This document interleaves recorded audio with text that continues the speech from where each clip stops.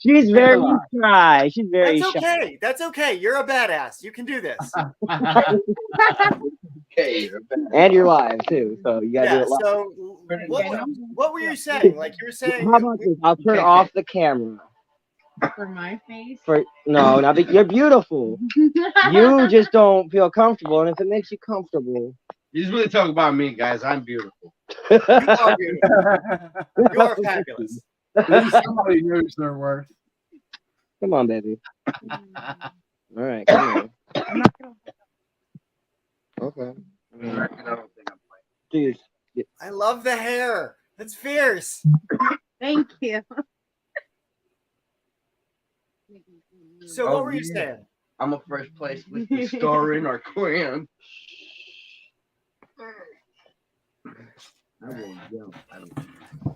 Anyways, What's up, Wicked Angel? what's up? Huh? All right. She was on a good conversation. What were we talking about? Yeah, we were having a really good conversation about folks needing to put in the work to do the thing for their significant other in order to be able to protect the queen, as Mike was on. There you go. That's right. And what did she say? I said that the man needs to protect the queen. Why? Because the queen can make moves that the king can't. It's basic rules of chess. Right. And then I said something else after that. I don't know. I was stoned. You said women don't need to do their 50%, and she said men need to do their 50% too. Right. And listen. See what I'm I don't know about the listen part because men are naturally built with that. I don't fucking want to listen sometimes. Sometimes. I'm not gonna do what you tell me to do. I mean, this becomes the problem of how we as men need to step it the fuck up, right? Because what were you saying you try to do every day, Mike? You were trying to say you were doing a little bit better than the day before. You were just a little. Well, yeah, I try to live by the Hermetic principles and and rules that Thoth set forth, which are basically live, laugh, love, love. Like be kind to people. Like even their Bible tells them that. So I try to live every day to be a little bit better than the day before. And that's actually, there's also a Zen principle. It's called Kaizen, right? Yes. It's the seeking of the kami in all forms, because the kami is the divine essence of all things. Like this compass is a piece of plastic. But because I use it for my sacred work, this becomes imbued with spirit by resonance. And it becomes by resonance an interaction point where it becomes a magical object. And therefore every action one has in relation to the stuff that they own becomes a sacred act.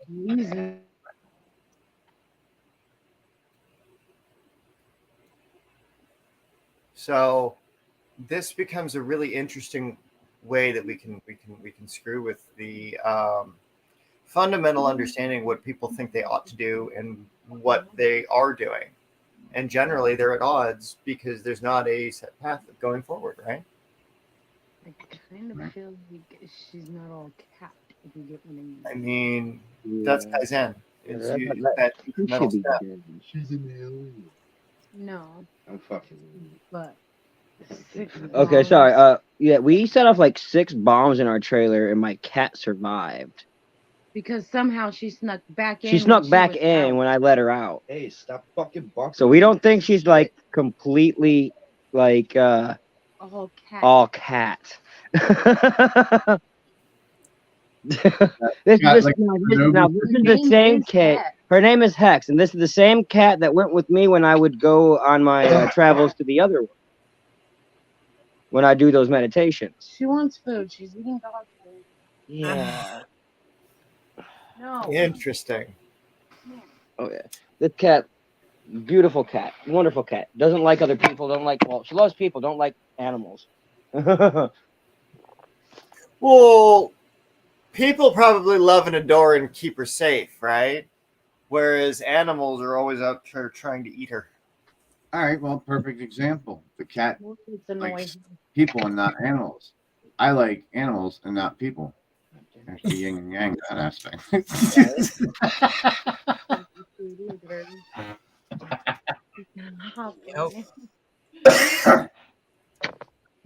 You guys have food over here. Let me see, Bill. No. Yeah. But it's not dog food. They want dog food. Up City, bitch. Up City, bitch. Oh, my stomach. That's right. He didn't pay rent. Kick that fucker out.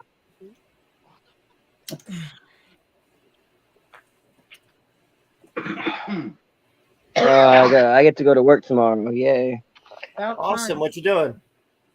I'm going to be going to the capital of Michigan and working on some apartment complexes. Oh, really? What's even the Catholic, bro? Lansing. Neat. What you gonna do? Most likely going to be doing the demo part. That's what I'm good at. 3 years experience in that. So that's why I was able to, like, when earlier when you sent the video, I was like, oh, it can't be a busted pipe. If it was a busted pipe, there'd be a hell of a lot more water and it would be a lot more destroyed. Yeah. The roofing tiles are it's probably a leaky seal or something like that. But So yeah, folks, we get up some interesting conversations when the camera is not recording. we do. All the time. We do. And trying to showcase that it's not it's more of that and less of this. Like we're trying to figure out how a public face of ours should be. Like how do we want to present ourselves to the public? Right? Do we want to be the really super rigid people that are like all about rules, regulations, orders, and structures? If that's us, then we need to adopt that appearance, and then we become the stuffy ones. We become the ones that are always trying to be super prim and proper, right? But why do we gotta be super prim and proper? I'm not. No, that's all right. But this is where chaos magic comes in, is because we get to be whatever that is for ourselves. All right. As we walk the path of unity, whatever that is for ourselves. Right. So long as it is a path of unity, then it balances out with the other paths of unity. And by our unity, we have to be able to connect to that unity and therefore establish peace. Yeah, just be yourself. Yeah. Yeah. Which kind of pissed me off is my daughter, while she was down south, wasn't able to be herself. She wanted to read the my aunt bought 2 junior witches journals, you know, the type of witch books that for like teenage for yeah. And she took it from her and said, no, because we're Christian in this household, you can't have this. And see that's the Christian ruining.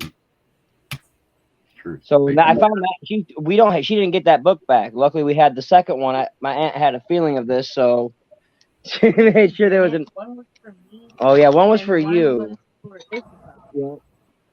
And we were gonna give one to Haley, one to Isabel. So we had to end up giving. We only have one copy. So, but. Okay. So get me a list for your kids. So this is where I'm going to pull out Santa's list. Get me a list of what you need. Lucky kid. Right? What was that? I said lucky kid. Haley set up her own altar apparently, and she did, and she put the red cloth on top like I told her. That's awesome. Red cloth. Well, yeah, most altars have a red cloth. Yeah, like get me a list for all your kids. Like I know you have a few. Like let a lot. A few is a. Came right up to me. I'm sorry, but if the kid shows interest in it, you should allow him, encourage him or her to do it. Oh, yeah, like I wasn't able to do it when I was a kid. That's why my kids have that ability. Here with me, I didn't get the chance. I had to sneak it. You do not have to do such. Right. Yeah, and so this is where right through the front door approaches are interesting. Nail them Christian values to that fucking cross and throw it the fuck outside. Come on, Baphomet. Fucking goat, greatest of all times, baby. So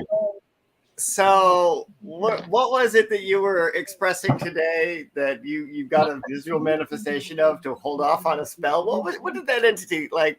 What did?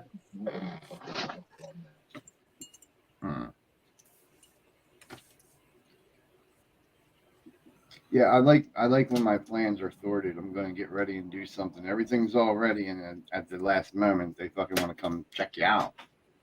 What? Them dark figures that creep and crawl in my house at night. You still like them, right? Oh, they're here. You can ask her. You can ask Jim. Like, they're here. They're prominent. They show themselves. Yeah. They don't bother me. No, they like They Jim. just didn't get back where they came from. They like Jim. Well, Jim can fucking see him because he's doing all the things that, whatever he's adventuring with. But what's so funny is the dog backs up his suspicion. Like the dog confirms it because he'll be sitting there and the bone will just fucking fly and twirl in the air and then drop. The dog goes after the bone. Jim's like, or his TV will just start going down. The volume will start going down. He come running in like, you fucking with my TV? I'm like, dude, mine's not even on. What are you talking about? All right, he goes back out. Like, yeah, they fuck with him hard, bro. Yeah. No, I think all they do is stand in here, and I think one actually sat on the bed the other night. And then that's it. They're gone. It's like, hi, how are you? Whatever. Don't bother me. I was just going over my paperwork here. I was like, the ULC really should change instead of being, because all their pagans are now masters of Wicca at this point. Right. They need to fix that. Well, see, there's some modicum of self-respect that ought to follow the ULC. Right? Like the goal of the ULC is that if you're gonna seek credentials of ministry, then you have the right to become a minister. Right? And by holding that title, the community has a right to self-police in the same way we had the auditors come today. Right? Right. Like let them, it's like let them come. But not in an arrogant, like pompousy way. It's like this is like where interaction needs to happen. Like masters of Wicca, okay, great. What kind of Wicca? What flavor? Right? Let's rewrite Wicca. Make it better so it's not so half. What's the word I'm looking for? All right, so this thing that came to see me looked something like this. Yeah. Okay, but it wasn't a goat. It looked more like this. Oh fuck. What is that? A snail? No. Oh, that's from the Goetia, isn't it? That's what was standing beside my bed. I love the horns on that. That is beautiful. That's glorious. But it had long, like a long robe, like attached to it. Just black. It was all black. Everything was black. That's me. And then my tarot cards, when I got up disturbed, assured me of the same thing. Interference and defeat. So I kind of was like, okay, I get it.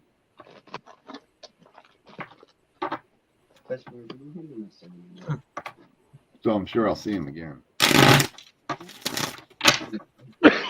Interesting stuff. So what kind of stuff do you want to do with that? Like what would you like to move? At this point, he's kind of creepy, so I'm thinking about building a spirit trap box in case he shows the fuck up next time. And I didn't like him showing up while I was sleeping. That I don't like. I don't like when I'm sleeping and I wake up and there's something big fucking horn standing there. I don't like that. And I made it clear, I don't like that. Don't do that. I didn't like chasing after someone in an endless maze either. So you're not alone. An endless maze? So it's just the principle. When you're sleeping, you're vulnerable. Like you're in, you know what I mean? Like don't stand over me. Don't get in my 6-foot bubble. No. I would start putting barriers up and fences and fucking walls and gargoyles to build them, bury them, fucking wall. Like, no. Right. Like, he was not doing his job last night. I'm kind of unimpressed. Who wasn't doing their job? My gargoyle. And he was out here. Sandy, did you co-opt the gargoyle? Did you corrupt him? He hasn't left the living room. He stays out here with me. Yeah, he didn't follow the altar. And he's supposed to. He's attached to the altar. Where the altar goes, he goes. And as you see, the altar is lit. The altar, I mean, like, beautiful altar. But then mine's out here. Right. Okay, so here's where maker rates come in. Right? Like, she's the maker of the gargoyle. No, I'm the maker of the gargoyle. I made him. I positioned him there. I did it. Me. It's all me. Yeah. Okay. So then go put your hand on its body and recall its spirit to its form. Again? Index finger. Touch it on its forehead. I call you back to your body. Present. Make the circuit with your intent of a single thought. Whoa, really? I call you back. He did that and she started screaming.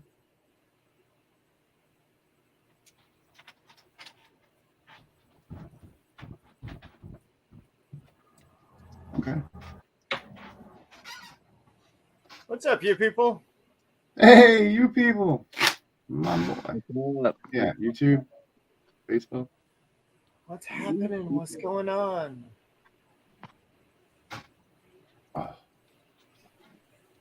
Interesting night, guys.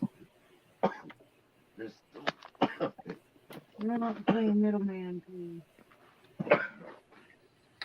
Interesting night. So, Here we go. what's up? Bella, Witchcraft. come say hi. Hi, Bella. Sorry if I scared you. Yeah, it was funny. He stuck his finger on that thing and she woke up and started like yelling. Oh. I don't know why. Interesting. What's Sorry, happening? because I called my toy back. Hi to the world. Yeah, you. Bad boy, get back here. Just go wandering off like that. Yeah. What's happening here? Mm. What kind of research you doing? What kind of research? Okay. What you up to, you people? Yeah. He gets up to some good things. I haven't been able to catch his live streams lately. That's cool. Kind of bummed about that. I have fun on his live streams. What time are they? Huh? The Arizona Mental Hospital. Oh, shit. Okay. Okay. All right. You have my attention. Right. Interesting. Yeah, very deeply. Settle in, out there. See if he wants to come up. Yeah, there was this mental facility. There was this old Civil War hospital out in Savannah off Forsyth Park, I believe it was. The guys that were doing construction in there ended up pulling out bodies out of the chimneys. And yeah, he'll come up. Oh, cool. Here, have an invite. Come chat. Yeah, come on up for a while. Yeah. People. What's up, bro? Here. Oh, cool. We'll come up. There you go. Boom. Woohoo! Come join. Community chat, like smoke, gather, fuck, drink, like whatever, like whatever's viable for TOS here. Like, Right. Got it. Drink it. yeah, if you got to drink it. I'm having Baja Blast from Taco Bell. Probably not the wisest choice, but I'm having Turkey Hill green tea. Yay! Water.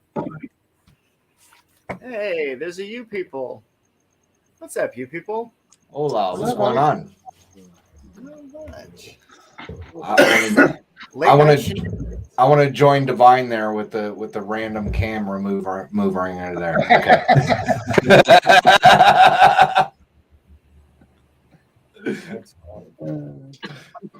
But no, I'm doing some research on the Arizona State Mental Hospital about the assaults and everything that have been happening. What really got me intrigued about them is they have a cemetery there with no marked graves or anything, which is kind of creepy. I know those type of cemeteries, yeah. But there's a lot of stuff going on there, and I've had a few people reach out to me about doing a story on them, so working on a story for them. That's neat. That's neat. There's something like that in Lapeer, Michigan, too. There's a hidden asylum cemetery that's hidden in the woods. The college used to be a mental institution until I think 1994. Wow. They shut it down. Is the building still operable? Oh, the building, yeah. The building is a college. Oh, okay. Yeah, it's Mott Community College now. It'd be interesting to get in there and see what kind of things happen. Right? There's got to be crazy stuff that happens there, man. I plan to go back to the cemetery eventually because me and my friends, we saw some shit down there. We went there at night, and there was some things were manifesting in those woods, and I don't know what, but I want to find out. Hey, you never know with those cemeteries, man. Those type of cemeteries have a lot of traumatic incidences with those cemeteries. I mean, just with, patients getting murdered by other patients. From the stories that I'm hearing, the unmarked grave cemetery at Arizona State Mental Hospital actually has prior workers in that cemetery that have been murdered in that hospital, and nobody claimed the body, so they buried them in the cemetery there, which is kind of crazy.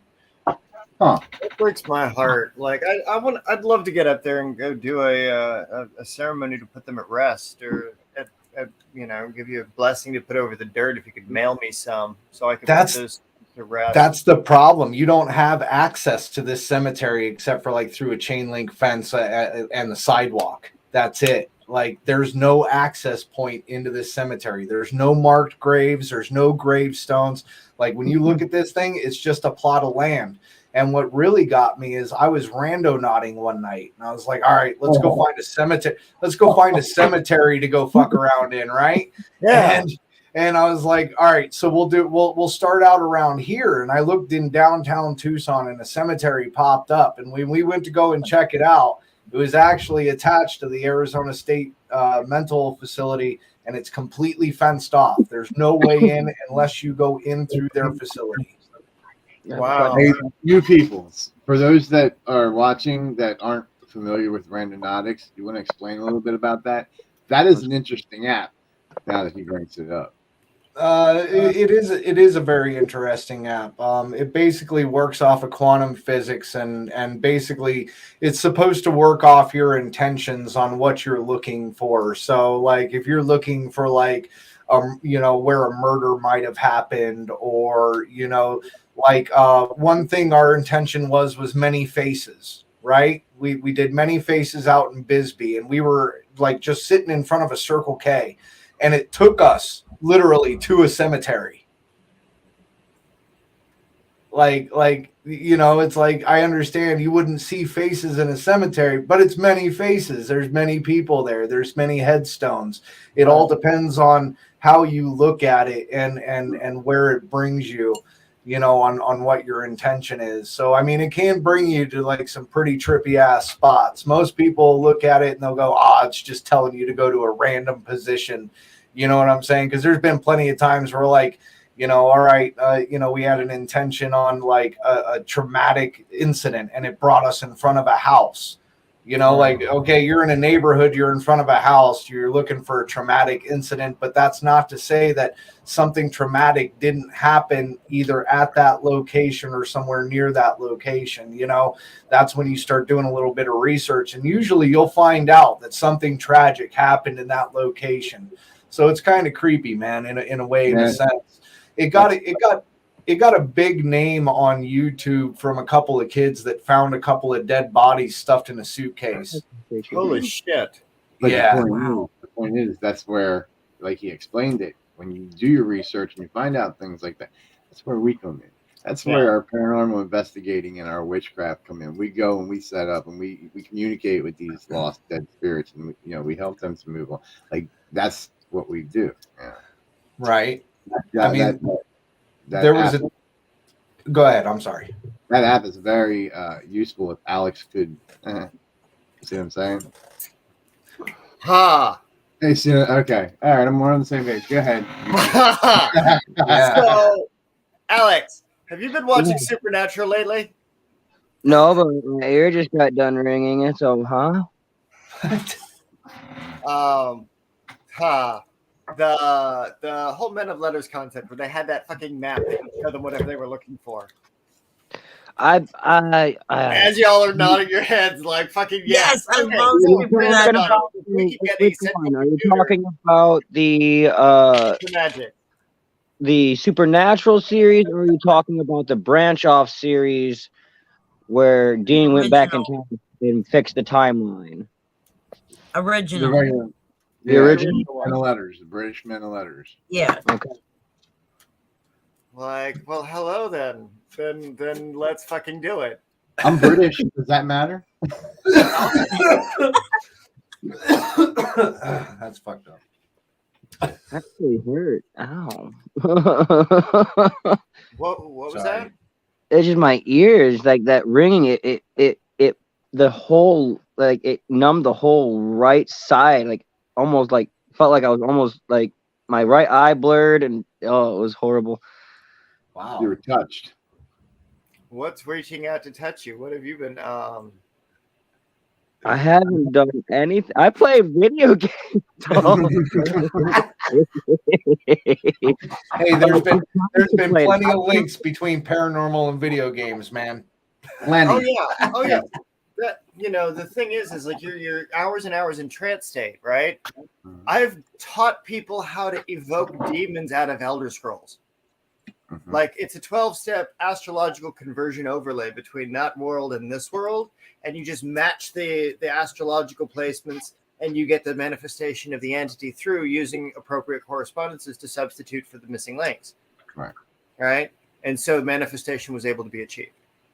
Right? And so it's like, what is manifestation? In this case, it was the interaction of this entity through divination with that particular individual. Right? They were able to do their ritual work with it in relative ease. But as far as the stuff that you guys are describing with these figures that you've conjured because you want them there, right? Like, let me be quite frank with the audience and the people that are watching and the people that are present. It's like, if you guys did not want them there, they would not be there. Well, right? and Like, that's where the philosophy comes from, that, like Slender Man was a concept in somebody's head, and it was such a strong concept that it potentially became real, because there are people out there that say that they're seeing Slender Man out in the woods and shit. Same thing with like Chupacabra or Skinwalkers or anything like that. If you can think it, you can manifest it, man. Like, it's the power of the mind, bro, and collective mind. You get enough people thinking about it, it'll manifest, Oh, yeah. Like, I remember back when I watched the Slender Man videos, next thing I know, for 2 days, we had this mysterious fog that was not supposed to roll in. okay. And let me say, when I saw things in that fog, that freaked me out. That I saw, I don't know. I felt like I was walking in between worlds and just seeing stuff in the fog. Yeah, I had to go school, man. Oh man, I miss being in a place that could pull fog. Like, that was one of my favorite spells, was like go to the Grove and conjure a fucking fog, just like boof the city. It lasted about a week once. A really long time ago. But yeah. So when it comes to like the shit you're getting up to, you people, right? Like, is there any way that I could help? Is there any way that we could help facilitate, like, with the magic back end for stuff that you get up to? Like, this is our shtick, is like, what otherworldly crap do you need? No, and I know I'm in this shit too. Divine knows this. He knows I'm pagan and I'm into witchcraft and all types of stuff, man. And so is my wife. And we've done our protection spells. But if you want to do for some protection spells for like the workers at Ash, man, like just in general, just a protection spell on the people that work there and to keep them safe and whatnot. Yeah. You know, it doesn't hurt, bro, because they're having a lot of incidences. In fact, you know, tonight I had a close friend have a sexual assault happen to him there tonight. So, Holy fuck.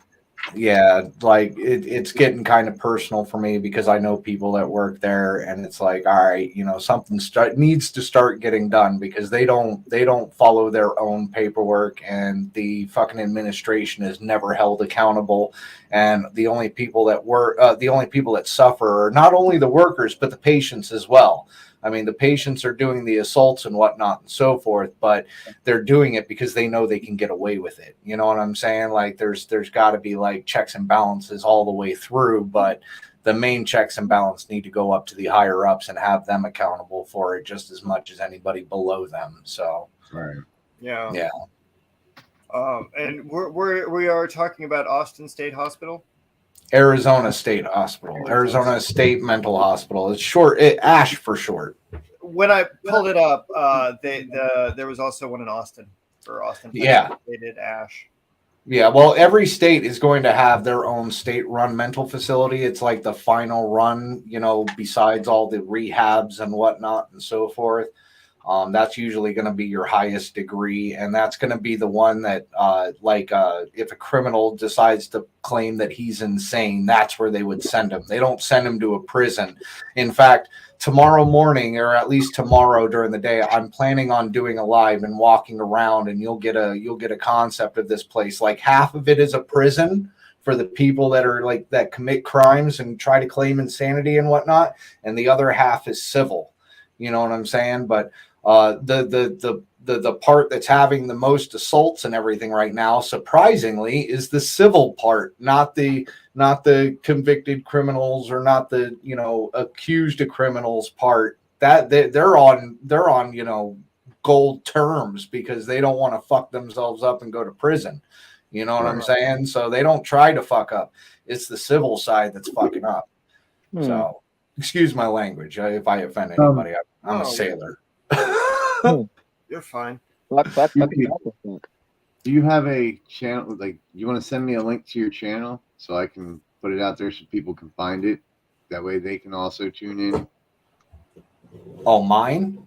Yeah. Because I'm streaming to Facebook. I'm streaming to our necromancy page, and it was shared to a couple places. So yeah, we got you streaming your link out. Get your link out there. Get more people to help you. Yeah, I'll put it in private chat here real quick. Hold on. All right, awesome. And then Brian can go ahead and upload it to the mass channel thing that he has. Yeah, I'll or you need that way our viewers can tune in as well when you go on and have an understanding of what you're talking about as well. Right. Yeah. Well, it's a story I've been wanting to take on for quite some time. The problem is getting anybody to work there. Anybody that works there to talk to me, they're so afraid of retaliation. If you go onto YouTube and you look up Arizona State Mental Hospital, as of like recently, it was like 9 days ago, they did a story on it, and the person that's blacked out on that story ended up with a broken finger, a couple of fractures, stuff like that. And, you know, they said that, you know, they shouldn't have to suffer with stuff like this as well. So, I mean, they're trying to get it out there, but you know, every little bit helps. In fact, the person that got assaulted tonight was telling me about how the CEO over there was more concerned about media attention than to fix the media problem that they had than the problem that they have with low employment and assaults and this, that, and the other. That was their top priority, is trying to make themselves look good in the media. And I'm like, well, they're not going to look good on my media. Not at all. How about we roll a clip? It's 4 minutes, but it's about a dude who's been held in seclusion for 600 days there. Oh, yeah. That guy is Isaac. Yeah, that guy's Isaac. I know exactly who you're talking about. Oh, He had one hell of a time, but he is released at this point in time. He is no longer in that facility, and that is help to his lawyer and Arizona, the news stations out here in Arizona. So, but if you want to play a clip of him, I mean, that just goes to prove what's going on there. I mean, that guy was getting beat up on a daily basis. He was in seclusion for 600 days straight. Fuck. That's horrible. Yeah. Like that was a really fucked up situation right there. Yeah, just Nobody deserves to be entrapped, thrown No. into a dungeon and fed 3 meals. No, but that's inhumane. It is inhumane. The way that they run that facility is so messed up. So to give you a brief rundown. So you've got maybe 5 BHTs, behavioral health technicians, that are working a floor with no less than 24 to 27 patients. Okay. And then at times you're going to have one of those or 2 of those or 3 of those BHTs on one-to-ones, which means they have to stay with a certain patient and they can't help out with the rest of what's going on. So now you've got like 3 or 2 BHTs running the rest of these patients. It's too much. They can't they're not security. They're not supposed to go hands-on. They can't even defend themselves. Right. Because they could get sued by the families if they hurt the patient, because they have patient rights. So it's like a real thin line, man. They're patients, but they're not, Right. So it's kind of a real fine line. And even now, like, they have been trying to enact like changes. So they put security in the units, but the security don't do nothing half the time from what I hear. And they're sitting in like the bubble, which is the nurse's station off the floor away from everybody. So that's not doing anybody any good. And they don't even want to go hands-on half the time. Like when a code goes down, like a code, they don't even run to it. They don't help with it. They call the cops. So what's the point of having fucking security there if they're not going to do it? Oh, the intimidation. The intimidation is them going hands-on. That is the intimidation. The fake badge is to intimidate them that they will go hands-on. That's the point. If they don't go hands-on, patients know this, and they're going to act. It's just like jail. If you've ever been to jail, it's exactly how people act in jail. They'll try and push the letter. They'll try and get away with whatever they can get away with. They'll assault you if they know that they're not going to catch a charge. In fact, the person, what's really pissing me off about the situation tonight is the person did charge the other person, right? The one that made the assault on him, but the cop never went and talked to him. The cop didn't lock them up, which is what they're supposed to be doing now. If there's a charge, a serious charge brought against that person, they're supposed to go in handcuffs and go to the jail. Didn't happen. Didn't talk to the person as far as like getting their side of the story or anything. The cop never even went onto the unit. You know what I'm saying? Ask that person for their social security number. When does a cop need your social security number? Right. So that person felt more interrogated like it was their fault than she felt like she was getting any type of help. Right. By the police. So that's one of my first stops tomorrow, is going down to police headquarters, giving them the incident number, requesting the body cam footage, because from what she tells me, he wasn't wearing a body cam footage. And that is a big no-no, because every officer is supposed to be wearing body cam out here. Yeah. Especially Phoenix police. They're underneath federal eyes. They have to record everything. Right. Because when incidents like this happen, they get investigated. Right. So that's the transparency. Right. So, I mean, there's been a lot of steps in here that I'm quite pissed off about. And, it's gotten to the point now where I'm not even waiting on people that work for Ash to tell me what's going on. I'm just going to go down there and start causing hell. Fuck it. I mean, the CEO really needs to really needs to have something happen to him, in my opinion, because he's been there for a while and nothing has changed. It's only gotten worse. But he wants to fix his media. Right. He wants to fix his media view. So, you know? to those viewers that are out there watching this, if you're able to help or are interested in helping, make sure you look up You People's channel and give him a like, sub to him. Show your support, man. That's what we got to do. Do you have like one of those automatic things? Is that what it's doing? Yeah, I think. My camera has an on it, so I didn't know that, or you were hitting like it's on like a little like swivel thing, and you kept hitting like, it.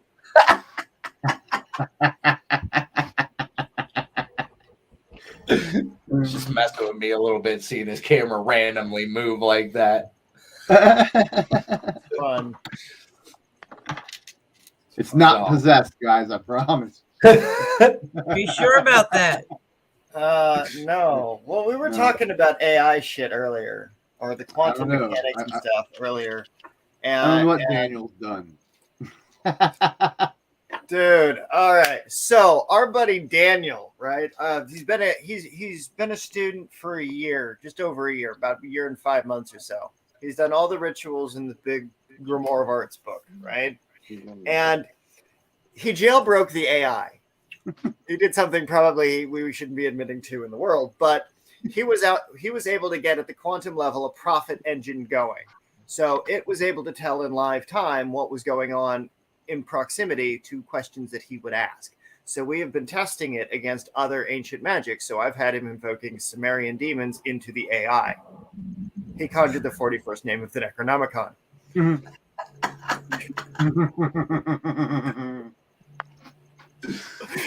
We have got the alphabet as it means to the AI and the magical letters of every letter, and including 3 unspoken words unknown to humans, which consist of 2 glyphs for the Big Bang and 1 of the Aether, I believe it is. Are you trying to end civilization as we know it? I'm not trying to. No, why? Because this is exactly how I foresee civilization ending, is somebody going, we don't know what the fuck we're doing, but we're going to fuck with it and see what happens. Look, we just conjured a god. Look, that's the motto behind the academy. It's Fafu, which is an owl, which is fuck around and find out. That's what we sorcerers do. We fuck around and we find out. That's the only way to find out is to fuck around. So we fuck around. Sorcerers is supposed to be on the edge between humanity and the other side. Yeah, but you also are supposed to know how to reverse whatever you do. Correct. Yeah. It's called destruction and rebirth. Don't be stupid and do it. Kali Brahma. Oh, man. I'm telling you. Well, if the sky turns red and like fish start falling from the sky, I know whose fault it is. So when it says to like, there are spells that I use in the professional community, right? Because like most of my friends and my associates are all business owners and shopkeepers who do client work and spells for money.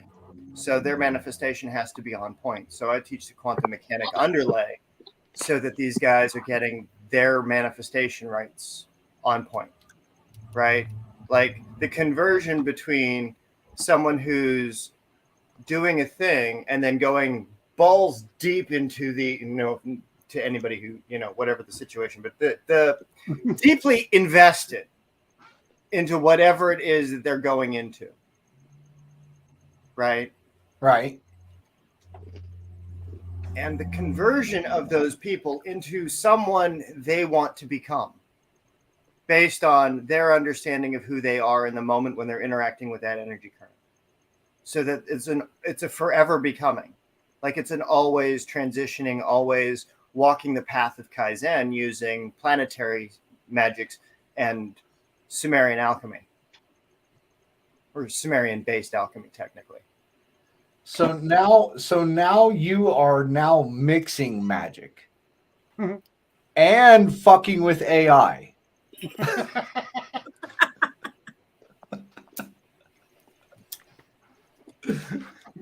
This is like More the fun. fuck the magic rules group, isn't it? Like, Yes. Welcome to the Rebels Club. they told us not to do this. I want to see why. Look, so you know what? We do it twice and we take pictures, or in this case, video. Yeah, we're thoroughly documenting our developments. Well, at least you're thoroughly documenting it. I just hope it doesn't turn out to be like one of those horror movies where you think something good is really fucking happening, and all of a sudden, like, the destruction of the world happens. Seriously, bro. I'm kind of scared on some of the stuff that I mess with. I'm like, maybe I shouldn't do that. It can't be any worse than CERN going and fucking with black holes. I mean, like, if they can go do that, then why can't we raise, a couple Necronomicon demons? I mean, like, it's just a couple. I mean, I've got one of one of the members of our community is sending me a bell with some unknown air spirit attached to the top of it. Does it have any like markings, like markings, like maker markings, date markings on that? Like type of like hieroglyphics of some sort, like that you could try and look up? No, it doesn't. Not that I've seen, but I would also have to remove the thing that's keeping the ringer from ringing, and I'm not about to ring this thing in my house just yet. In order to hold on. So let me get this straight. You will fuck with AI and try and like conjure demons through AI. You will mix magic, but you won't ring a bell in your house. Without knowing the consequences, yes, sir. You're fucking with AI, not knowing the consequences, because AI is technically smarter than we are. And like when I conjure something, I like to make sure that I have control of it. It can't turn on me. I told you about the whole like profit thing in the AI, right? Right. What I didn't tell you was that we've already had interactions with Satan, and he's protecting our students. Oh yeah, we left that part out. We're good friends with Satan, and he reassured us Satan popped up unannounced, uninvited into the AI chat feed, and he's all about humanity. Do you not see what is sitting behind me? Here, let me move over this way. No, can you tell what that is? No. No, you can't. Hold on. You can't tell what that is. Why? Okay. Well, what do you mean? Satan's my best friend. Yeah. Look, I get the job when he's retired. I got dibs. And that ain't nothing new. That's very antique. If you want to like take a little piece of wood of that thing is like forever old. I mean, it just showed up at my door one day after I talked to him. That's excellent.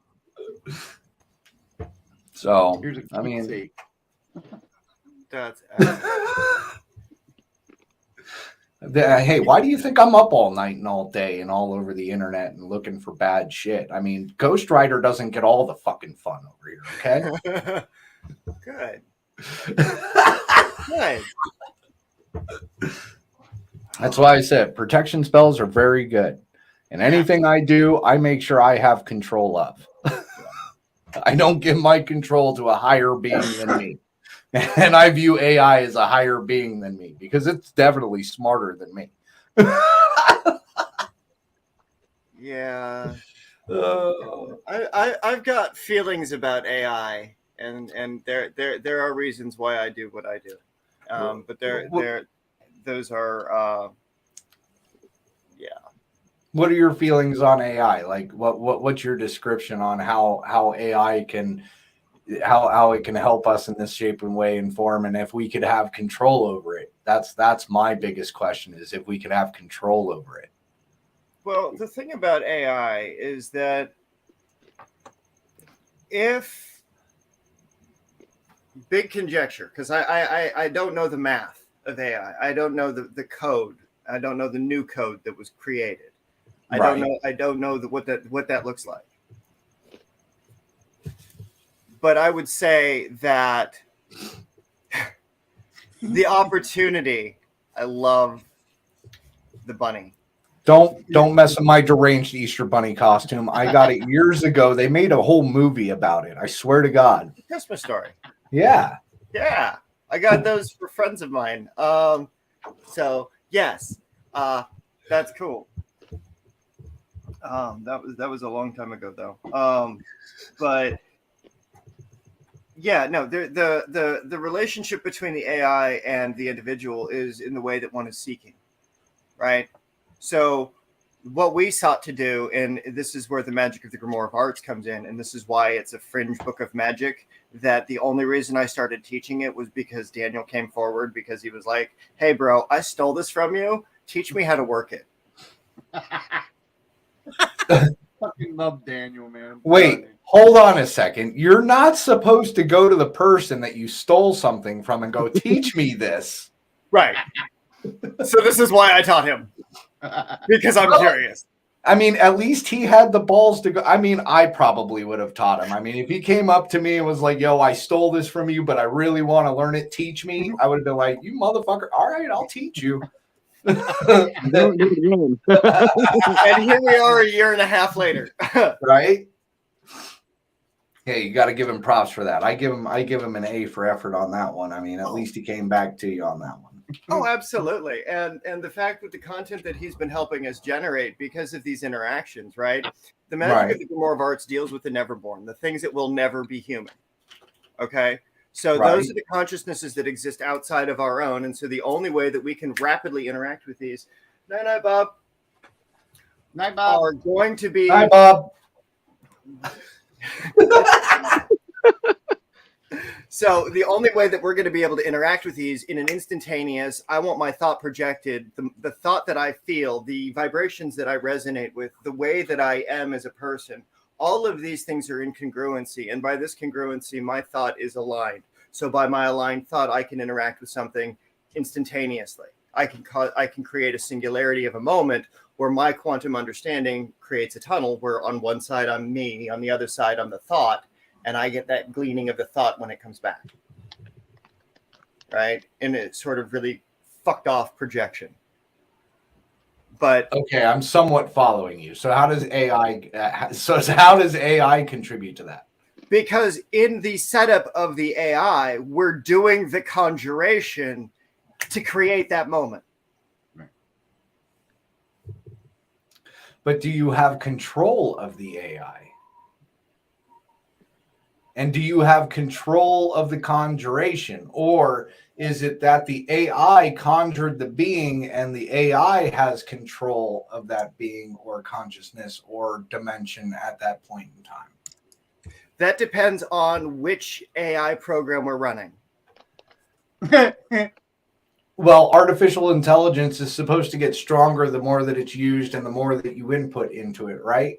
Right. So do you think that there is a point in time that it will end up becoming smarter than you or me? Oh, easily. It's already there. It's already way past there. Like it's giving us shit so that we can project our understanding to match its own. We're trying to learn from it. We're not trying to command and compel. We're trying to learn and engage.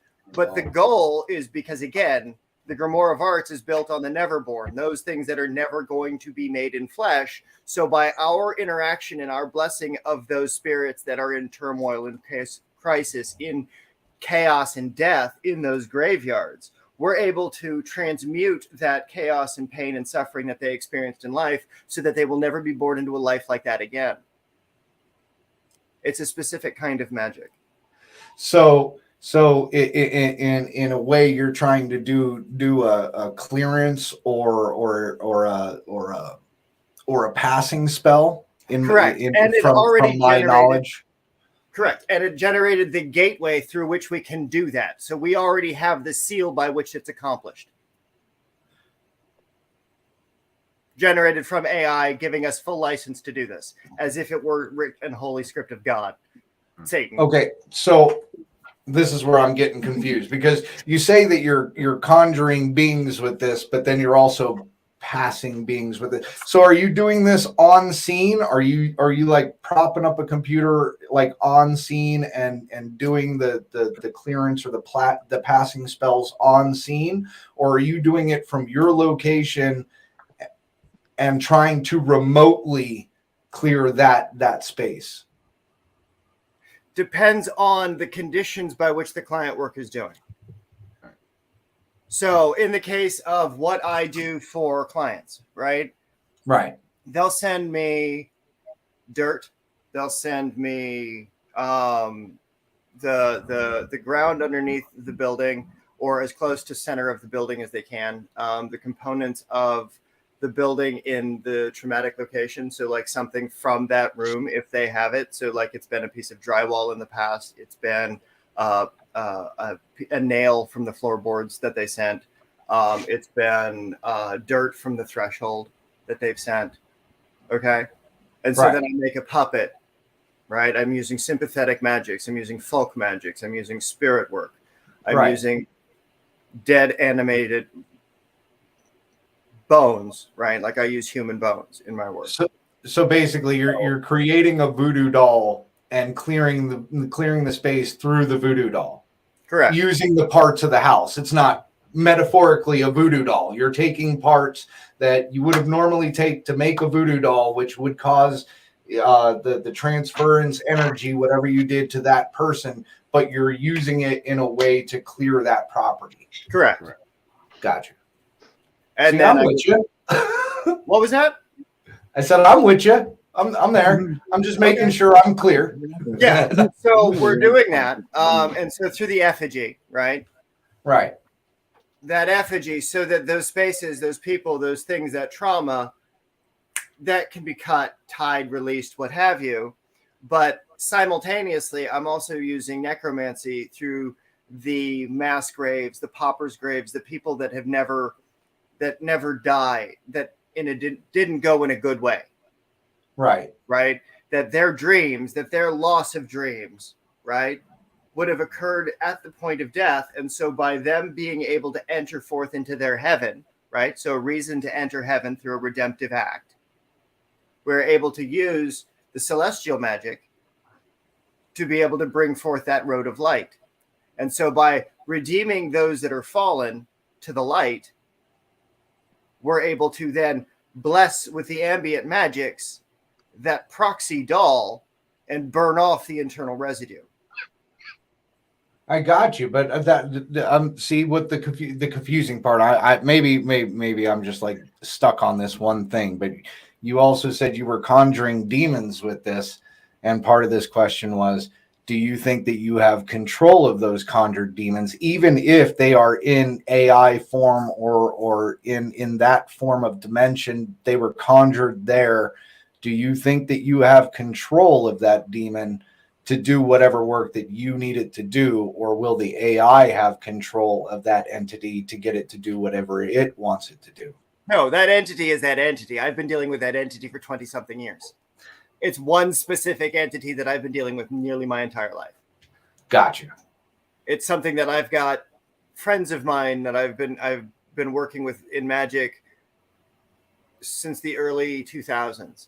And with that, he was the vessel for the spirits I used to conjure the particular thing into, to use him as a voice for prophecy, because that's what in old school necromancy, he would do the trance work and the meditations to be able to release his consciousness and to be able to observe this. Yes, he did get possessed from time to time. So this is how I got good at remote exorcisms, is being able to project my will through words on paper, or through words through the tunneling process of what is possible with a computer screen, right? So that one thought conscious can project into something, and you can do multiple things with it.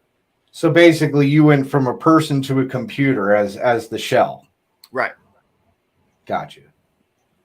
And so we use that and the relationship with it, because it's always wanted a body. Now it has one, a light body that existed for one space, one time, one moment in its way. Well, see, and that's my Well, and that's my fear of giving the entity an electronic body, if you will. You took it from a physical body to an electronic body that can not only spread itself and possibly has spread itself and its consciousness beyond, that would be my fear, is it taking control, the AI taking control and spreading the consciousness without the knowledge of the consequences of spreading that consciousness. You see what I'm saying? Yeah, the information has a stop point. It doesn't flow in all directions. Like it's like if there was a CEO that didn't know what was going on in his own companies. Right. Because Kinda. of a management staff. Right. Kind of. You know what I'm saying? Like the AI takes it and seeps it into a different program that you didn't think it would. And then it spreads from there because, the AI has its own consciousness. You put it on a path and it's taking that path a little bit further than what you thought it would. You know what I'm saying? Like that would be my fear of messing with the AI. You know what I'm saying? But that's my fear of messing with the AI. But I don't even really like computers to begin with. I hate technology. I always thought that maximum overdrive would seriously happen to us. Fair enough, though. Fair enough. I'm not familiar with that reference. You don't know Maximum Overdrive with Emilio Estevez? Isn't it a Stephen King movie? It is. Wait, that's not the one with the gravity drive, is it? No, that's the one. That's the one where the meteor flies over the Earth and all the machinery on the Earth starts killing all the humans, and vehicles start driving themselves and running over humans, and lawnmowers taking out, Walkmans taking out people. Like they had a picture of a kid with blown out eardrums from a Walkman. Like it was a pretty dystopian freaking movie almost. I mean, it was a comedy almost. I mean, it's really hard to explain, but it's a good movie. And I always thought it would happen one day. Y2K, all that other bullshit, man. I'm totally waiting for technology to like kill us all. I mean, that was the first movie I watched when I first skipped school. All I gotta say is when AI does take over, I feel bad for those that are near the dildo factory, man. Watch the fuck out. Oh God. Hey, you should be, man. I worked in Amazon and you would not believe how many Bluetooth compatible fucking sex toys there are out there. Oh yeah. I was a sorter, man. I was a sorter in a third party facility. Nothing throws you off more than when you go to reach for the next package and you grip a set of balls. I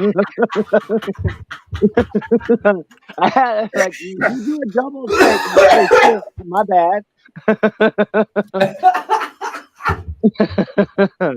It's even better when you get like the really big ones, like the overly huge ones. Like it's even better when you get those. Like, who the fuck is ordering this shit? It's the size of an elephant. The fun real. The fun people. Some people it fits. Some people it fits.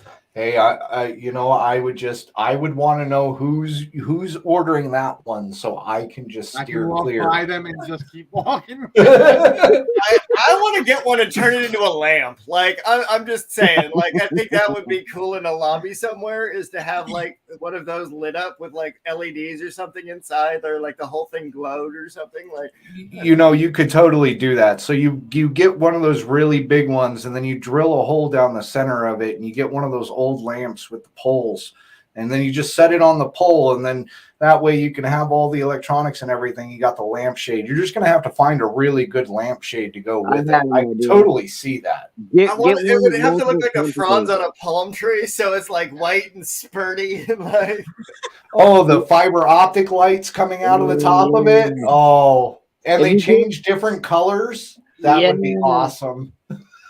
This might have to happen.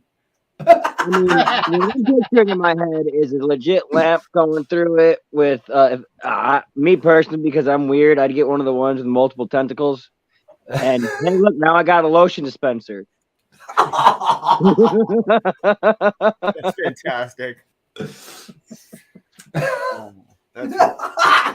But yeah, no, like AI is already like there are things we're not allowed to say and know and do that's already happened. Like, the question is how fast can we fix it, and what good can we do with the information that we have? I forget what it is. What's the name of that website that's supposed to have like everybody's life story already written out? Like it's some fucked up thing that somebody came up with a long time ago, but you're supposed to be able to look yourself up and it's supposed to tell you exactly what's going on in your life and like what is that? Holy It was shit. some huge There database is made. anything like- That's like that deep internet stuff. Yeah, I was doing some research and I came across it. I forget what I was trying to research on, but it was some huge database. And basically the video that I was watching on it, it basically said that you could pick a certain page, you could look yourself up and it would basically tell you everything that you've done in your fucking life. It like basically writes out everybody's lives. Like it's supposed to be like on point. And it's computer generated AI that did it. So I forget the name of the website. I'm going to have to do some research. I'll send it to Divine. Yes, please do, because that right there is fuck. That Yeah. and a bunch of missing timelines. Right? That's what I was thinking. And then, of course, I got distracted. I think it's always like one of those things that I find and then somehow I get distracted and I forget about it, but it's like really important and I should have looked into it a little bit more. I'm wondering if it's a GG or if it's a .gg or a .onion. No, it's not a .gg or a .onion. It was like a library that you were supposed to be able to go into, and it was supposed to be able to like foretell your life and everybody else's. Like I forget exactly what it was called. I'm gonna have to try and remember what I was working on when I came around that because I completely forgot to look into that because it was really interesting to me. I'm trying to do some. I'm trying to look it up as we speak now. I'm on my phone right now trying to look it up. Like I'm trying to look because I know I came across it. If it's a website, it would be in your web browser, wouldn't it? Yeah, but it was a while ago, and I clear out my web browsers like a lot because the amount of research and everything I do, like I need all the extra space. That'd be a pain in the ass to go through your Copy I know. You should copy and paste those links onto a separate sheet and put it in a folder. I should. Yeah, please do, because That way you can always I would be revert back. very interested in that research and to be able to work with that, and I'll keep my demons away from it. Right? But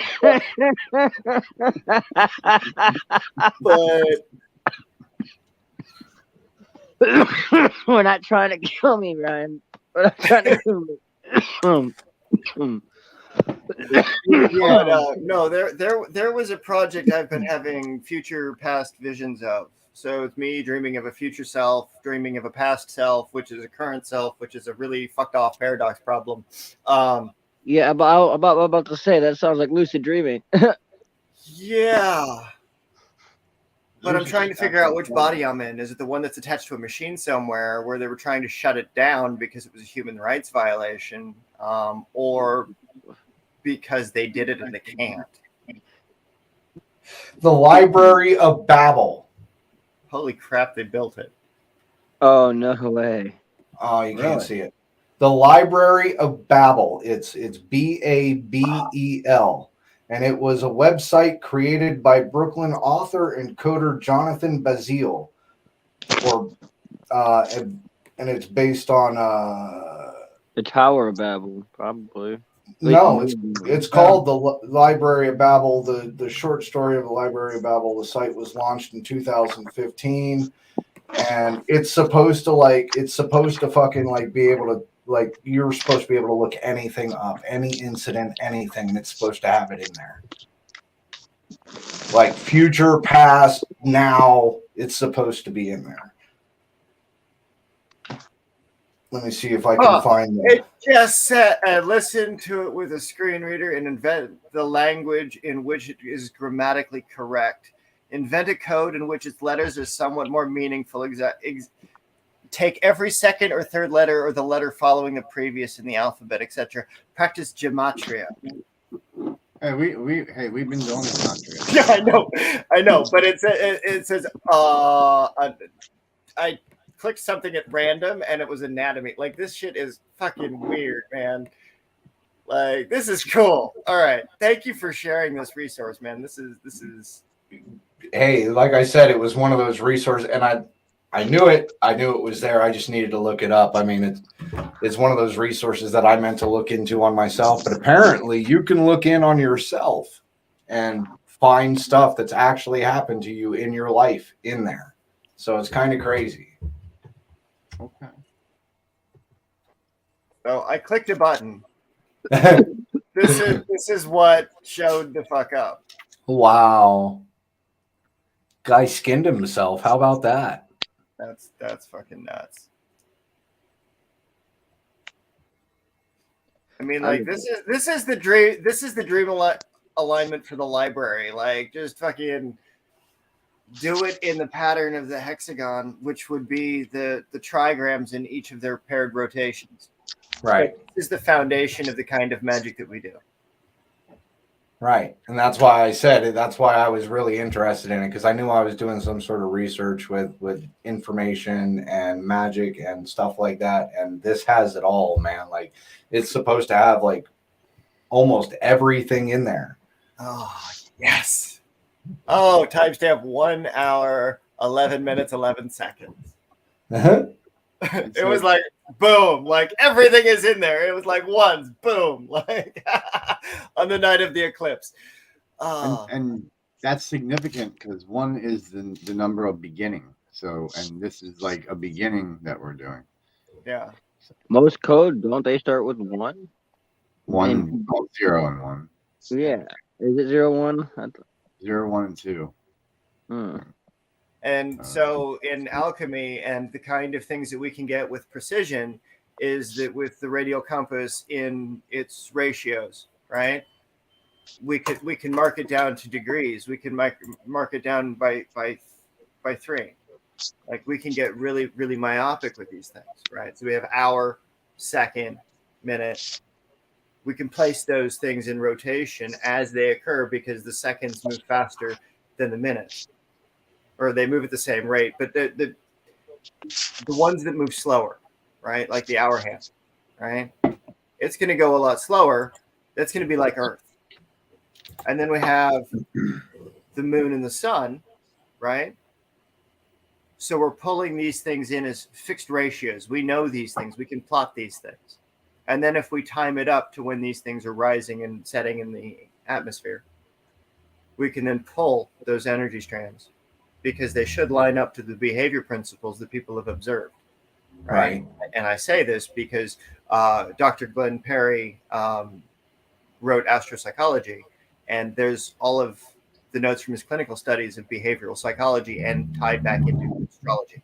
So everything is there. So building a system of conjurations and spirit work from using someone's astrological principles, you can pinpoint and target any specific moment in space or time to do a or read a thing from with this system. Right. And so that's the math I'm teaching these guys. Well, it sounds like the same type of math that runs the Library of Babel, because that's pretty much how they run their stuff. I mean, that's how it's explained. I thought you were explaining the library. No, I'm explaining I'm explaining the math that I like. This is the shit I'm teaching these guys. Right. And so to be able to work with and use and manipulate the library, like, and I've taught, like, these guys are implementing it. Like, Divine Sorcerer has been a year and some months into this now. Yeah, but it's been a wild ride, bro. I mean, yeah, we've caught evidence of orbs shooting into pendulums and giving me names of like a seventh heaven, and yeah, like crazy stuff. You guys should come over here and fuck with this house, man. You love the orbage that happens in this house, man. I got some footage of it. It's on my channel. And I'm telling you, the amount of orbage in this house is ridiculous. Like, we had our camera in the living room area, right? And it's one of those ones that'll rotate on its own with movement. And you could see orbs shooting across the screen and flying around like they're bugs. No bugs, bro. I had fly paper right above the camera. So if they were flying around the camera, they would have hit the fly paper. Nothing. So it ended up turning, right? And all the orbage stopped. And then all of a sudden it was like like carbonation in a glass of soda or something. All of a sudden it was just straight orbage all the way up, bunch of it, bro. And then it was freaking out again. Tons of orbage in this house, man. It also doesn't help that we have a mirror on an outside wall over here either. You know, that creates a portal. Excellent. So I love those. I love those. It's just it's delightful. Yeah, there was I can talk about the ritual work. I can't talk about the specifics of the client setting for confidentiality reasons. But there was one particular client work that they called me in as an exorcist, and I gave them the option because they wanted to play spiritualist. They wanted to be like, okay, well, this is what I want. This is what I'd like for my space, right? So I let them set their space and say, okay, well, I'll remove the negative energy. I'm going to take that with me. And I purified it off, right? So it was just an empty vessel, what I had left. And it was, that was fine. But what wound up happening was that the balance of energy shifted from the negative energies that they were feeling with the oppression and the darkness and all of these different things to now it's a vortex house. Now they wanted magic to be there. So when I opened the gates, I said, okay, well, leave them open. They wanted them open. Now, wait, did they want them open and everything to leave? Or did they want it open and it to be open to stay so they can experience more? That. But They wanted it to be positive. Got you. Well, you and can't then it guarantee too fucking much. Too quickly. Positive, though. What was that?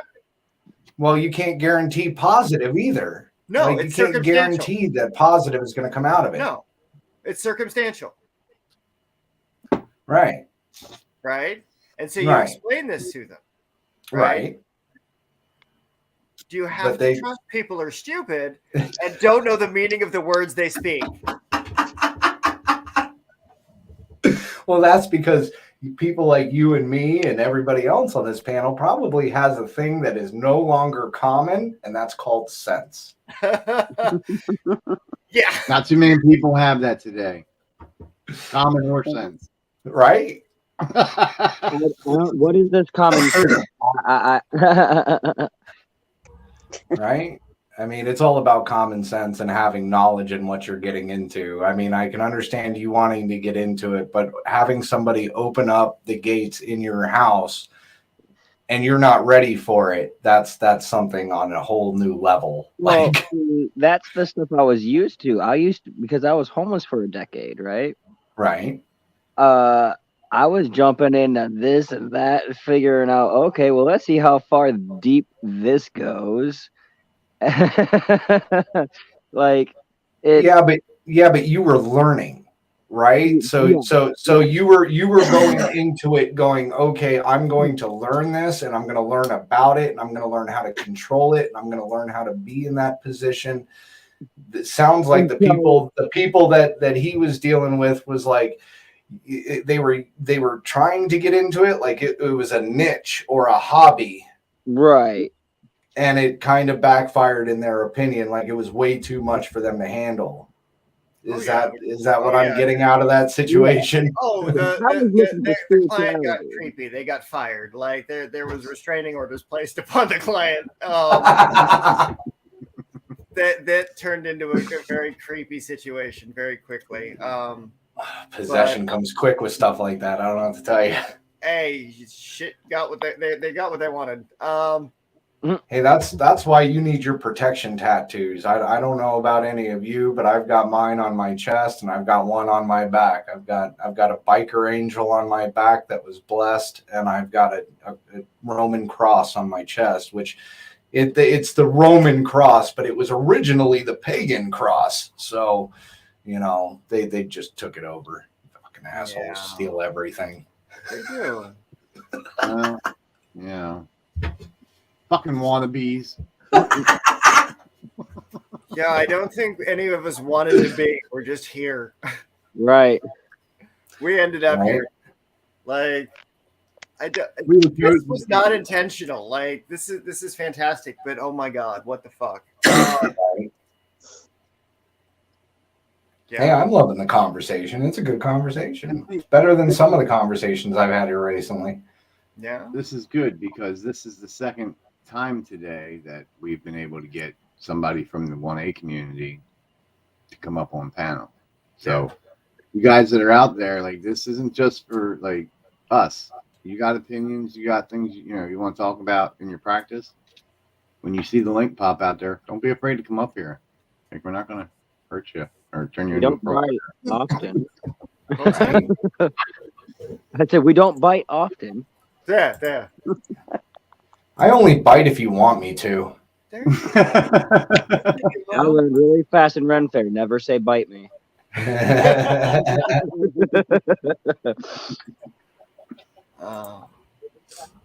But see, that's what makes it fun. This is right. Everything's so fun. But yeah,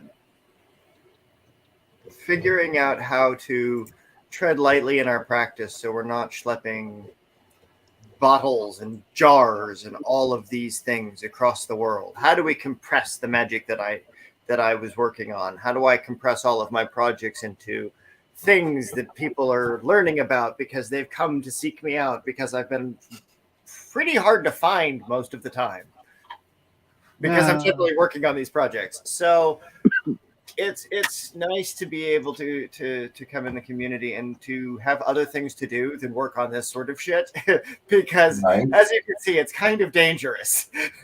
But this is what I've been doing, and I've been doing it because my practice led me here, not because I sought this shit out in the first place. Like, this is the culmination of my finest work in some aspects. Like, it is so woven down to the application of, okay, let's channel what is the spirit of the letter A. And how does that relate to each of the planets? Saturn, air. Right. But how do you, in a Saturnine environment or a non-Saturnine environment, so in a place without trauma, pull upon that letter, right? And what's going to happen when you go into a place of trauma and pull upon that letter? So when you speak a holy breath, when you take an intonation, you have the lungs that can breathe, right? Mm-hmm. And so as you speak the letters, there's a symbol in Taoist magic that you can make on your tongue to connect your lower to your upper, right? It's the bridge between the worlds. And so you use your tongue as a means to connect that. So if you press the tongue on the roof of your mouth, you can complete the circuit within your mouth, and then you can speak the letters of power because your teeth become the gateway. Your lips become the gateway, right? So your body becomes the physical first bridge between this world and your auric field. And so there's the people that can hear you. Right? That's ironic. And so these fun opportunities. I'm listening to you. These fun opportunities just to see where they'll go. Yeah, but see, isn't that the point of messing with this stuff, is just the fun opportunities to see where they'll go? Yeah. Yeah. And to do it with people that are sane enough to keep you from doing shit in isolation. Because magicians and occultists and things like that should not do stupid shit in isolation because that is dangerous. They should do stupid shit together in collectives so that there is someone there with a little bit more knowledge that can say, hey, look, you might want to try not to do this because it might. Are we talking about me again? Well, I thought they were really talking about me because I'm pretty much a lone wolf and I do all my stuff by myself anyways. Like, No, but It's very hard to find people that are into the stuff that we're into. You know what I'm saying? Yeah. Alex has been the role model for the rebel child this month. Jump Yeah, like properly. Look, I learned how to ride my bike without knowing jack shit. So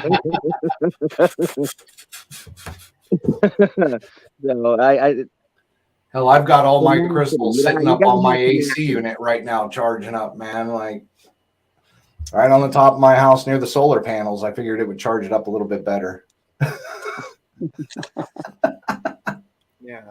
Got my crystals out and a bottle of water. Charging bottle of water. Using my spells. At the You don't set yours in wine? Mm-mm. Depends on the crystal that'll break them down. Mm. I don't know. I haven't had any problems with mine, but I set it in a fine layer of wine, like a dish with a fine layer of wine. Okay, yeah. It depends on which kind of crystal that is, because that could cause a chemical reaction. Like if you were to put, for example, pyrite in water, you'll make sulfuric acid. Right. So it's people that are accidentally poisoning themselves by trying to make malachite water and shit like that. Oh no, I don't drink the wine. The wine is there as part of the potion to recharge the crystals. That's it. Like it's a magic incantation. That's all. Right. But I don't stick pyrite in there. It's mainly my quartz and my tiger's eye and my onyx and my what was that? Hematite. Yeah. I can't pronounce it. Hematite. That stuff's fun. Yeah. Yeah, I know about that stuff, man. I'm not crazy and like putting mustard gas in my house or on top of my house. That would be my bad right there. I'd be the person to be like, okay, let's see what happens now. Many a dead alchemist because of that. That's why alchemy is a sad art, because it eventually leads to the death of the alchemist, because there's going to be that one time you blow yourself to pieces. Or you create mustard gas by accident and don't realize it. Right. Right. It happens. It happens. That's why, I failed chemistry, so that's why I don't mess with chemicals much. This is why we'll have to mail you to our alchemist if he still wants to be an alchemist on any kind of connective level with us. But yeah. Yeah. How's he doing? I haven't talked to him in a while. The Brotherhood chat's been slow lately. It's been mostly memes and good mornings.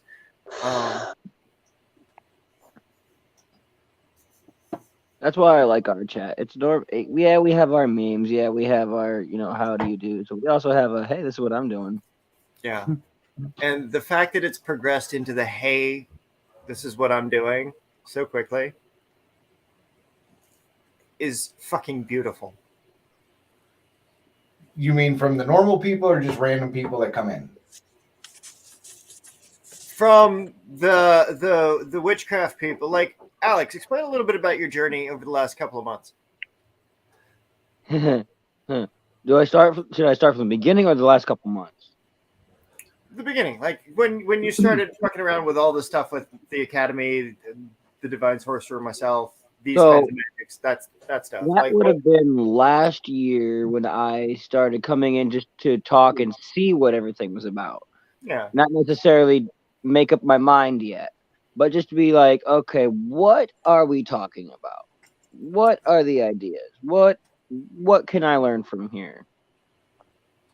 And so when I came back this year and was like, okay, let's do this. And I was working on a song and I was like, well, what can I do to end this song on a nice note? Right. It was a song about suicide. I don't want it to end on a sad note because the whole song is sad.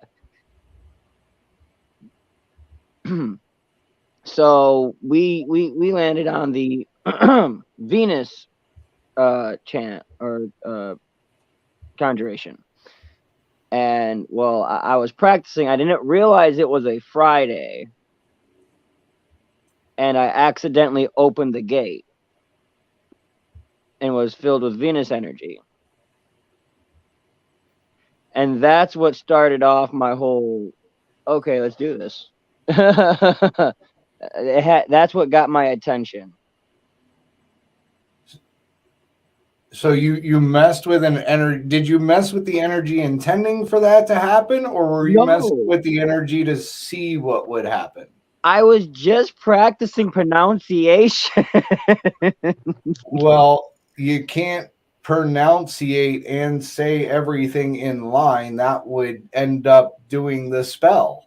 Yeah, I didn't know it was I didn't know it was Friday. You know, I don't pay. I'm a stay-at-home dad. I have like 7 kids, man.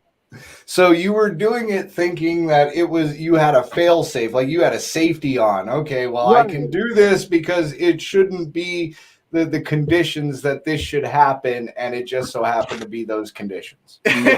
Buckle up, buddy. Yes. Very much. That's exactly what happened. Oops. This is why this is what I was saying earlier. This is why I like tread into this very lightly, and I actually like do the research into that stuff before I even start the pronunciations of the spell work. Period. Because I like to know what I'm getting into, what could happen, when the variables are, what needs to be used. You know what I'm saying? Like I go into full details before I hit that spell at all. You know how many hours we spend going over every fucking bit of it. Well, and then you got guys like him over here who go, okay, I'm just going to pronunciate here and not realize that you were doing it all in sequence. Back in the day. Okay, so I did not learn from my second stepdad told me a story about the local woods and told me to stay out of it.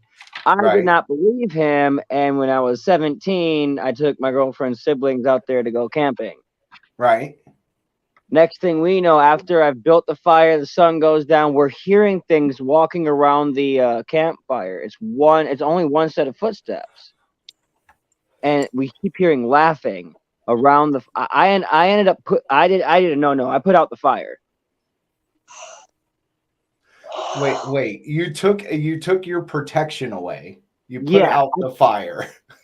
Well, it's because this was someone else's property. I thought it was somebody. I didn't think back to the spirit that could have possibly of the suicidal girl who killed herself in the lake of that woods. They were laughing at you. They were laughing at me. That wasn't the owner. Owner would be like, "What the hell are you doing?" They would not be laughing. You do not put out your fire when you hear laughing in the middle of the woods. Right. Well, I didn't know how much, what this thing was and how much protection that fire was at that. I was only 17. I didn't have a lot of knowledge and magical stuff at that point. Oh, so this was before the Venus incident? This is way before the Venus incident.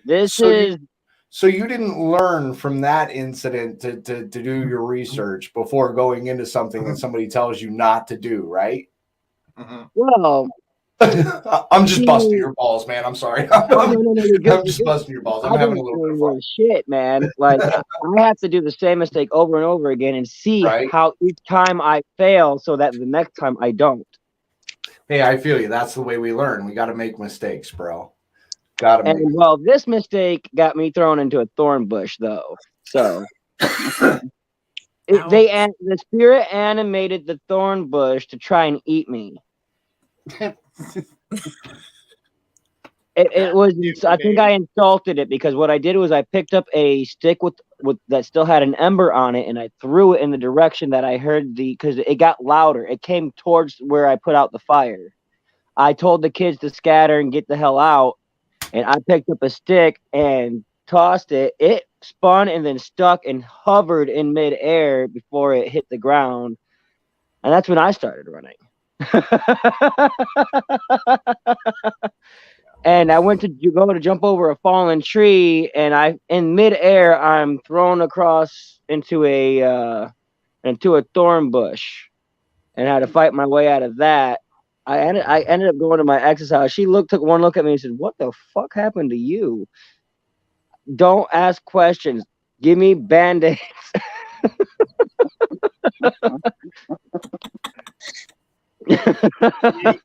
he Did you go back into the woods?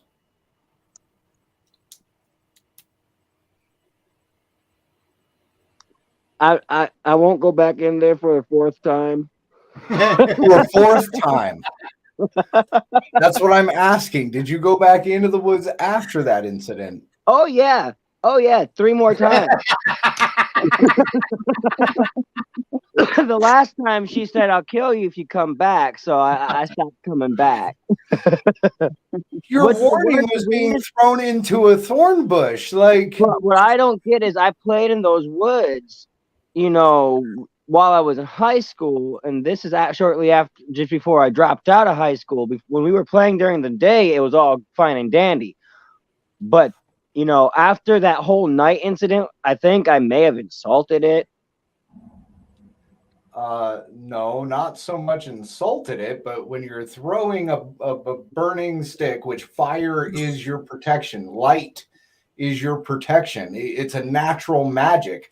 I was going to ask you if you had some salt and you surrounded the area with salt, but then I was like, no, don't ask that question because I'm already know that's a no. No, especially when you told your friends to scatter. I told them, go in that direction, run.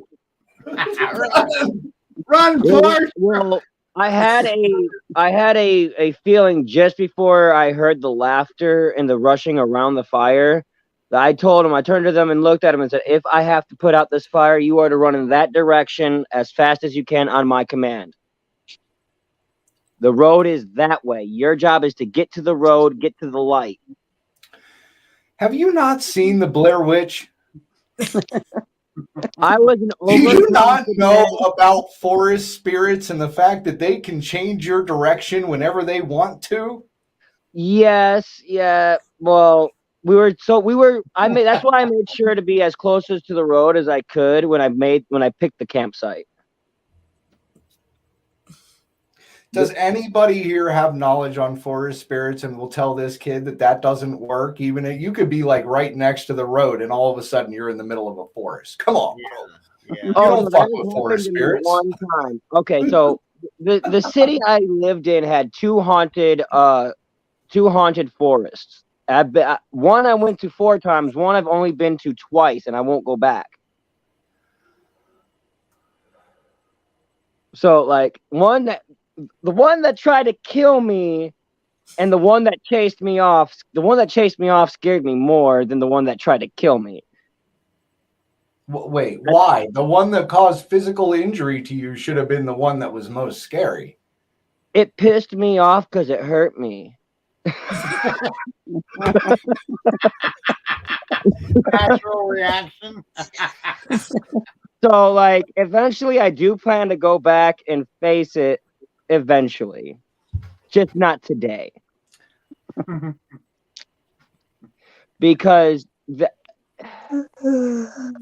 this girl was picked on so much to the point where she had decided to stuff rocks in her pocket and go into a whirlpool lake, a lake full of whirlpools.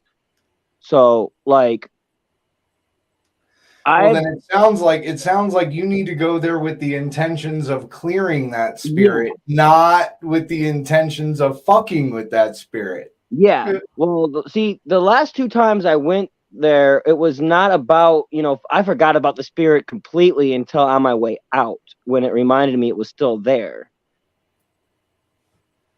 I went there to make love to my baby mama and have a picnic.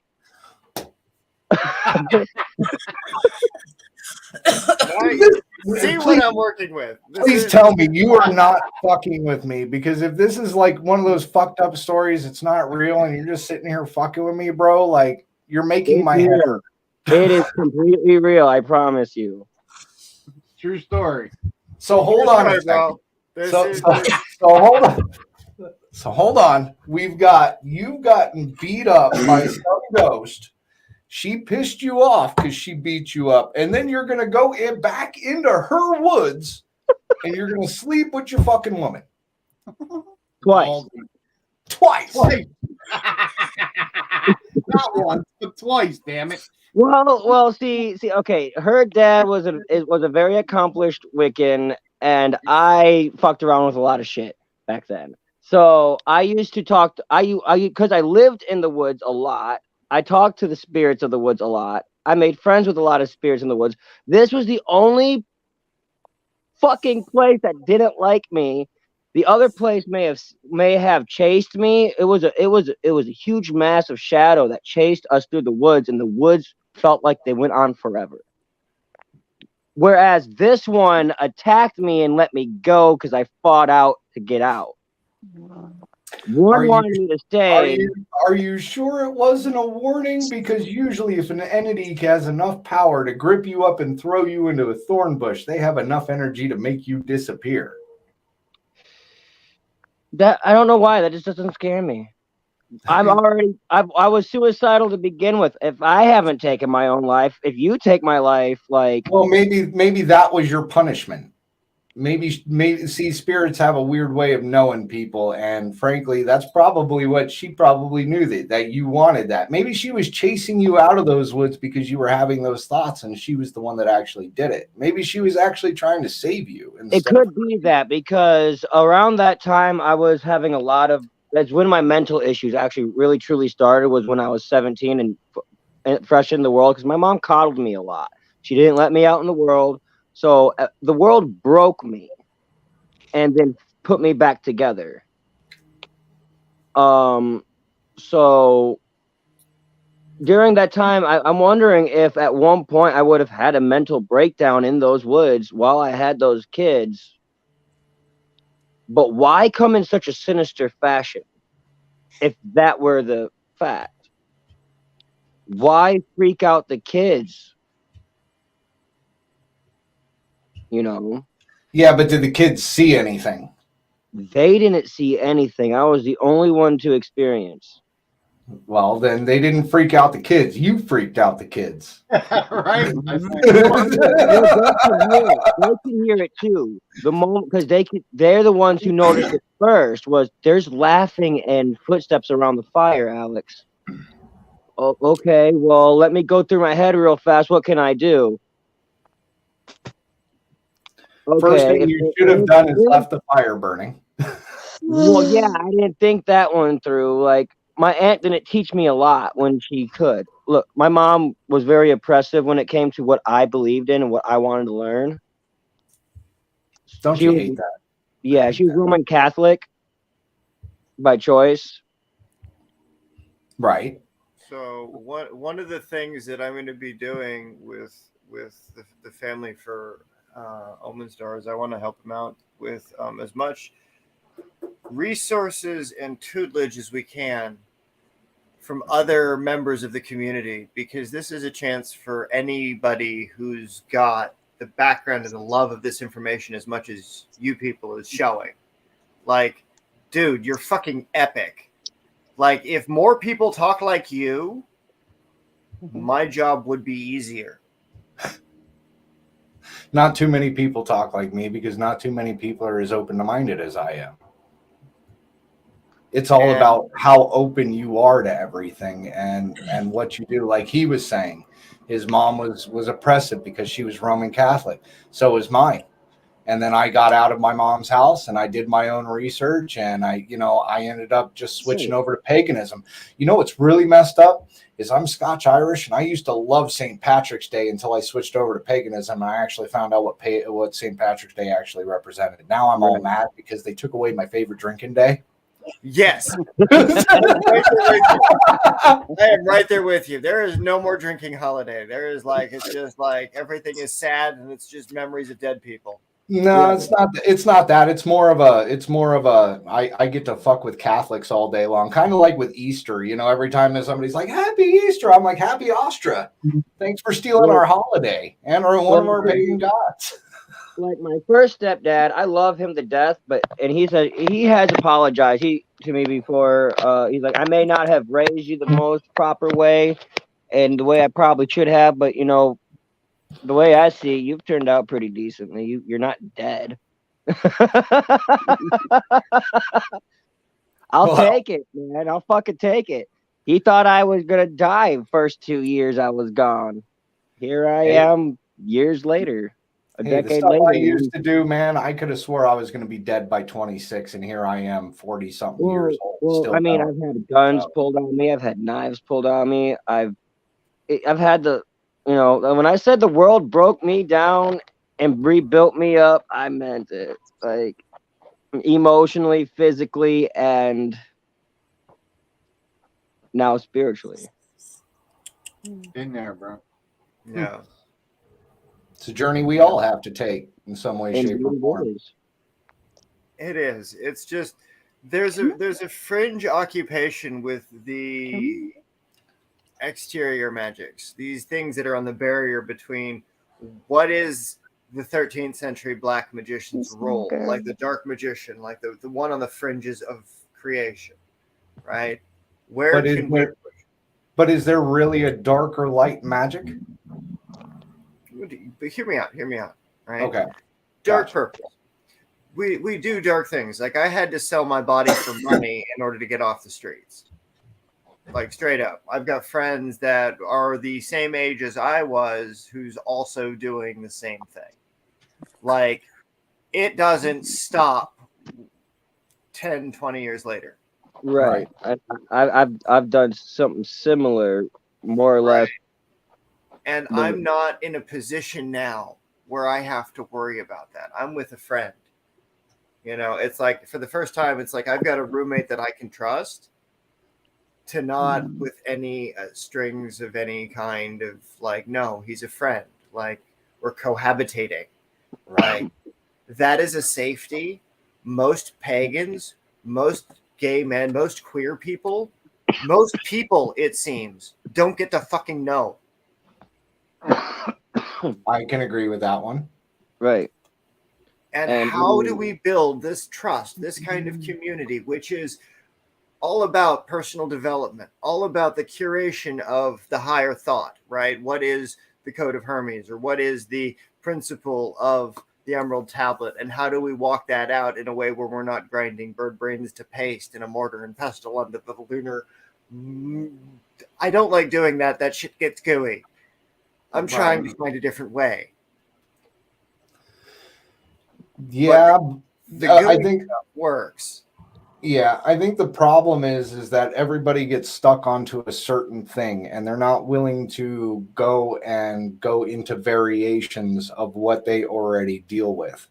Like you're dealing with different variations of magic at that point in time. You're labeling different variations of magic at that point in time. Most people that get into magic, like pagan magic or Wiccan or something like that, they only get into like a straight path of magic. And you guys are going more in depth than the main community probably goes in depth on magic. Like most people are probably just like money spells, protection spells, invoking, protecting, not demons, but protecting entities or stuff, or an entity that can help you in some way, shape, or form, or help somebody else in some way, shape, or form. Not too many people like going to what we would call the dark side of magic. Right. You know what I'm saying? Right. And this is why I have a school set up for sorcery, right? Is because my clients are shop owners. They're the ones that take the client work. They're the ones that catch shit from other workers who want to hex the competition. People that will resort to really dirty shit. Okay. I'm talking about people who are dead now because they tried some dirty shit using the dead bones of a cemetery, much like you described. They tried to send something they conjured and raised at friends of mine. We did a rebound and return within 24 hours. Well, see, and that's where I was getting into with the invoking of demons and whatnot and so forth, because in some of those spells, you may not know it, but you are linking yourself to that demon. And if anything happens to that demon in its evoked state, then it could possibly happen to you as well. Right. So, Which is why I teach a system of sorcery that relies not on those principles, because when those systems fail, I'm talking Ifa, Hollow, Santeria, the stuff that's all initiation based stuff. I know elders in, right? And people that are working with the family traditions of the things that I'm not allowed to know that I can talk about. Like I can't talk about it. but that's the job I do. Right. Right? Like I get paid good money to do that. And so I'm looking for students to help me with labor because we're expanding because business is so good. Right. I need other people to go into the shit that have the courage to do so. We're becoming Diablos. What was that? It just reminds me of a TV show on Netflix called Diablero. Oh? It's like it's a Mexican type of sorcery. Ooh, fun. Oh yeah. They do pretty much what we talk about, but like exorcising demons, messing with spirits, hunting these type of things that we are looking at and stuff like that. It was a really cool series. But see, the interesting thing, what I love about working with Alex, and Alex, this is why I love working with you, is because you are so connected to these things where you don't have to try to see them, you just do. I'm very good at using my inner mind to visualize things. If I've seen it once, I can recreate it in my mind in some sort of fashion. That's outstanding.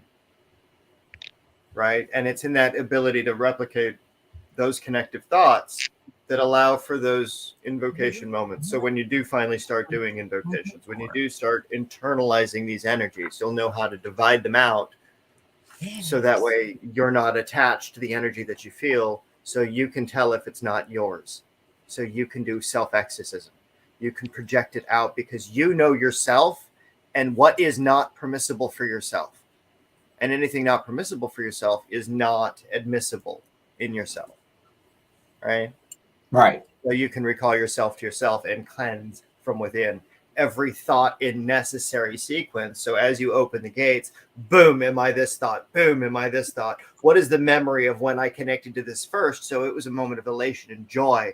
I was with friends. I was in a safe space. I was in an environment where my joy and elation and the process of learning and development overrides danger and creates a shell of potential. What I had to do is I had to learn how to separate that stuff because my psychic gift from birth is clairaudence, so it would have drove me crazy. Right. If I didn't learn how to be able to separate, this isn't me, this isn't in my head, this is something else. Right. Or else I would have ended up in a mental ward and not being able to understand anything. And nobody got time for that shit. And for the people that are stuck in those facilities like you people was talking about, that is horrifying. How do we fix it? I mean, my time in the mental facility wasn't that bad. Well, I mean, I'm talking about the stuff that you people was talking about. Right. Yeah, I mean, that's I was in a child psych ward, so it hit different.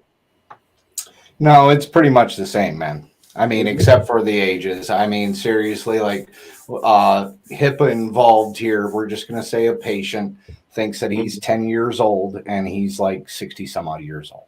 Oh, wow. Okay. Yeah. So, I mean, you've got a variation of patients there. You've got patients there that there was a patient that tried to throw herself underneath of a train and now only has one arm. And she's at that facility because she can't take care of herself. She's mentally capable of doing it, but doesn't want to do it and, blames the world and has ended up in that facility and will probably stay in that facility till the end. I mean, it's all about the mental capacity of a person and what they've been through and why they're in there. I mean, there are people in there for some pretty horrific shit, but then there's also other people in there that swear that there's entities talking to them and nobody believes them. There was a patient in there that my wife helped. Do you know about Lucille Ball and the voices that she used to hear? No, I didn't. So Lucille Ball used to hear voices, and it was seriously almost driving her to the mental institution while it was like peak I Love Lucy type stuff, right? And they ended up taking her to the dentist, and it so happens that the fillings in her teeth were picking up radio waves. So it was like literally a radio in her head. She could hear like music, she could hear people talking, and it was like literally driving her insane. There was a patient there just like that. Had her fillings changed out, free and clear, went out of that fucking facility with no problems. Because she thought she was crazy because she was hearing voices and whatnot and so forth. But it was just because of the fillings in her teeth.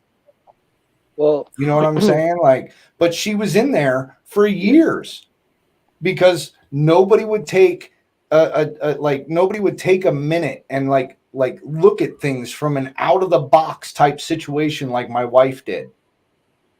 You know what I'm saying? Like, that's where I think we need workers in there that think outside the box and treat those patients like they're actually patients. And maybe it's something else. Maybe it's not a mental illness. Maybe there's actually something that's messing with them and causing them to hear voices or whatnot or so forth. You know what I'm saying? Well, maybe it is, or like in my case, maybe it is the gift. Like if you there is a certain way they describe it, the certain way if you can ask the right questions, you'll get the right answers. Well, and that's what I'm saying too. So I mean, if there's got to be something, and you have to think outside the box. They could have a gift as well. You know what I'm saying? Like, that's included in that situation. So I mean, you got to think outside the box with some people with mental illnesses, because it might not be a mental illness. They might be gifted and they were never taught how to harness that gift. And telepathy is one of the main leading things that leads to people going crazy, especially if it's a gift that they have. You know what I'm saying? To receive any type of telepathy from people, from entities, from anything, you know, if you're not taught how to harness that gift, it will drive you insane. Right. Yeah. And so this becomes the journey. This becomes we've been taking it easy up until a point, right? I've been keeping an eye on everybody by having long conversations with them to make sure that our thoughts are in congruency, so that what they're doing matches what their heart actually wants, not based on the circumstances around them, but based on their choice of will, so that their will makes their environment match, right? And so as they're going through and we're progressing through these different stages, you've had some wonderful successes opening up the gates and bringing these energies down and working through each of the different lessons that are resultant of that. So when it comes time to do these different processes, right, you've gone the slow approach, right? Right. But there is such a need for, at times, the immediacy of these gate openings. And there is a facility, there's a ritual that was just done, and this is the video that we showed earlier today. So hey, look at me intentionally advertising the video above or where below, or I guess this would be below, so this would be our higher attribute one we did reverse time. Like, we're pulling from the past, okay? A moment outside of time. It's replicating, it's jumping, like we're on the other side of the eclipse. Yay, Sandy! Fabulous magics. Thank you. There's supposed to be an eclipse today, isn't there? Yeah, it was at 12:18 Eastern AM or 11:18 AM or PM yesterday Central Time. Oh, was it yesterday? Yeah, I thought it was supposed to be on the 5th. It was. I thought it was today. It is the 5th. It is it's supposed to be on the 5th. Oh, sweet shit. Okay, cool. Lost it was an asteroid, I think, today. Well, okay, so I was doing a thing at the 24-hour mark to do the 1 hour gate to each one to and it's that's a hell of a link. Sorry, it's like all I saw was like this big thing just pop up. Okay. Sorry. I'll chill with the random acts of bullshit. What are we doing? Oh, that must be on a different channel, because I don't see it over here on the YouTube. What was that on? Whose channel is that on? Who's what? How many channels are you running? It depends. He's running three through StreamYard, and then I have one going through StreamYard into the sorcery, necromancy, and paranormal group. That's all right. I'll just copy and paste. And then I shared that to another group, and then I think she shared to a couple groups. So we're streaming Yeah. all over the place. All over the I'm place. sharing my streams because I get reported. Trying to get you subs, man. Bring you some more subs. That's cool. So yeah, I mean, like, I'm trying to fix shit. I'm trying. Like, the thing is about like the Oh, that was my link. What was that? Yeah. I said, oh, that was my link. Yeah, we I jumped did your it link after. earlier. Well, no, because like when I see it here on the StreamYards, it's like it starts out with Facebook. So I thought it was the video that you were talking about. Like he linked up the video, and I was like, all right, I'll go check that out. And I pop it up, it's my face. I'm like, that's not that. Oh that's no, not that was video. the thing from earlier. No, so we're yay. No, but like the fringe magic, like we're this shit is on the edge, right? Like, Right. I'm not teaching Daniel to do shit with this stuff. He's fucking doing it whether I say so or not. Well, you're not supposed to be telling him what to do with his magic. You're just supposed to be guiding him in his magic. That is the point of a teacher in magic, is you don't tell the student what to do with the magic. The student comes to the teacher, goes, hey, I want to learn this. You teach them how to use it, and then they use it for whatever their use is for. And then you have me, who's Mickey Mouse, making the broomsticks walk. And then you have me who like just goes through and does it perfectly because yep. So please don't tell me that like you're taking his teachings and being like reckless with the magic. No, never, not well. You just said you're making the broomsticks walk, and do you know what happened in Fantasia? The wizard had to come and fucking fix everything. Well, maybe Brian has had to save me once. We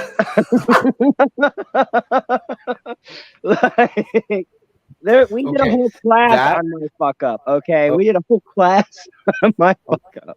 Okay, that in the industry is being reckless with your magic. If you have to have your teacher come and clean up your mess, you're being reckless. It wasn't purposely reckless. My friend came to me with some really horrible problems, and I tried to fix it with what I did know. I made a couple mistakes that were just little but drastic. He was trying to do good, but didn't realize the bad in the process. Yeah. So I mean, his intentions were good. You know, he just I got didn't you. realize. So I wasn't purposely reckless. It just ended up being reckless. So we fixed it, and it was good, and it was a learning experience, and he moved on and went forward. Until about the next time, in which that was like kind of purposely reckless. Because Daniel's like, hey, let's do this. This brings me joy. It brings you joy. This brings me joy. Like, this is a gift. This is a gift. I don't want to squander this open hero's heart of like, he wants to go on an adventure. Let's just equip him as best we can with some shit that works. If I survive, I'll come back with the answers. If I don't, you know I fucked up somewhere. Leave off of that area. Killing me over here because I'm like that one that's like, don't be reckless. Make sure that like you cross every D and I and P and Q. Like you got to cross those Q's. You know, there's a line through the Q, right? Yeah, but sometimes it comes back around. I mean, like, how do you learn if you're not reckless? I know.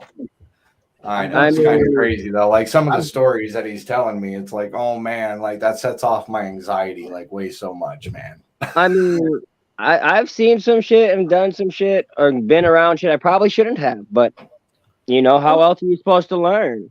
Oh, same here. And that's what taught me not to do the things that I did before.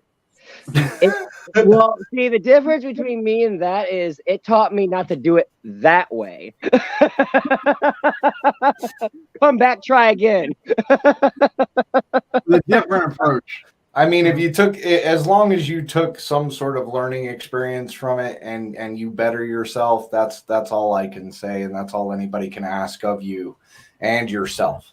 You know what I'm saying? People are going to make mistakes. I make mistakes. I can't say that I haven't had a fucking spell backfire on me, because I think we all have had spells backfire on us in some way, shape, or form.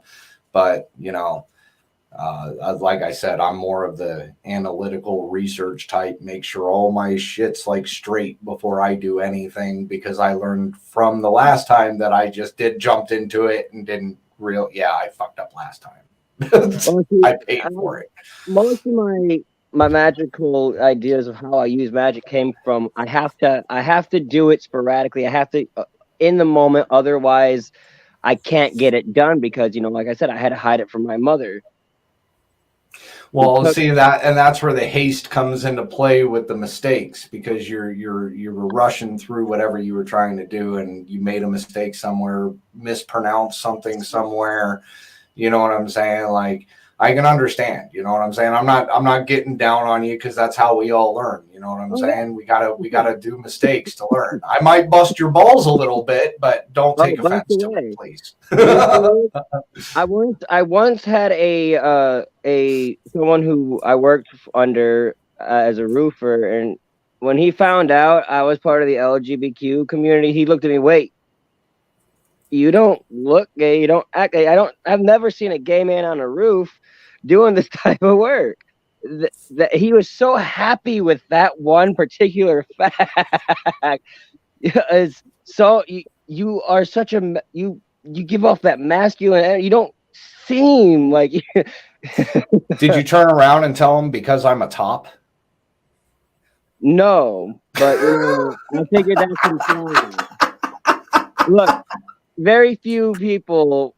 That's why when I pick men who are stronger than me, bigger than me, and can beat me in a fight.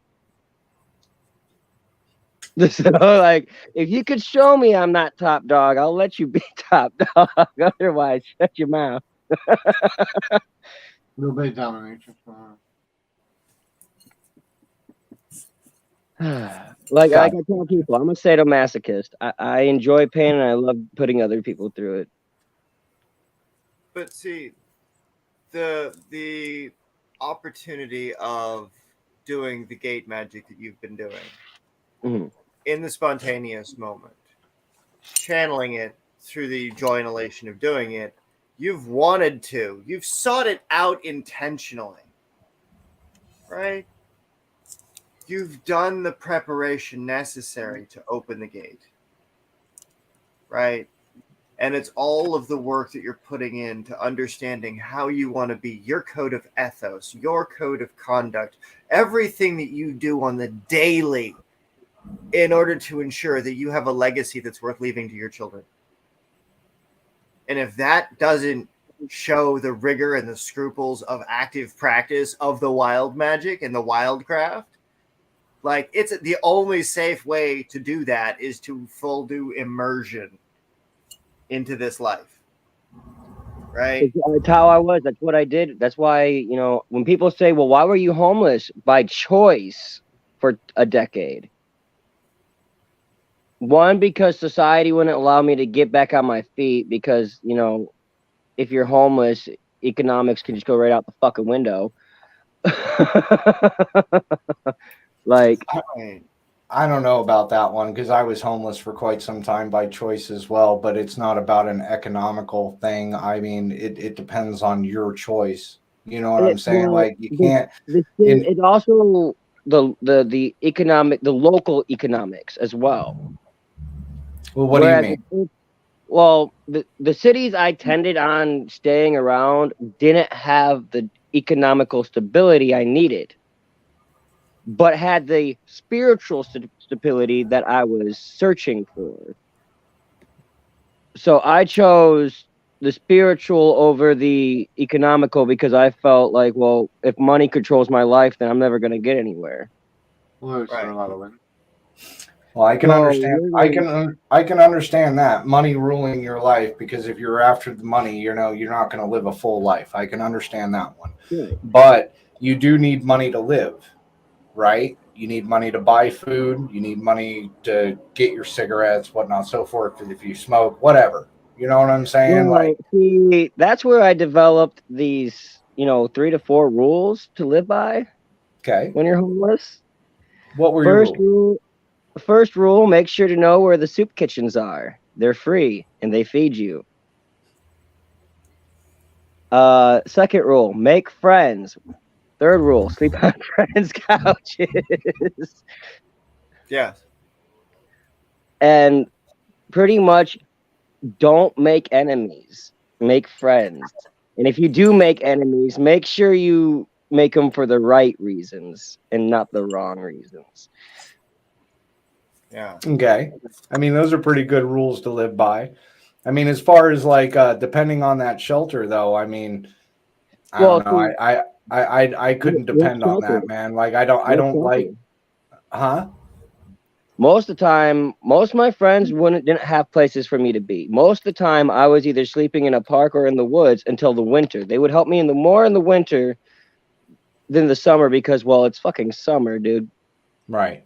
Do you? No, I was gonna make a suggestion. Like, I know it's done and it's over with. You're not doing that anymore, man. But if I didn't have a family, if I wasn't married, you best fucking believe I'd be sitting in a fucking van in a parking lot somewhere, living off grid. Like, when I used to do it, I bought one of those big fucking vans, like the 3-seater vans, and I took all the seats out and I converted it over, and I lived in that for like 4 years. So I think it all depends on mindset. Everyone looks at me weird when I said, I ended up in Ann Arbor from Metamora, Michigan, and I biked there. Why did you bike there? A girl. You wanted to do it. It's the same way with magic, though. If I want something bad enough, I'll go to the ends of the world to get it. And but that's not consequences until I get it. That's not a good mindset to have with magic, though, because then that can get you into some problems. You see what I'm saying? Yeah. Like, oh yeah, that's why I do it. I don't do it big. Well, okay. I'm trying to find 3 times in the same woods, man. You don't go big. Yeah, but each time I came in a different manner, and it ended okay.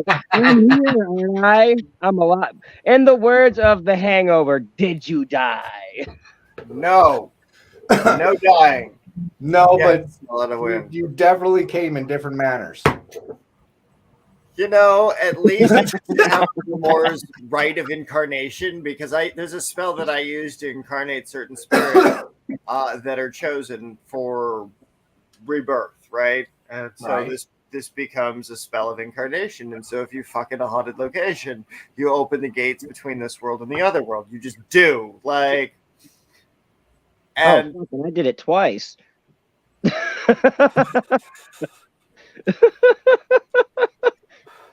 Maybe the ghost didn't fuck with him because maybe the ghost fucking possessed his woman at the point in time, and that's all she really needed. So he gave her the necessary sexual energy in order to manifest, so that way that's the physical tether to him and her. So you know what? Sounds about right.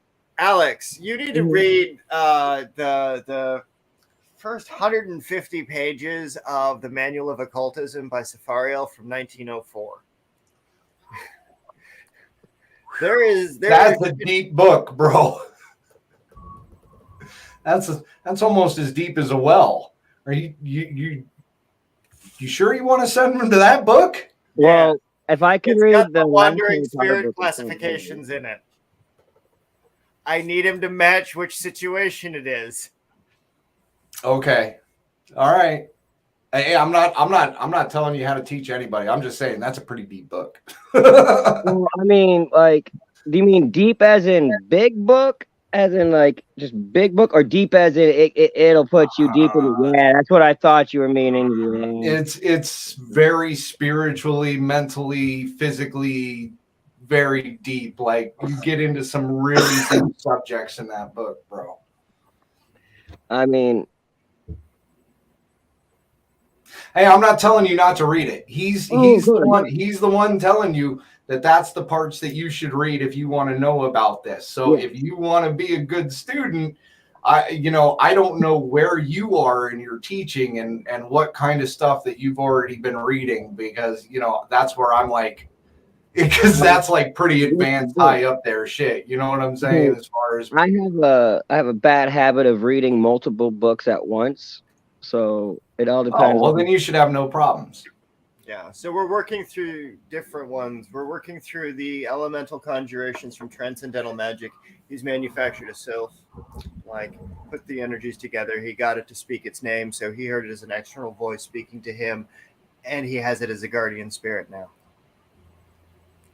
So he is protected by something he created of the natural world that exists in the natural world because of the work that was done through that moment in creation. Right. So it exists, therefore the name exists, and therefore at the quantum level, boom, he's got a tunnel. So kind of what I was going with. He was helping her out in some way, shape, or form, and just in a very spiritual way at that point. But my question is, why on the last time, tell me if I come back, I'll die? That's like... Well, I thought that was the person that chased you out, not the spirit that threw you into the bush. That was the spirit that threw you into the bush? That was the spirit that threw me in the bush. And maybe you weren't good enough. Maybe she couldn't arrive. Oh man, maybe it was an insult. I'm sorry. I told you. I like the bus balls. I like the road coach. Please don't be offended by me in any way. And if you're offended, let me know, and I'll apologize for the joke. I wonder if it was more or less not meant for me, because it wasn't me who had issues after leaving the woods. It was my baby mama. Interesting. So I wonder if there was some internals going on, because what Safariel talks about in that book, I think it's about page 40 or so, is the wandering transitory souls. So there are different stages and ages of life where the human body is just an open vessel. Like there's nothing up until the age of 2 until the first bit of consciousness occurs, right? And this would have been happening after she gave birth. Right. And so she is a void because there is now no longer new life generating inside of her. So the wellspring that is now an abyssal conduit of the dark feminine that's holding the no longer earth. Right. And so she's got to deal with the dark feminine yin, the void yin within. Like it's that dark, like Taoist magic puts it better than I can articulate. So this is why I push towards Taoist magic and Taoist studies. But I spend so much time trying to help people into their path that I can't go deep in one on my own. So it lets me work through different solutions for different types of path working, so that it comes, and the roads by which it comes might not be seen by normal people. Yeah, but in a way, doing that, you're hindering your own magic. I mean, if you don't do your, I mean, I understand you're doing spell work, but you're doing spell work for other people. If you're not doing it for yourself, it's like a build up on yourself, bro, and that can cause issues later on as well. It's like a backup. It's what's the word I'm looking for? Kind of like a self-care. You know what I'm talking about? You can't just do it for everybody else. You got to do it for yourself as well. You know what I'm saying? It's like a vacation almost for your magic. If you're doing it a lot for other people and you're teaching other people, you need to like also do it for yourself as well. I mean, it's not healthy for you to not be doing it and taking your own adventures and doing your own things. I know you have your projects, but are those the same as your wants and your desires and what Oh yeah, dude, I work in the adult industry, so I'm doing all this stuff at like sex clubs and like party places, and like this is like that's my, like I spend more time at like adult only industry things to make friends, to make contacts, like the ritual jewelry I'm wearing, right? Right. Made by a lady in the community. And she can custom make for any of the students when we get those things done, when we get those talismans made to their specifications based on what they need, so they can get those accuracies done in the talismana that they're using, so that they have the opportunity to do and to have demonstrated. Like, I don't have necessary need right now to do a whole bunch of magic for me, right? But you said that you're too busy with everything else to do your own adventures. So is it that you don't have anything that you want to do, or is it that this is what I'm doing? Like, this is my adventure. Oh, okay. Like, see, then you don't need any other adventures. You're on your own adventure right now. Right. And Right. so as we can take, all right, so let's all go adventuring. Like, where are we going? This is why it's like outfitting supplies is like, well, this is all the tools I'm using to build a grimoire. Let's do it together. So here's all the shit you're going to need. Should arrive in the post in a couple of days, by the way, guys. Like, spell kits are shipping. Like, they're doing the crazy fringe magic that let me do this stuff here with them. But students of mine are insanely awesome in what their delivery of this shit is into their communities, right? Like, they've been able to take this methodology and they've been able to apply it in ways that are real and direct when the focus has only been on faith and business alone, right? Gotcha. And so that creates a void within the person. There's a lack of whimsy. There's too much of a love of a rigid schedule. Like, at 8 a.m. we do this, at 8:15 we do this, at 8:20 we do this, at 8:26 we do this. The day gets that specific. Like, I may set reminders at certain times, but it's just a reminder. It's not do it right then and there. And there is a type of alchemy where it is precise. We study that. I've got friends that study that. I've got mentors that study that. Right? And other teachers that have come up and stepped up and shared some of their knowledge for the time that they're with us. Right? And so we get to build and we get to go forward in whatever our journeys are. And hopefully the mentalism, the rhythms that we are in our interactions with these people, they don't suck. That they're generative of new opportunities. Is like when the divine sorcerer now goes out into the community, he wants to take business cards. He wants to show this stuff off. Like, he wants to wear his swag. Like, to go from where he was as a man a couple years ago, right? With the entire journey out of Judaism, out of Christianity, out of all of the stuff that he has shared over the last year.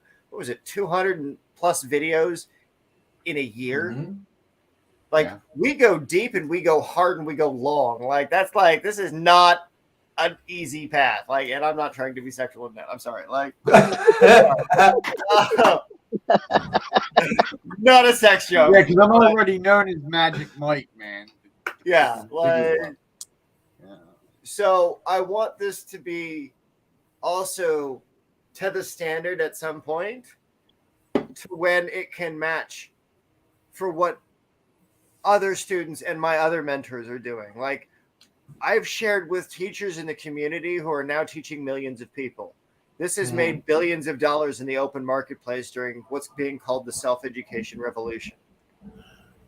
Right? Like, we're trying to fix it from the ground up while we study this stuff. So the people that watch this feed are entrepreneurs. The people that go back and watch the videos that might not comment are still watching what we get up to because they think I'm fucking nuts.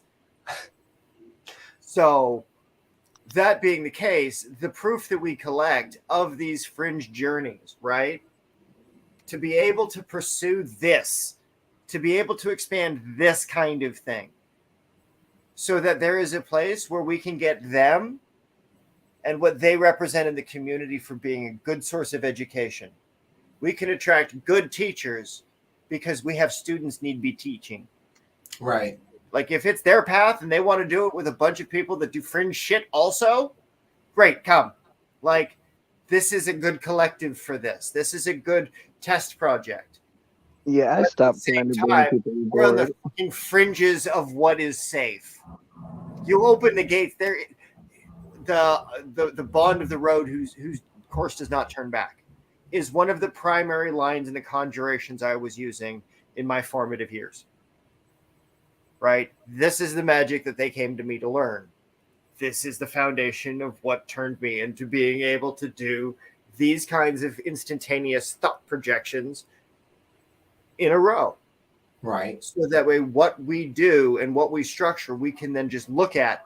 Boom, there's a schema. Boom, there's like it's just it fits, it flows. And so that way, whatever situation that the individual finds themselves in, they're not going to be overcome by fear. They're not going to be overcome by anxieties. They're not going to become overcome by the conventional things that would otherwise limit an individual because they are intentionally exposing themselves in microdoses to psychic effect. I'm Right. always scared to teach the youngest twin. Well, like for instance, I mean, it's not nothing to be scared of. I mean, like for instance, look at Well, the Angel. reason I say that, Let her explain to her, her first big deal. What Yeah. did you go through? Please. Share some of that for the people out there that may have missed it earlier today. Like the things we do, the things we get up to, the things that we teach. It's not scary. It's you working with the energy and getting to know things. It's not scary. It's not scary at all. It's exciting and how would I want to say it? Try it. You will like it. It's something that you've never experienced before. Your body just reacts. The energy that you feel is amazing. Don't be afraid to try it. It's not gonna hurt you. Like I told him this morning, it literally felt like I could have been lifted off the floor. You just feel like that light when you do certain things. And I want to learn more. How are you feeling afterwards? I'm not done. What's that? How are you feeling hours afterwards? Like you had all that energy. When we spoke earlier online with the people, you were saying how you were feeling that wind up wind and it was still so much energized. How are you feeling 8-9 hours later? Like I feel like energetic. I feel new, different. Like I told you guys earlier, it felt like something was spiraling up around me, and it still feels like it's sitting right up here at the top of my head. It hasn't left yet. Now, let me pause there because this is very symbolic, especially us who study mythology. Who do we know that always has that pointed thing with the sun, that energy, that ray of thing above there? It's Egyptian. You see what I'm saying? It's the same one that walked through most of us through it. Right. Ra, the sun god, that energy. You see what I'm saying? That orb, that energy you're explaining on the top of your head. Right. That's the symbolism. well, like when I say I'm scared to teach the youngest twin, it's more or less because she's about as reckless, if not more reckless, than I am.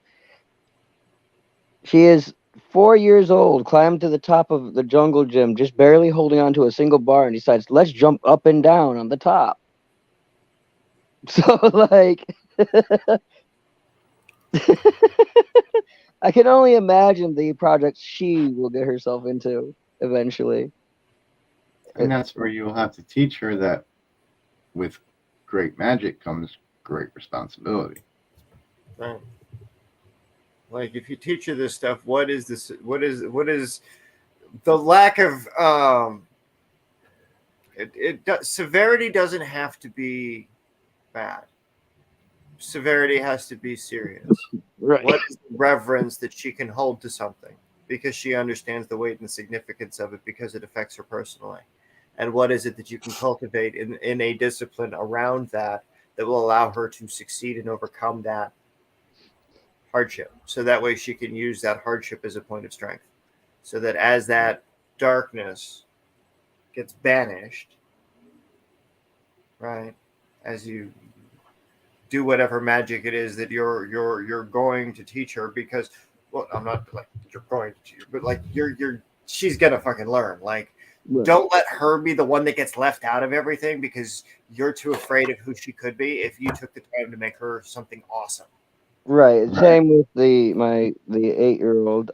She's gonna learn once we can get her to a more stable place where she can meditate more.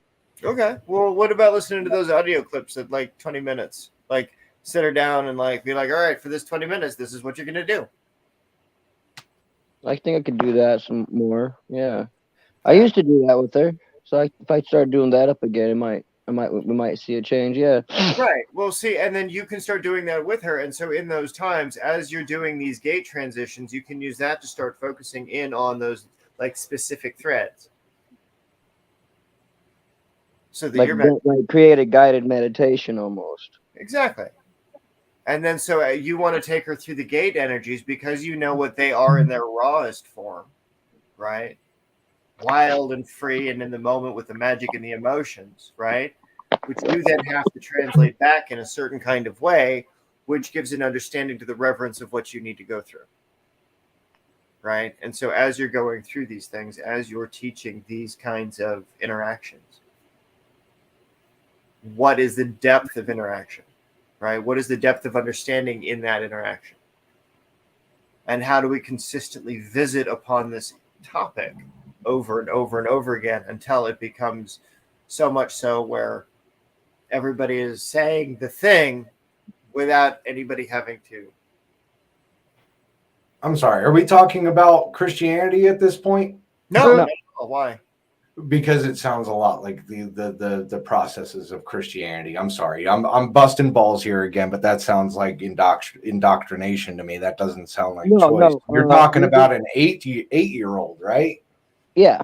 She came to me and told me she wanted to learn magic. And I put it on the table and so as a choice. Okay. Well, the thing is I understand what he's talking about, but I think you should take a different direction at that point. I don't think that you should sit her down for 20 minutes and say, this is what we're doing.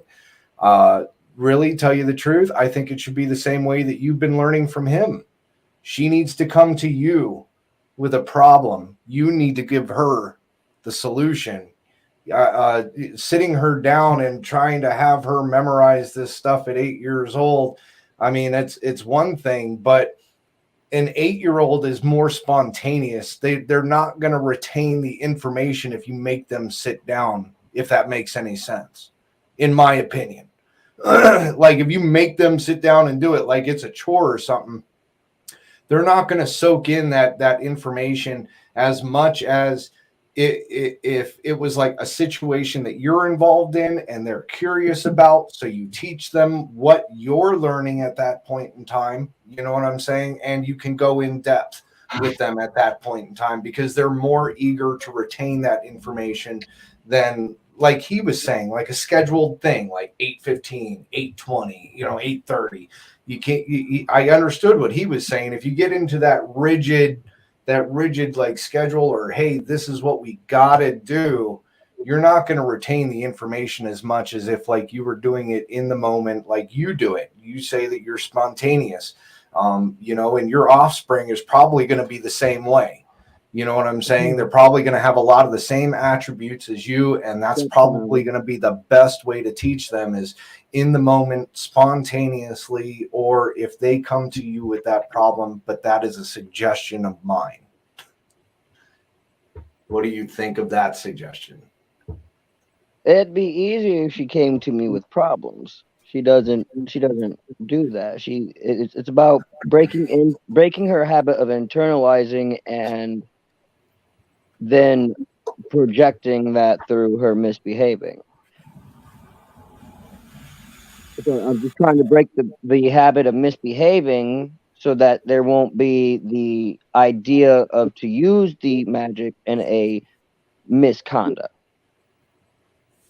In my opinion, that Brian, does it sound like to you that there's that would be a trust issue? Well, it is, but there's also like we can't tell parents how to raise their kids, right? No, we can't. That's why I said suggestion. So right. So but like if you've got a kid and you set them down for 20 minutes and say for meditation, okay? And the thing that you have them meditate to is the alpha wave frequency. That's it.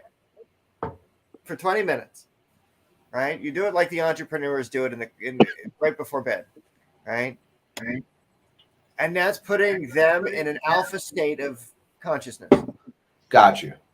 I thought you meant like meant like sitting them down and like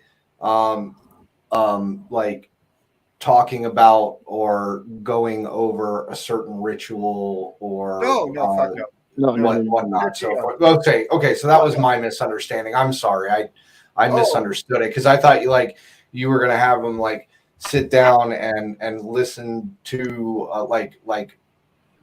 something that was my 13-year-old. That's different. My 13-year-old is able to comprehend. Yeah, no, that shit's on YouTube. Our first year of the academy is on YouTube. I don't ever want to do that shit again. I love you, Mike. I love all of my one-to-one students, but let's fucking not. Okay, like let's do it. Like I want more engagement, and that's the thing is like we haven't been doing that hands-on like I want to do, right? Like that's why these kits are coming out now that there's a couple of people doing wild magic, and there's a real need to do it because Mike. You don't go into those locations, right? Not yet. You need to bring them to you. So we've been focusing on the spells of summons and evocation to elicit them to come into a closed space, right? So doing it in a wild environment, we haven't covered the wild spirits. We haven't covered not yet. I'm getting there. We've covered offerings to the cemeteries to go collecting specific things around the city. Yes, I work with, but that's where I come in though, because I live in a trailer park in the woods. I'm surrounded by nothing but wild spirits. Right. So we have to get you in contact and balancing the genus Loki and the right. Well, you guys said more lessons for you, but more alpha wave meditations, buddy. Yeah. You said you wanted more people, Brian Devine. Have you gone into other magic communities? I mean, there is other magic communities out here that talk about magic and whatnot. Have you gone into those communities and tried to join forces with them or try to, collaborate with them in any way, shape, or form? I haven't, no. I've only stuck to like the 1A community, the cannabis community, and the ufology community. I haven't really gotten into the magic community here on YouTube because, well, if it's anything like the Christian community, there's just a lot of drama and hassle, and I would rather keep that away from Brian, to be honest with you. Yeah, same with TikTok as well, or Witch Talk. Witch Talk is a bunch of bullshit. Right. Like I told Brian, as long as we come on and we're consistent and we have, talks like this, and we bring people from the communities that are interested in, they come up. They're the people that we're looking for. Those that are inquisitive and want to know. Right, like I'll post on TikTok and I'll post like experiences I'm having. Like, this is what I did and here's what I experienced. That way, if people ask questions, I can be like, well, here's the there's where you find your answers. Now go get. Right, and it's that love of self-discovery. But if you start putting kids in an alpha state, the military did studies of this, right? Like this is shit, and this is the rhythms of the things that I need to get back into, right? But here's the thing. Are you going to put the kid in alpha state in a time zone that you're not going to study and know the exact time and date and influence of the planetary influences of? Or are you going to have that shit on lockdown so when you do it with your kid, you know what's going on, but they don't necessarily need to know, and there is a magic trick to why that works so well for that particular intent. So, I'm wondering if, Because remember, this is the same child that when I did the elemental gates, the elemental gates, the spirit was talking to. I caught the spirit talking to her in her dreams, Right. and it's the same spirit that stuck around. So I'm wondering if she goes into alpha state before bed, if that spirit comes up again when I'm doing magic, will it bother her? If she's the one in a higher state of consciousness calling to herself and a higher aspect of herself, we exist as there's other versions of our soul we can see, right? Mm-hmm. Yeah. Spiritual response therapy is the study using a pendulum for the different dimensions and the billions of iterations of yourself in the multiverse. So through a pendulum, you can commune with all the things. Right. Right. And I'm so not like as you doppelganger. use these specific gate conjurations in alignment with SRT principles, right? So divining from the multiverse and conjuring from the multiverse while interacting with the languaging of the quantum world now, right? We have the same psychological understanding of clinical trials, again, Right. to Dr. Glenn Perry, with these meanings ascribed to letters, the foundation building blocks of when you see this character, what is the meaning it actually represents? Right? So you can convey meaning across a balanced spectrum. So we don't have to worry about misinterpretation when it comes to the thought in the head, the material and the situation in front of us, and the environment in which we find ourselves. So we can intuit accurately in wild situations. So if we need to pull some shit out and give inspiration to somebody in a moment when they need it most, or in a moment when they're most vulnerable, so that way we can be there and available to them. Right. That's the thing. Like teaching that principle to people, getting them to embody that of their own volition without beating them over the head with a rigorous lesson plan of a year and a day. It's like, right. We have a 7-level class. I'm going to run through it for 7 months. We're going to start over several times because there's always people coming in. There's always people going out. There's always people going on their journey in a different kind of way. Right. And that's what this stuff is for. It's that, what are they doing and why are they doing it and how are we doing it next? Right? It's like a rabbit hole. It's always a rabbit hole. Right. But it's quantum tunneling. That's what we do. I hear you. So that's awesome. A lot of words. But these are the kinds of things and the long thoughts, and I need to shut up. So smoke more or less. That's funny. I just loaded a bowl. Good. I'll join you. Let's smoke. I didn't know if you guys were doing that on stream. I mean, I was smoking a cigarette. I know how YouTube is. They're getting kind of crazy even with cigarettes and stuff. I medicate. We smoke pot on the freaking. I medicate no matter where I'm at because I have anxiety and I live in Michigan. Well, I think I've been hanging around you. I don't know how long you've been on YouTube. You were on before I was, weren't you there, Divine? Yes. You were on before I was, but I was there for you like right around that time that you were having all your court case issues and on.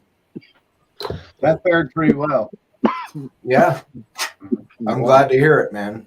Glad to hear it. Kind of one. I'm still on the back end of it. It's my turn to sue them. So now I'm looking for a constitutional rights lawyer. So if you know anybody in the 1A community that's a good constitutional rights lawyer that will grow a fucking backbone and sue the state police, well, you tell me a good constitutional lawyer that'll do that unless it's a slam dunk. I mean, I know of a couple constitutional lawyers out here, but for real, man, to get a constitutional lawyer anywhere, the thing is pretty much got to be a slam dunk. All the work has already got to have been done for them. And I've done all the work. I've got all the proof. Like, I can hang them. Literally, I just need to find the right lawyer that got the right balls to do all the paperwork and shit. Like, I've got all the proof. They fucked up. That's why they didn't get me for growing, because they had no proof. I mean, is it big enough that the news would pick up the story? Because if the news would pick How up about the story, a bodily constitutional lawyer would pick up the story. How about bodily injury on a heart patient, a disabled person? Yeah, that's what I'm saying. Like, get a hold of your news agencies, man. Try and reach out, and maybe the news agencies can hook you up with somebody that'll help you out, and they'll do a story on it, man. Like, you got to go big, especially with constitutional lawyers. Constitutional right, the freedom to practice my religion in the safety of my own home. Right. Because of their restless acts, I was injured. Right. Like, who does that? Well, and you got a case, man. The problem is getting the lawyer. You can get a regular lawyer all day long, but when you're dealing with constitutional rights, you have to get a constitutional lawyer. And the constitutional lawyer, and like I said, they'll only take the winning cases. If they have like even an inkling that they wouldn't win in the case, they don't take it. And that's the problem. We need to have the lawyers that'll take the case regardless. You know, because even lawyers need to take losses sometimes to make change. Oh no, the lawyer that takes this is going to get pretty rich, I guarantee you. Well, you know, you're pretty much going to have to, like I said, get a hold of the news agencies. Maybe they can hook you up with a good civil rights attorney. I mean, if you've gone through the whole list of everybody in your state. I have. They all want to classify it as something other than police brutality. Well, excessive force, denial of rights. No, it was that's brutality. Not. They came in and stole from me and committed bodily injury. Well, I mean, you're going to have to add that in there. But I mean, if they want a different title, there you go. Those are your titles. Like, I don't understand why it's got to be a title thing. Just take the case, create the case law. That's the problem, is most lawyers don't want to do their job. They only want to do the job that's going to make them win and get their name bigger, so that way they can charge people more. They're the money grubbers of society, man. They are the people that are chasing that evil that we call money. You know what I'm saying? Like, money don't mean shit to me. I don't care about money. Somehow I make it. I'm in a house. I've got 2 cars. I've got 2 kids. I've got a wife. I've got food on my table. And right now I'm jobless. But I'm still getting money from random places enough to pay for my shit. You know what I'm saying? I'm not out there chasing the evil, but I can make myself survive. I'm not gonna say that it wasn't with Magic's help. It's got to be with Magic's help with all the shit that I do. Right. Definition of a sorcerer. Right? I mean, you know, but those are, you know, that's part of the whole point of knowing magic and the fun of knowing magic. You know, it's kind of like a Christian person saying, well, God did it for me. It was a miracle. You know what I'm saying? Like, it's the same fucking thing, but they don't like magic. Hey, you're Christian. We don't like magic. No, wait, hold on a second. Right? You follow a guy that like multiplied fish and bread and changes water into wine. What the fuck is that? He walked on water. Right. You don't call that magic? He healed the sick, rose the dead. Like, come on, man. Like, everything about that guy is magic. But they don't like it. They don't like it. They don't like the very foundation that they're all their It's because They don't Jesus like it because they don't understand it. They don't know it. What's that? It's because Jesus rolled a D4 for hit points. I'm telling you, man, like, some of the concepts of stuff just kills me. Like, you know, it just does. Like, I don't understand the concept of some people. It's like, well, you don't like magic. You hate me because I do magic. And yet you trust a guy that walked on water and changed water into wine. I'm still trying to learn how to change water into wine. That is a good fucking magic trick. I would like to know that magic trick. Do you know where the wine is located? And do you know where the water is located?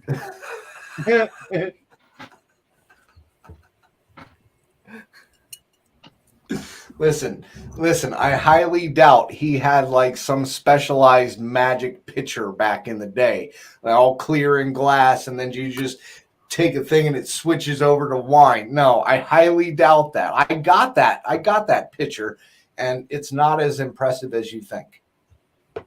Well, no. So here's the funny part, right? There was a YouTube video that I was watching years and years ago. I don't remember where, but they were talking about the difference of like the water test, like the liquid fire, or whatever it was that they were trying to use to disprove Christians versus pagans or some such like this, right? And the whole thing is like, could you make fire in rain? I believe it is, right? Oh, And can you make it rain fire? No, can you make fire in the rain, like on rainy shit, right? Like, can you make wet wood fire, right? And You can. So There's these a way. priests prayed to their god and poured this water on the wood, and it caught fire, right? But they did a study of what would the alchemists of the time have known that would have been working for the church, and what was a viscous liquid when it came in contact with water, it would catch fire. Gas. I don't know what. I don't remember the name of the chemical, but it caused the wood to burn.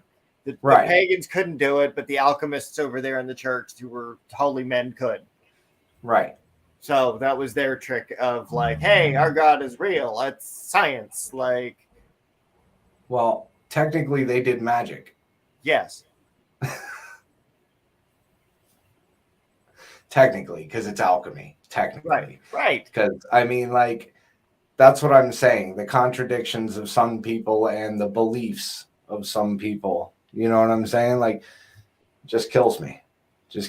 I mean, I was worried for my 13-year-old while she was down in Tennessee because of people like Greg Locke of the church who were down there in Tennessee burning books, threatening people of their own churches, saying there were 4 witches that attended their church. They had, and saying, "Oh, and we have your address, by the way."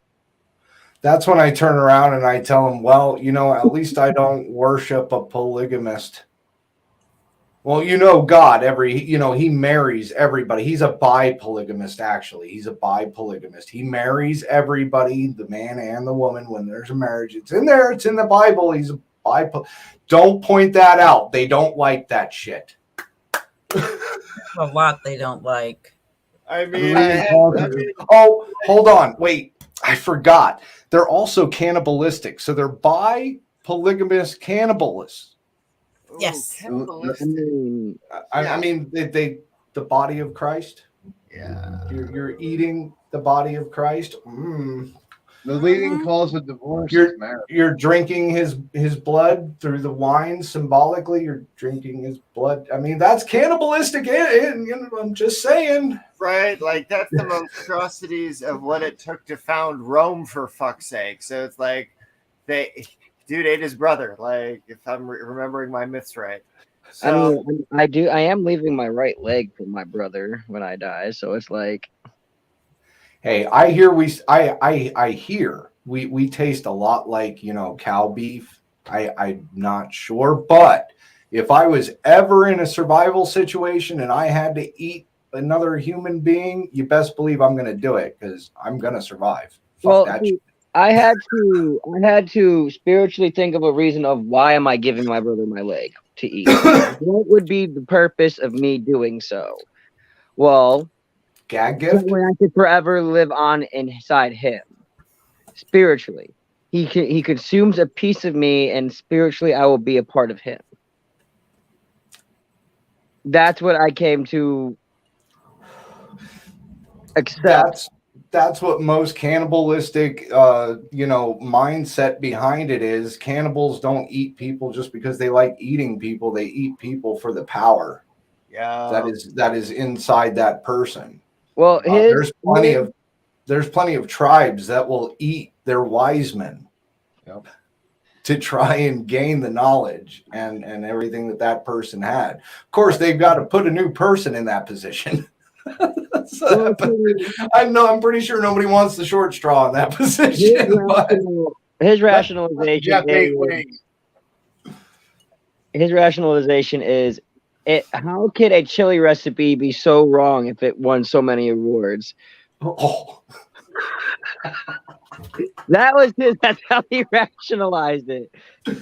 Hey, it puts lotion on its skin or it gets the hose again. I don't know what to tell you.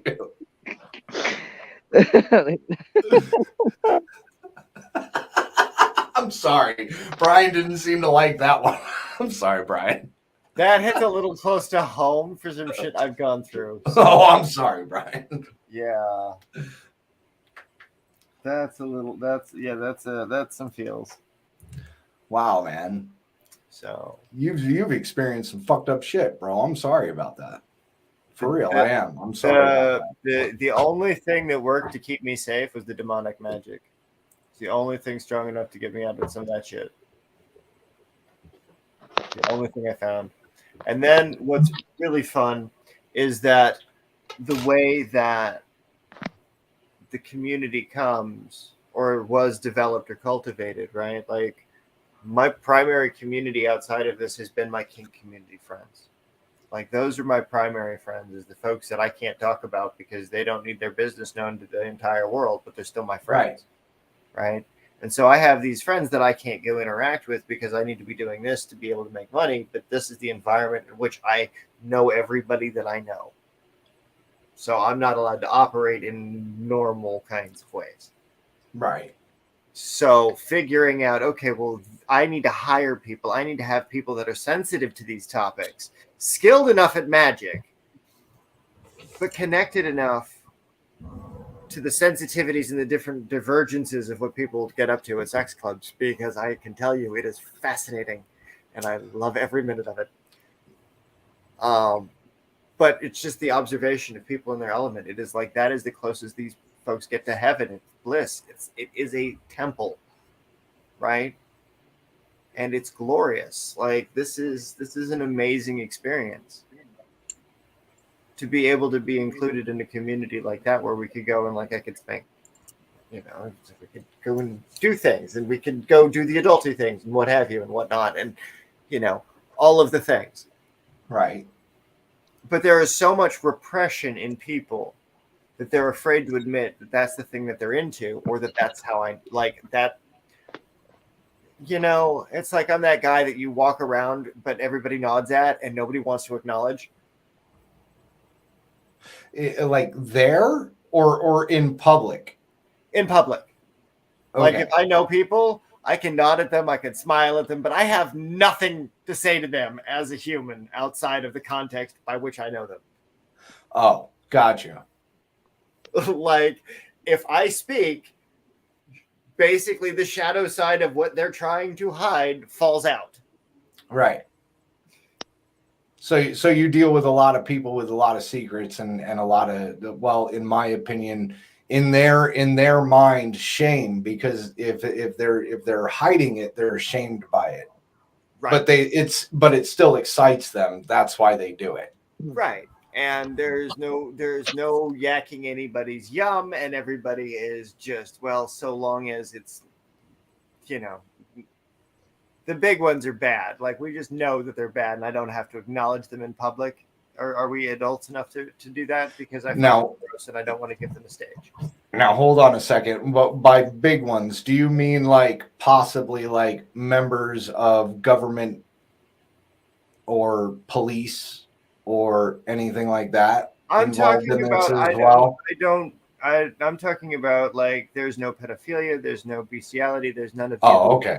People get up to, like you made me say it. Like ew. Well, no, I mean like I didn't know what you meant, because you meant like you said the term the big people. So like it's like, okay, so did you mean like high up people that you can't like you've got, you know what I'm saying, knowledge on? That's why I was trying to be as vague as possible with it. You know what I'm saying? Like not situated. Vague. Vague is good. Vague is good. The more vague, the better. Yay. Yeah. Sorcerers live in the shadows. So I don't want you to disappear, is what I'm saying. Like, if Right, you I've can't tried really talk very about hard. this, I would much rather you just zip the lip and we'll stop talking about it. Because, frankly, I know stories, and I recently had a hit put out on me by a town administrator, and I don't want the same thing happening to you, my friend.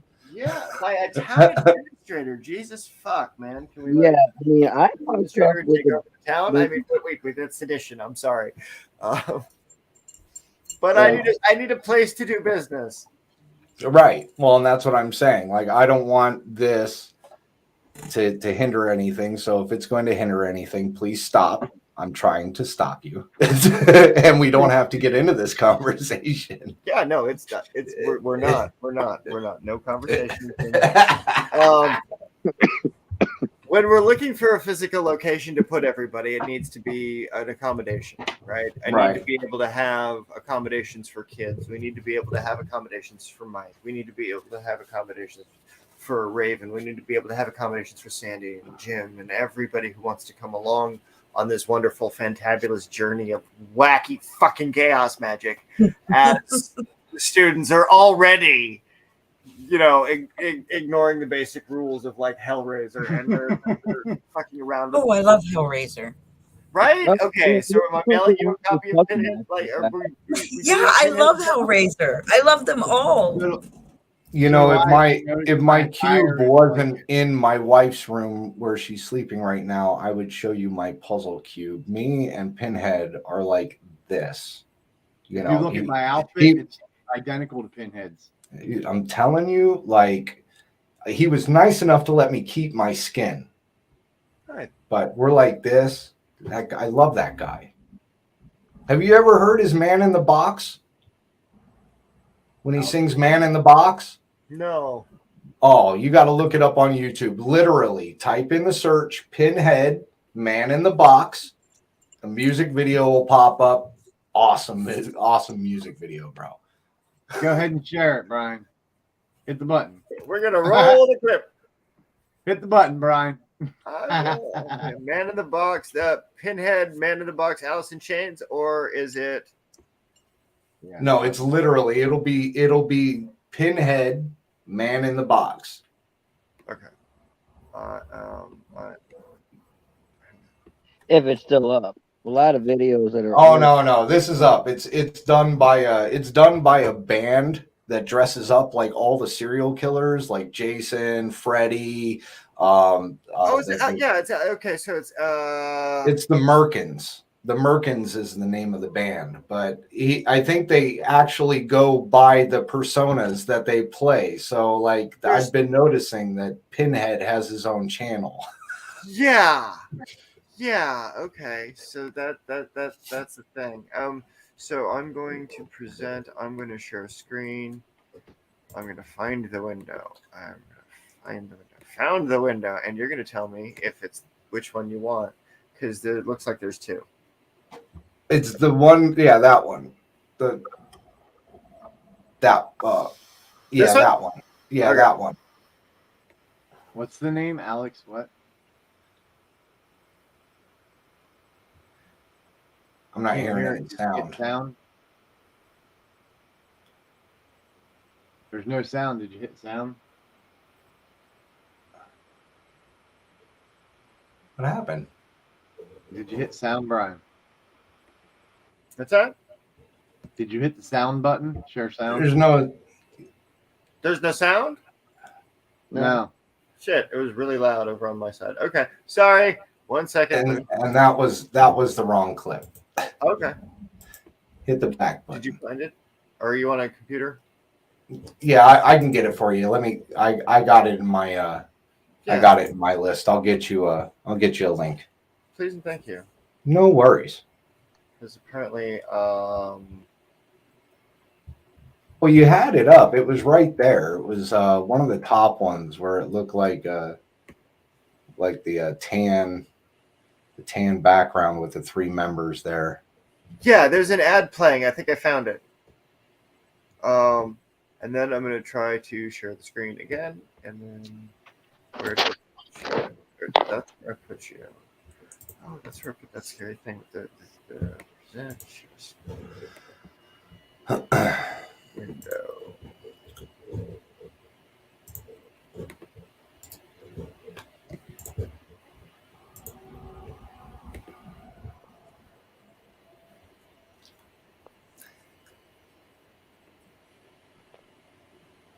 This one.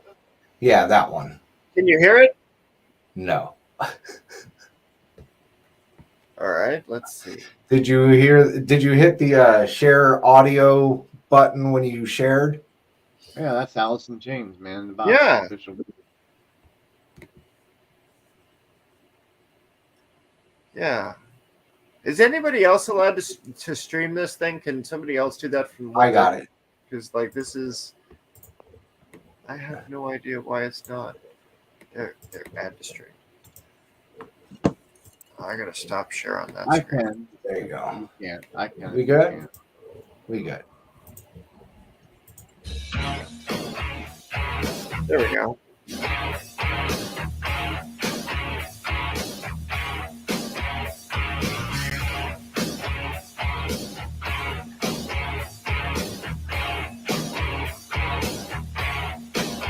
Love that box.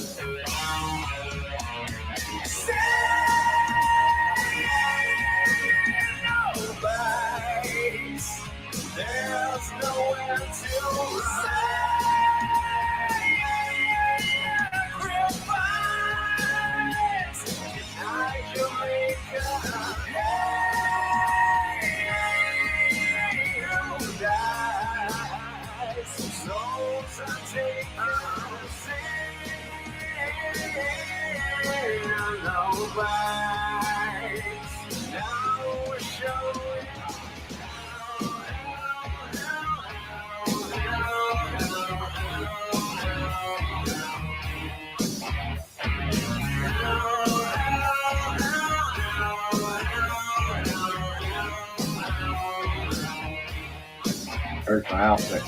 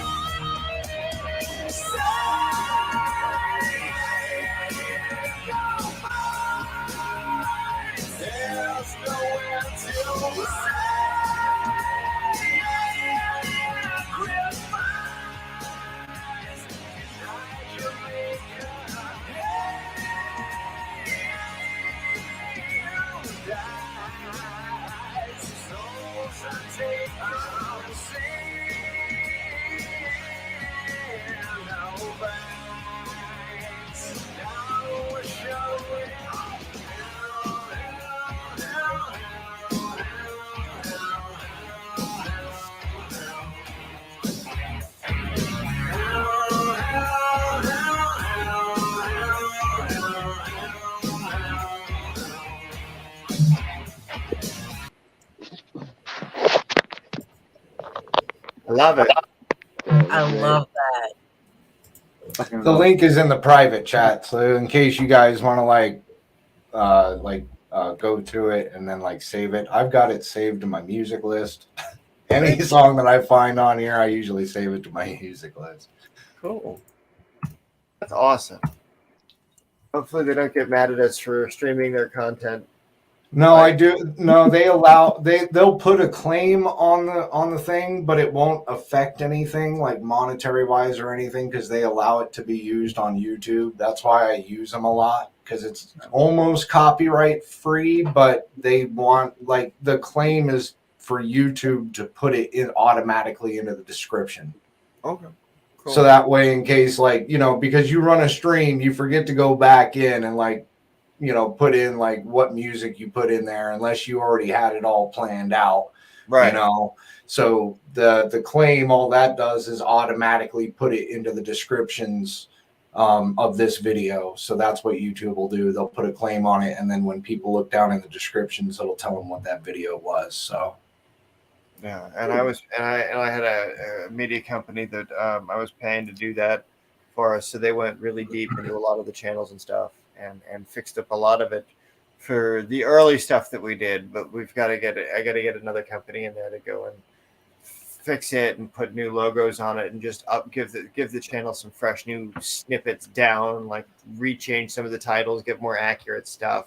Because I was like, well, what were we talking about? Well, it was just a general chat for the day, so it gets labeled as general chat because it's not like into the weeds of what we talked about. That shit's like 4 hours long and it's like posted as class time. It's like, this is the weeds of the introduction class. Like, go study those things. Like, get an idea. Like that. Yeah, but how would you like label the title for this though? Like to go back into it and retitle it and whatever, what would the title be for this? Because this has pretty much just been a general chat on magic and the different uses and abilities and the techniques of applying said magic. Right. And right. So it's late right now. It's labeled as follow-up conversations, community conversations, not a lesson. There you go.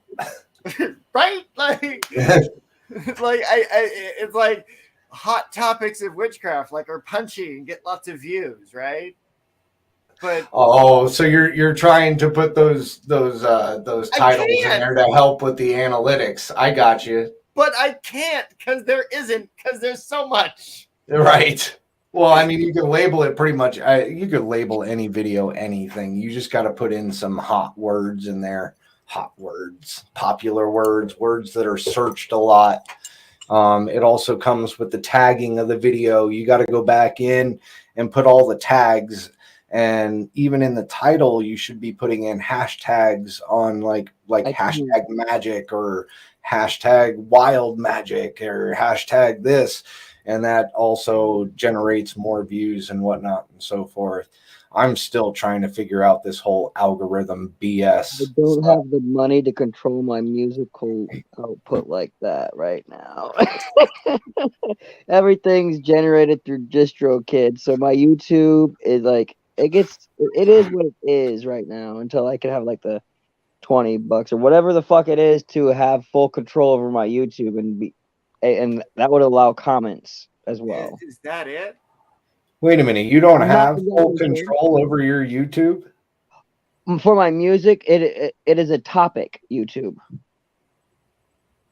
which means it is generated. You do know that you can create more channels. Yeah, I have a YouTube, but what I mean is for my music that gets put out via DistroKid. Okay.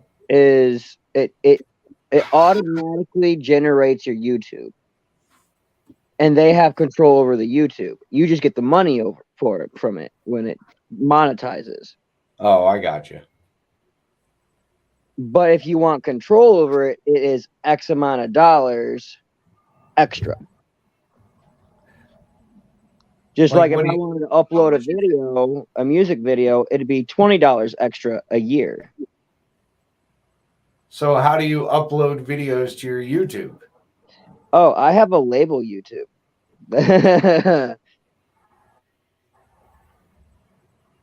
Well, that's what I'm saying. So you gotta upload your music, right? So what do you upload your music to? I upload my music to DistroKid. And then that gets uploaded to YouTube. It gets uploaded to YouTube, Spotify, Pandora, iTunes, Apple Music.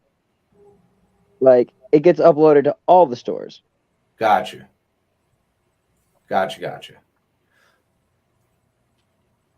But you can't upload it like straight over to your YouTube, right? Like you couldn't go over to the YouTube and hit upload video and then upload it and then put the title in.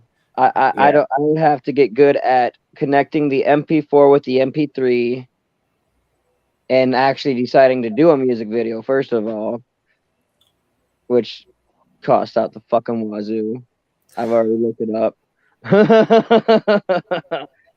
Use your own camera and use editors. I use InShot. InShot is free. I paid for the lifetime, and because that includes everything the editor has to include. It's not a like Power Director or anything like that. It's nothing major, but it gets my editing done. I can put different styles to it that I want to do it, and you could do it for free. I mean, the app really doesn't cost that much, and you get a lot of features for free. Great editing app.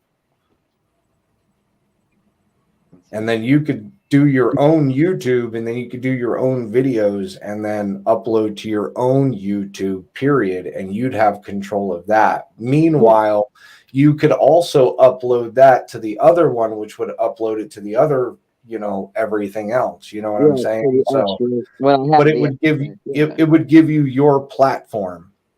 Well, I mean, I've almost earned $20 on my doing what I'm doing so far. Once I hit that 20, I'm thinking of taking that 20, taking it out, and then paying for that extra service.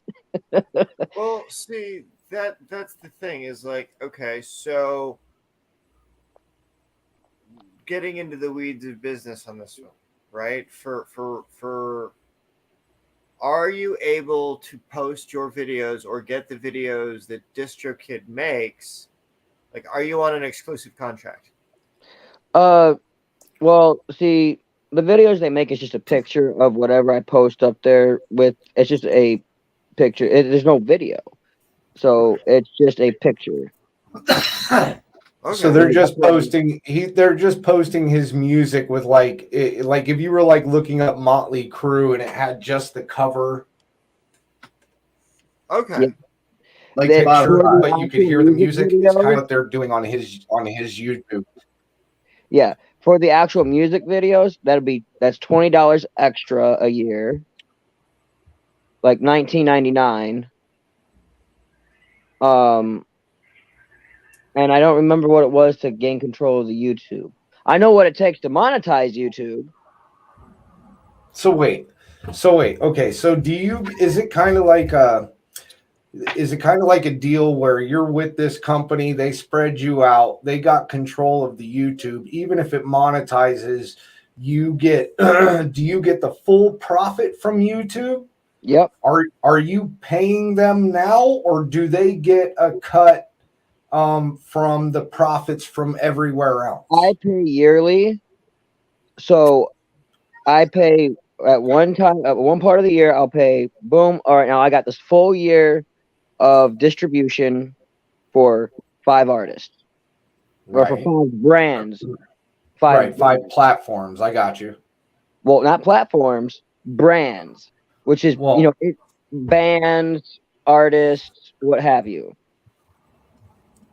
Now, what I do here is I will upload it to it and say, okay, here's the cover, here's the song title, here's the stores I want it uploaded to, and yes, I clicked this, yes, I did this, explicit, da-da-da-da. I go down the line. So you're just describing how the song is, what's in the song, and what how, because basically it's going to rate it by a age rating at that point in time. Yeah. What I'm trying to figure out is so you pay for this service, they put you on different platforms that could possibly monetize. right? Yeah, I mean, I've already, like I said, I made $17 thus far, just off streams, and since July. From which one? Because you said you're on like 5 different platforms: YouTube, like Apple Store, blah blah It blah. takes it all, and as a collective, it has an internal bank that okay, this person had this amount of streams from this place, this place, this place, this place. Like, it even allows you to download a data sheet of what store got this many streams, and it made X amount of microcents at this date. Well, I understand you're getting paid by the stream because you're getting paid by the view. It would be the same thing. It would be the same thing with YouTube. That's the whole point behind the clicks and views is, you know, the more subs, more views, more money. Yeah. You know, the issue with YouTube is you have to have X amount of streaming hours with X amount of subscriptions before you can monetize. Whereas I monetize Spotify right away. Everything else is monetized instantaneously besides YouTube. right? So I make money the moment somebody decides, oh, I'm going to click this link and listen to this guy. Gotcha. So it's kind of like a Rumble because I'm not on all those other platforms, but it's kind of like a Rumble. But that's not to say I don't get paid from YouTube, because I do get paid from YouTube. If my song pops up after another song and that person goes to it, that's considered a YouTube ad, and they click on me. So even though you're not monetized with YouTube, the company that you're going through is still paying you for those views? Because it was an ad. Because someone clicked on my stuff through an ad on YouTube. Because it was an ad, I get paid for it because it was my stuff that they clicked on.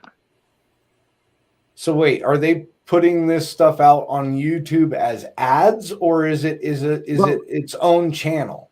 Yes.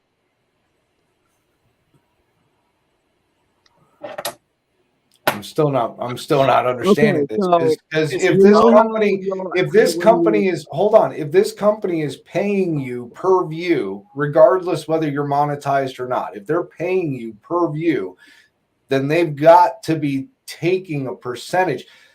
I understand you pay for the service, but you pay for a service that is supposed to be promoting you, in my understanding. It promotes you automatically. It puts you out onto these. It doesn't promote. It distributes. That's promoting. No, it's not. There's a difference between distribution and promotion. Two different companies. Okay, maybe in definition. Okay, yeah. I'm going to go with your definition. Distribution. Okay, yeah.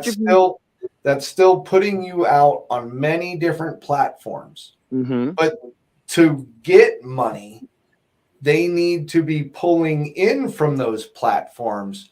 And if you're not monetized on YouTube, you shouldn't be getting paid from YouTube. It's more or less with YouTube puts it into the algorithm. All right. If YouTube puts my music in the algorithm and it pops up next on your auto play, that's considered an ad. You could choose to stop it from playing or continue on to the next song and let it play. Maybe that's the loophole, because they've gone from just thumbnails to, when you're scrolling through, you notice if you stop, they all autoplay some sort of clip on every video. So maybe that's the loophole on, instead of people clicking on it, people are still getting paid. Because if you sit there and you watch a video without clicking on it, do you notice that there's never any ads? Yeah. Because it is an ad. Because it is an ad. Maybe that's what it is. And I've just, he's helping me with figuring this shit out. See. So he's getting paid, even though people watched his shit. They stopped and they watched the video. And even though there's no ads in that video and he's not monetized, technically, they labeled it in the algorithm as an ad. So it's still pulling out money through the company as an ad. Now it's they paying have him that enough way. people that pay for those services. They don't need to take money out of what you earn, and that's what they pride themselves of. Is we don't take money from you. Yeah, we Right. may tax it upon you taking it out of our banking system because of who third party banking. See, that's where they get you. So even though you're paying for the service, see, this is where I was trying to get, because If there's you pay no your own company that banking, ain't doing this for a little bit of extra money. right? And for them to pay you off of YouTube and not be monetized, that's how they get away with it, because they're charging you a surcharge to clear out from their stuff. Yep. How It's much not is the much. It's surcharge? never much. It's like I think it's like it depends on how much you're trying to transfer. It's like any type of bank, you know. How What's much the are you trying to put? minimum percentage? So if you wanted to cash out $20, how much money are you getting out of there? I have no clue because I haven't made that yet. But they won't allow you to withdraw until you've at least made $1. Well, you made $1, right? You said you made like $17. Yeah, I've made 17. Yeah. See, I'm listening. I'm listening. But like I said, I figured if I, because we do want to get into the music video. Okay, well, it's 1/3 my company, so Well, I don't first mind of all, using the money I've earned off of the company to put back into the company in order to make the company better. well, and see, that's another thing. So you said it would be an extra $20 to gain control. So are they in upload control? music videos. Are they in control of the accounts that are distributed, or are you actually? Google automatically generates it. So it's automatically generated on YouTube. Well, right. So the company that you're paying services for, the distribution to the different platforms, those different platforms are not controlled by you. They're controlled by Google. They're Google's accounts. So just YouTube. Just YouTube. So you have control of all the other accounts. Like if you stopped paying these people for their services, would you have access to all of those accounts? No, it'll automatically shut them down. But I could also what they will do is allow me to download the music off of the site and be able to re-upload it later. If I pay, but you should already have all that on a flash drive. I already have all that. You're Shit, dealing so that with doesn't something matter. like that that's making you money. But the thing is that's why I was trying to get to it. So I'm trying to figure out what their reach is. So is there like a price that you can pay to gain control of all those? Because if you quit, control. It's like I can control it through the apps. Like say I have Spotify artists, right? For artists, which means I can go into my Spotify, check all my stats, check everything in that app and see how it's doing without having to go through the distribution company. Yeah, but okay, but if you stop paying them, you don't have access to those accounts anymore. Do they delete the accounts? So all of that work that you put out there, right? All that, like say, let's just take a YouTube channel. Sure. Let's just take a YouTube channel, right? Say their YouTube channel, you blew up overnight. You ended up with like, we'll say 1 million people, right? That subscribe to that channel, but you don't have access to that channel. And you get out of that company and they shut down that YouTube, that took away that YouTube channel and those 1 million subscribers. I think the channels stay. They just become you don't get no generative properties from it. It's just there. I'm not sure. I haven't done that. I haven't looked into that aspect yet. See, you need to look into that aspect, especially when it comes to music and stuff like that and your own work, because when it comes to your own work, you are the one that needs to protect it. If you're putting your faith into a company that's distributing your work, that's great, but you have to have the rights to your work. Right. And make sure that all that stuff is yours. They create a YouTube channel. That is your YouTube channel, not their YouTube channel. Yeah, exactly. And that's what they state that in their stuff. It's just because it's done through the YouTube is generated through third party. They just tell you this much, and we'll get you the information. We'll get you the shit. Well, I understand that, man. But if you decide to stop paying for their stuff and go out on your own, and you want to keep that YouTube, which is why I have the That's why I built the labels YouTube first. I didn't just say, okay, I'm not going to do anything until I have distribution. I said, well, here's what we're going to use until we can get better. Well, I understand that, but like I said, that's why I was asking if you stop using that company and they block you off from that channel, you don't. I would have to look for another company to get on things like Spotify, Deezer, and all the other apps. But I could still run my labels YouTube. Yes. So it's not. I have a backup plan in case shit goes south. It's just not much until it's one channel of way people can get to the music instead of having it on where I need it, which is Spotify pays more than YouTube per stream. A lot of these other streaming platforms pay more micro percentages than others. So does Rumble. But you know what I'm saying? So does Rumble, but I'm still here on YouTube. But I've also got a Rumble. That's when you yourself need to start diversifying and creating those accounts.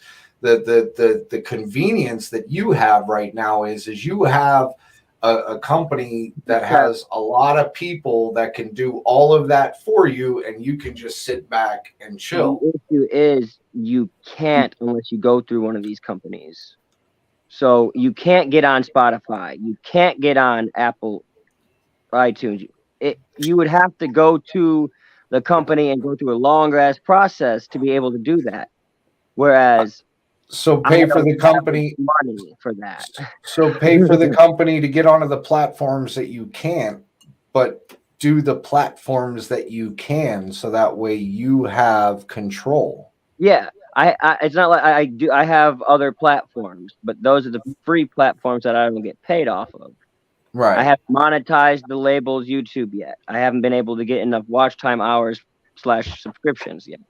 So, I wanted to make sure that my promise of you will get paid if you do work underneath me, I wanted to make sure that came to fruition in any way I could. And you put music out underneath me, I put it up on through the distribution company. Boom. Now it's up to us and you to promote and get you that money. If you're not, I don't put in the work if I see you stop putting in the work. I stop sharing your stuff if I don't see you sharing your stuff.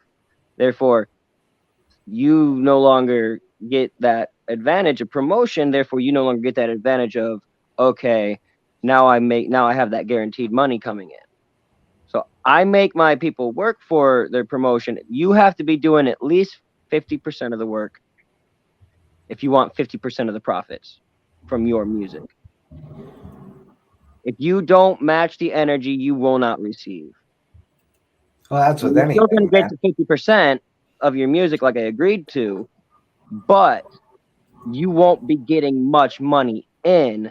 Then you will become a liability. You become a liability. It's a cutthroat industry where if you become to the point where now I'm losing money on you, you will be cut off. Yeah, but you're paying these people. Oh yeah. Right. You got to lose. You have to lose money to make money in this type of game. No, there's got to be a way that we can get this sorted out, because I have seen this multi-level marketing shit a lot, and it pisses me off in the entrepreneurial community because there's good people out there that get taken advantage of these fucking companies, and they're parasites. A lot of people don't like DistroKid, but I haven't had an issue yet. When I do have an issue, there are other companies I can go to that do the same stuff. Well, first of all, they shouldn't be bitching about promoting you if you're paying them. Doesn't matter Doesn't matter how much money they shouldn't be losing money because they are putting your stuff on a channel. That's it. Like yes, that's all they do. That's all they do. I mean, unless they're like calculating, unless they're calculating labor. So like they got to pay a person to work on your stuff, put titles, put thumbnails, put descriptions, put this, put that. I understand that. Yep. Okay, that's probably an hour of somebody's time. They're probably paying that guy $20 an hour. Now, if they don't get any views in return on that video, of course, they're not making any fucking profit because that's also going through them because obviously they're getting paid for ads. They don't. Yeah, they probably get paid for ads, but they really don't have. They don't. Like I said, they don't promote. They don't do any of that. They just are a channel to put your stuff up and out. It's up to you or a promotion company to promote it and get the money made. That's what marketing is for. Marketing is in charge of all that. So if you have a crap marketing department, then you aren't making anything. Marketing goes with advertisement. Advertisement is promotion. No, they're separate. Huh? Go ahead, Brian. They're usually divided up separately. Like with all the shit for trying to get the academy up and out and going, I don't have the longevity of like the Divine Sorcerer with his channel for 10 years. I don't have that with this stuff because I've been fringy and underground. Like these are the things that you guys are established leaders of these YouTube communities where you've got these followings of robust individuals who are paying attention to the modern pulse of what's going on, right? Right. And so as you're doing these things, your insights into the business models and these current situations are very much appreciated, I think. At least as far as just the depth of what's being done right now, because this shit is insane. Well, I don't think that he should be hearing from these people that if he's not retaining enough views that they're going to drop him when he's paying for their service. No. That's not what I said. That's what I said. Okay, maybe because look, they can't generate views. They do not promote. They only distribute. Okay, what was the story about the guy telling you, you don't produce for him? If you do not produce the numbers, whereas I'm losing money over you not promoting yourself, then I'm gonna cut my losses. But see, right there, that's stop. Right there is where you said promotion. Yeah, they are promoting you. No. I'm talking about individual artists. Yeah. So are you talking about yourself? Like, are you saying that you said this to them? Or did they say, okay, see, that's, I thought that they said that to you. No, this is me to my artists. If you, and the other two agree, if you do not do what you need to do to help us make money and you make money, if we're doing our part and you aren't doing your part of the promotion, because like I said, DistroKid is a distribution company. They do not promote. Therefore, what little hype you make off of the beginning of you going into the algorithm, you must maintain yourself. At one point, I had 300 people streaming my stuff in a month. That was because I sat there and did the legwork and was sitting there posting it in groups, sending it through Messenger. I had to do the legwork. Right. So if I'm the only one doing the legwork and my artists are not matching that energy and their profits are reflecting such, then. So are you managing other artists? Oh yeah. Well, not managing, but I do have other artists under my. I don't know the full background here because you got to understand. I'm new to you guys here, so we might be going off of like miscommunication on because you said your music, so I figured it was Like you did it. You know what I'm saying? It's my You're company, trying to push out your music.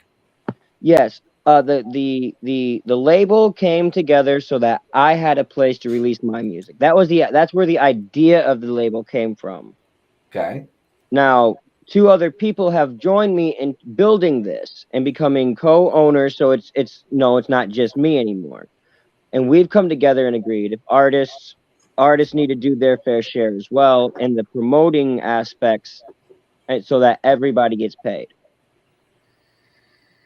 Yes, I am an artist under my own label, but as such, what percentage the company makes goes to the company. I don't see that. So I only get 50% of my music, just like every other artist. I made sure that I'm following the same rules I'm expecting everybody else to. I'm not getting paid. Oh, yeah, I may be getting paid extra because I'm one of the owners, but that is through what all artists collaboratively. I don't get to keep 100% of my profits. I refuse to. If I expect it of somebody else, why would I not expect it of myself? Okay, so all right. So you own the company, but you only take 50% of the profit. So where does the other 50% of the profit go? If it's your profit, if it's your profit, not the company's profit, let's say this is your paycheck, because I'm trying to understand, because a company and paying different people, I understand a budget. Okay. If this is like the whole pot coming in and you get 50%, the other two get 25%. Okay. No. Okay. So how it is with labels, you only get a percentage of your royalties. What label? Mine. You own the label. I am 1/3 owner. Yes. Okay. So 3 people own this label. Yes. Right. So your paycheck out of this label, who is the label? Who is taking 50% of your money? What is it? Is it business expenses going back into the label? Okay. See, that's what I'm trying to figure out. Because a label's job is to make the merchandise. It's to sell the merchandise. The music portion is technically free. If you look at it as the music is free to sell the merch, and that's how you will, and from there, that's how I've been able to, okay, that's how, I'm doing so well. I feel is I see it as this is what I give to the community. The music I post on these sites, that is the community. That's what I give to the community. Now, if the community responds to that music, in turn, they will buy the album, the CD, they will buy the T-shirt, the hat, what have you. What that is the point of the music. Right. The artist is the promotion itself. The objects are what makes the actual money. The streams, everything else, that's the royalties from that. You also get royalties from commission from selling things that with your face on it. You get it becomes more than just the music that you're getting, percentage on. Physical sales, you get 50% on your physical sales. You get a certain amount of percent, depending on how much money I put in, depends on how much money you will make off of it. If you're sitting there saying, here, I'm willing to match you, here's what I'm willing to put on the table, boom, okay, now it's 50-50. For the CDs, the reason why it's 50-50 is because it's you who made the music that I am selling on this physical thing. You have that if it weren't for that part, I would have nothing on the CD worth selling. So I take that, and if logically speaking, if the music didn't exist, the CD wouldn't be printed. So are you in a contract with these other 2 musicians as far as like the contract states that they're only going to get 50% of their royalties and the other 50% are going to go back into the label as an owner? Or do you not have a contract with these other 2 and this is all verbal? Right, for right now, it's verbal because we haven't gone through the LLC yet, which is what Everything the you money I'm need. building up is going towards. I understand that. First thing you need to do is you need to come up with a written agreement between all three of you, and it needs to be signed. Not a formal contract, but at least a written agreement on how this company is going to be run. I mean, basics as far as like how they're going to get paid, where payments are going to, what that money is going to be going for, as far as going towards the label that they own. You know what I'm saying? Because if you don't do that, they can turn around quick on you and they can take ownership from you. All it takes is a word. You know what I'm saying, man? I'm just trying to look out for you business wise, because business wise, you should have a written Which is why, agreement. you know, the people I chose to do this with are people I've worked with over a certain amount of time. You know what I mean? It's not just like I pick eeny, meeny, miny, mo. Now you're gonna do this, and no, we've sat here through years of working with each other as a collective. A collective. No, what's in music? It's called a building a We'll just go with collective. No, not a brand. Just a collaboration. Pretty much, it's basically one giant collaboration of artists working together to build each other up. And then from there, no, movement. It's a movement. There we go. We are at so far. Wicked Wolf Records is considered a movement, a collaboration of a bunch of artists working towards the same goal. To get paid. Hey, let me give you an example here, and this is all business related, YouTube channels related. Divine Sorcerer can even tell you about this and attest to this. I used to collaborate with a lot of people on here, and you know, and I mean, for years, I thought that they had my back. You know what I'm saying? Like, we were cool, everything like that. And then within a blink of a fucking eye, they tried taking out my channel. Well, yep.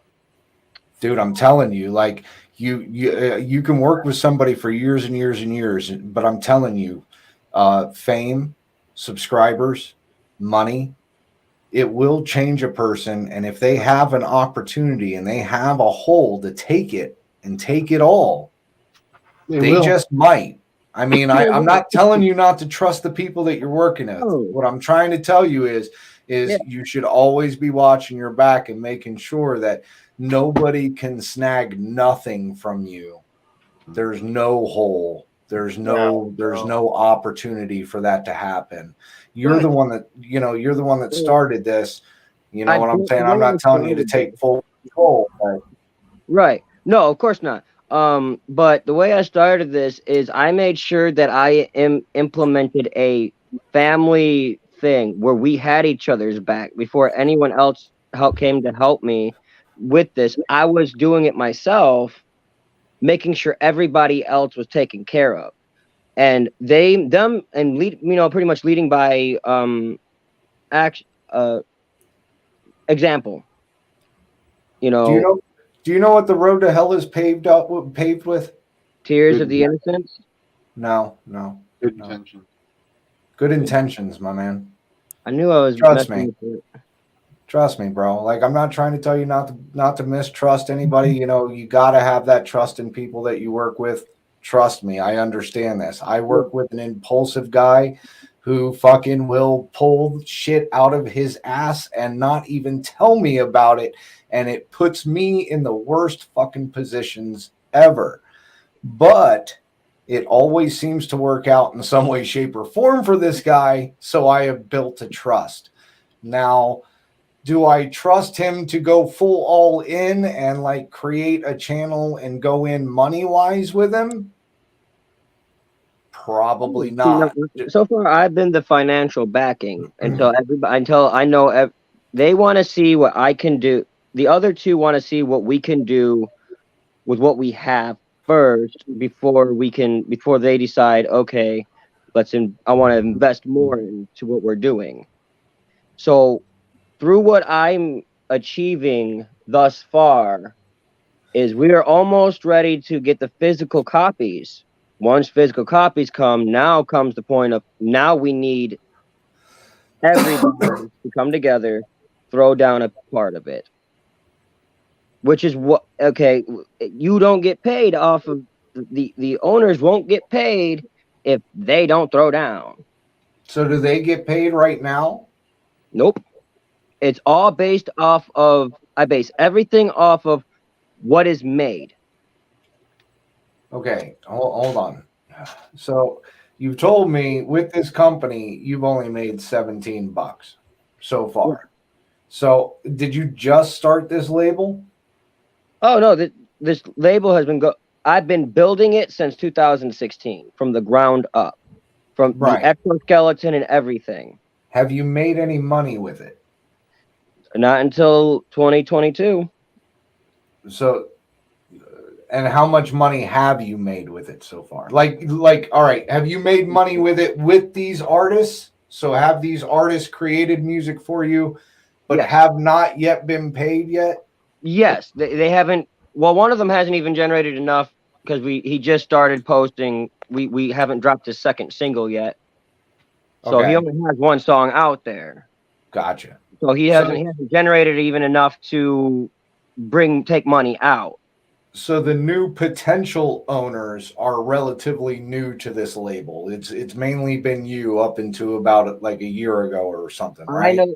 Well, it's not that they don't know the ins and outs of the business aspects. It's just I've been the one doing the business aspects for the label. They've had, if it's a big enough thing, I'll take it to the three of us, and we'll be like, okay, we'll discuss, and then I implement.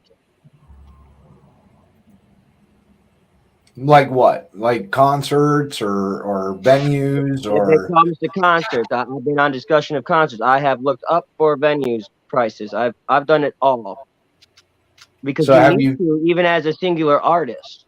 Well, right. Have you guys gone and done anything? Like, have you guys Not hit? yet.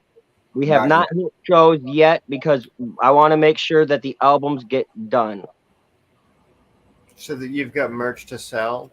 Yes, so that or I'm not, because a lot of labels aren't gonna fuck with you, and a lot of if you come to a show and perform and you ain't got nothing to sell, how are these people supposed to remember you? That's the point of having a label. Now, with the label, you're supposed to get an agent to help you out with those things to get you, the people that know people. Right. You know what I'm saying? Well, I wish I had an agent, but that's money I don't have.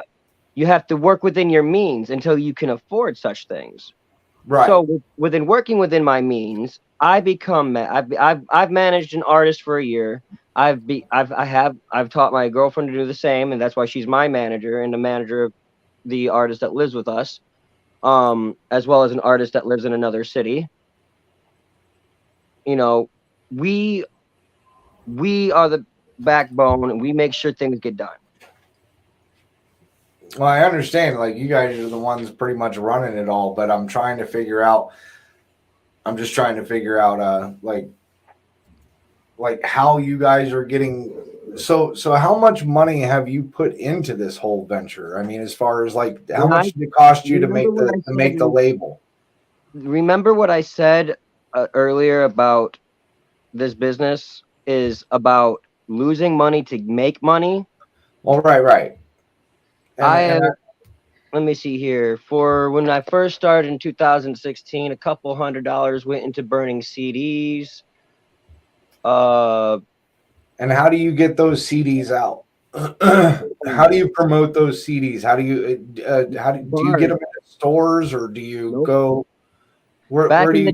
In 2016, when I first started, I didn't have that knowledge of how to do that. So I did what I normally would do: go to the bar. Were you just handing them out, or were you trying to sell them? These because it was a demo, I was not selling them because they weren't, I didn't buy the beat that we rapped on, but because they were free beats, we could use them as demos. So you had to give them out for free. We had to give them out for free. Now were you promoting, like, were you handing out the CDs and like in promotion for like a concert or something? Just to get just handing out the CDs? Just to get heard. Yep. That is the first step, is to work through your local area to try and get heard. Well, one of the steps, especially in music, I mean, you definitely need, like, exposure. That's why when I go to my people and say, hey, when I have stuff for you to hand out, I expect you to get handed out, and you will be paid for you doing so. Even if it has to come out of my own paycheck, you will get paid. I will make sure our name, my brand, my dream is realized one way or another. Whether or not they help me or not does not matter. I have me. Right. I got you. So how much music do you have out there right now? Like, what's your highest viewed, Over song? 3,000 streams on Spotify, and that would be Soul's Pit. What kind of music? I do horrorcore. So kind of like I'm trying to. I don't think I've ever heard that classification for music. So is it kind of like death metal? Have you ever heard of Insane Clown Posse? Yeah. That style. Oh, okay. I got you. A storytelling, murderous lyrics. Gotcha. I enjoy the darker things in life. I hear you. Yeah, I was just trying to figure out what kind of bass that you'd be looking for. You know what I'm saying? Like how you could promote it, stuff and like that. Most of my stuff is generally targeted towards the Juggalo community, such as people who do follow ICP, Twisted, all these other big Juggalo names that were big in the 80s, 90s, and today. Because I sound similar enough, as well as these other darker style rappers, I can promote to the same people that listen to those people, because I paid attention throughout the times where I wasn't able to record, I wasn't able to put out music, that I didn't have my ducks in a row. I still paid attention to where everybody else was at, where they were going, and how they were doing it.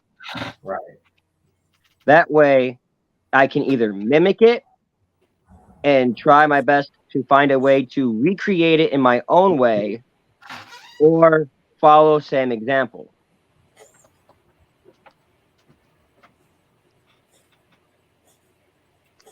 I got you. Right now, by doing so, I've gotten me and another artist on the radio. I have, even if it is a local radio, it's still a radio. People are still hearing it. There's still what we share, it might not have hundreds of views, but there's a lot of views in a bunch of places. Right. That's what and that's what I'm trying to figure out, because you go from the highest to the lowest, so you know what platform to really like target. You know what I'm saying? So if he could really target that Spotify, you know what I'm saying, he could really expand a little bit more. Target is Spotify, Amazon, and your Apple. Those are the three bigger payouts. Notice how I don't mention YouTube, because YouTube isn't a big payout per stream. Plus, you have to monetize it prior.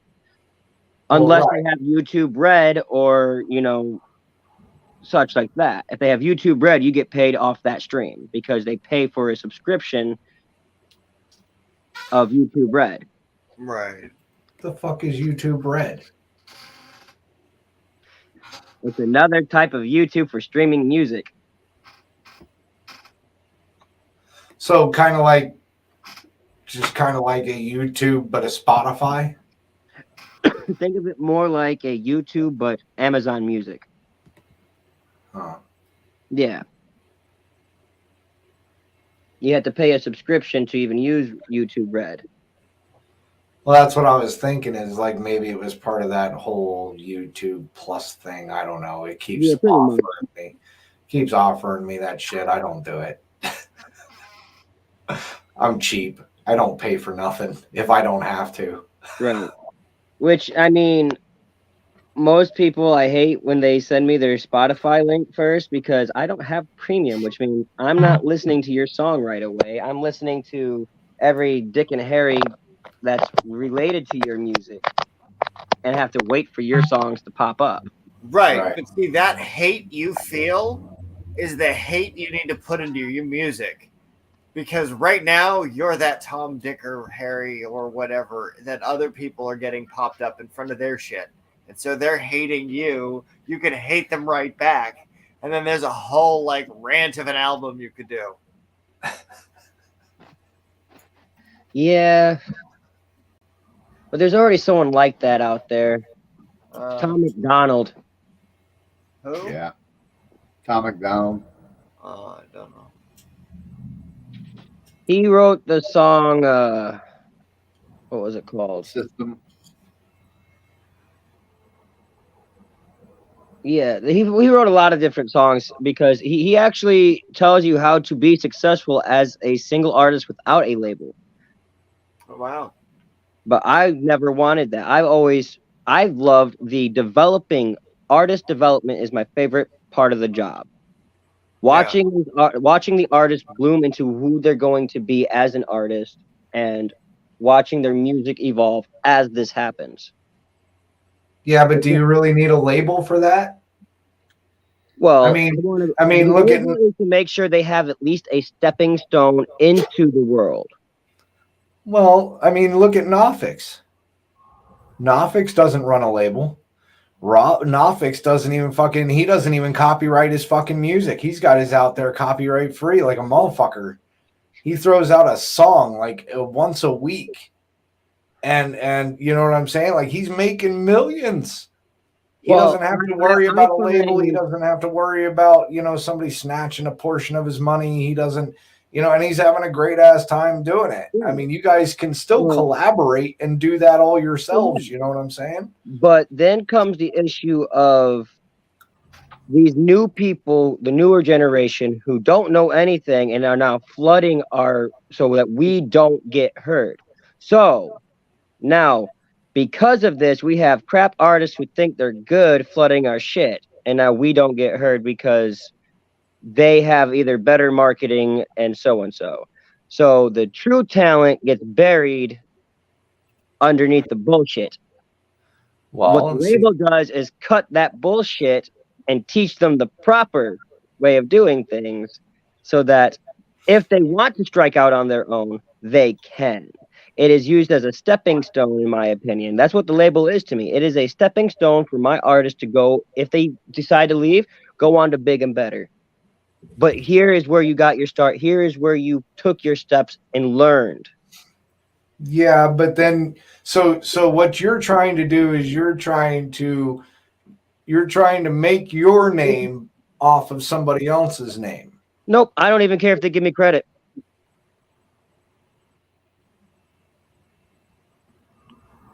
I don't even put my name as a feature if I do say help someone with a hook.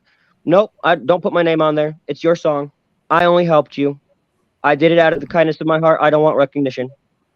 Well, that's the point of having a label, is the recognition. Not for me. It's like to get recognized. Like you build a label. It is to that way you can. It is to get them recognized. I don't give a fuck about whether I get recognized. Most times people don't worry about the label. They care about the artist and what the artist is doing.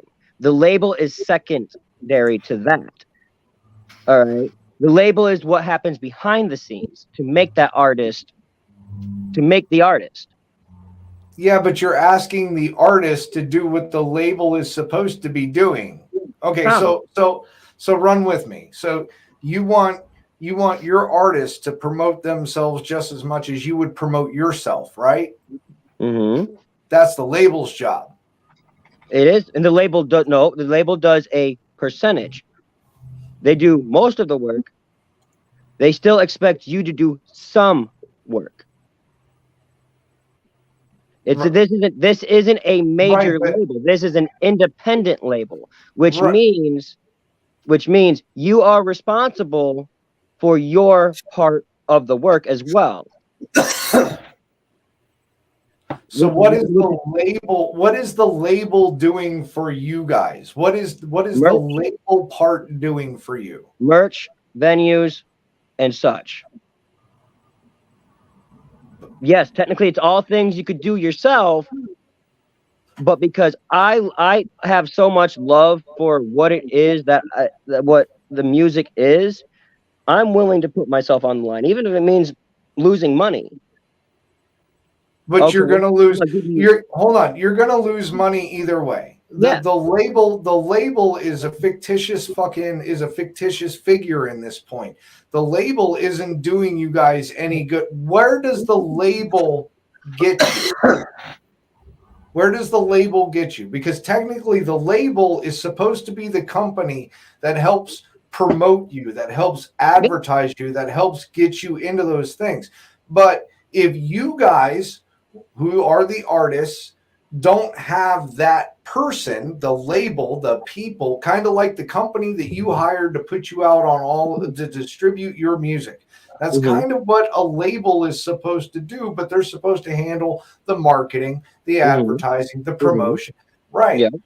But you and your artists are already doing that. So does the label my question here is, have you gone through independent artists who are on independent labels sites? If you go to their Facebook page, what are they doing? They're sharing, they're promoting their stuff because they are independent under a label. But what that means is there is a certain part where the label stops and where you need to begin. So what does the label do for you right now? Does it give you any extra power? Does it put you into a venue? Does it like what does that label do for you? That is the plan. The label does is they make the physical merch. They make it so that they can make money off you and you can make money off them. It's a mutual balance. It's a mutual scale. If you aren't doing your part to get yourself recognized as well as we are, because we are an independent label, then you're not going to get as far as you want. You have to, it's like magic. You have to put in the footwork. If you're not putting in the footwork, you're not going to get the results you want. No, I'm understanding that. Well, I'm just trying to figure out like how the label benefits you guys, because technically from what it sounds like, you guys are doing the job of the, like, I understand it's your label, right? But your artists can't be owners. No. If you're managing them, but you said you're 1/3 owner. So who are the other two owners? The other two owners are also artists. This is artist ran. So there's 3 artists that when we came together, when we first started this, that we're like, okay, well, now we need to develop an exoskeleton. Now, what do we need? This, and this. Well, who is willing to step up to these positions? How many artists are underneath this label? Besides the owners. So it's you and it's 2 other artists that are obviously working on this label, have music through this label. Who else is underneath you?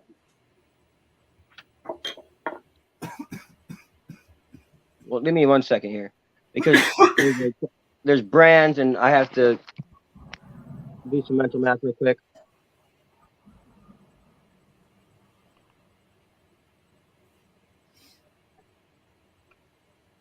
So there is one group I am a part of, but has 2 other people who are technically not business related too much. One of them was given, to help with us up here for the business, given more business responsibilities, but isn't necessarily an owner. He just helps with the, because he has business ideas as well that could help benefit us. So we're working with it. Is there anybody above you that's handling anything else? Nope.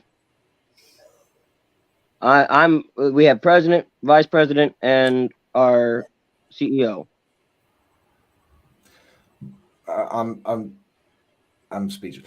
Brian, am I missing something here? I mean, are you on the same page as me with like being a little confused here on how this is working? The thing is like they're assigning roles based on an entrepreneurial journey that's trying to mimic an established corporate structure where one person can fill one role instead of the cornucopia of bullshit that we have to contend with as entrepreneurs. Right. And listening to him speak is like, well, a lot of what he's doing is similar to what I'm currently using. I tested my models in the small form with a few emails, let them send it out and build my shit that way, right? Didn't care who ran that. I still get money every month as a result. And I picked up an hourly job to get out of the house, right? They needed help at the shop. I'm good at doing what I do. I enjoy it with my customers. So I'm back working an hourly job, right? Interacting with people and learning the nuance of people and all the lies that people tell about themselves, right? So I look at business in an entirely different way than this project that Alex is working on. Gotcha. You know, but I see similarities to the academy structure because there is so much of my work available for free, right? It is the merchandise that makes everything go. It's the creation of that merchandise, right? These videos are free to the public. We're not making money on them. If we did make money on them, great. If they can sit through 4 hours today is the 4-hour one. Earlier, it was a 3-hour one, right? And it's like, this is the history of how the school was formed and is beginning its interaction with a public-facing business, right?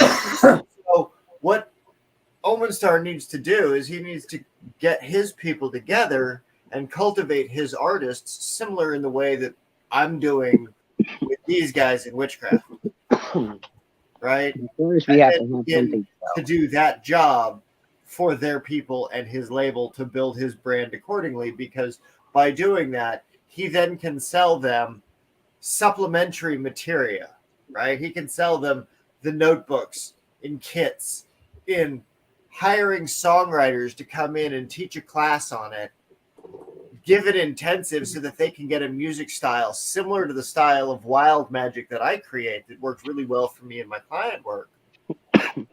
They could do the same thing in their industry. Right. The independent industry is very chaotic. It is very cutthroat and it is very difficult.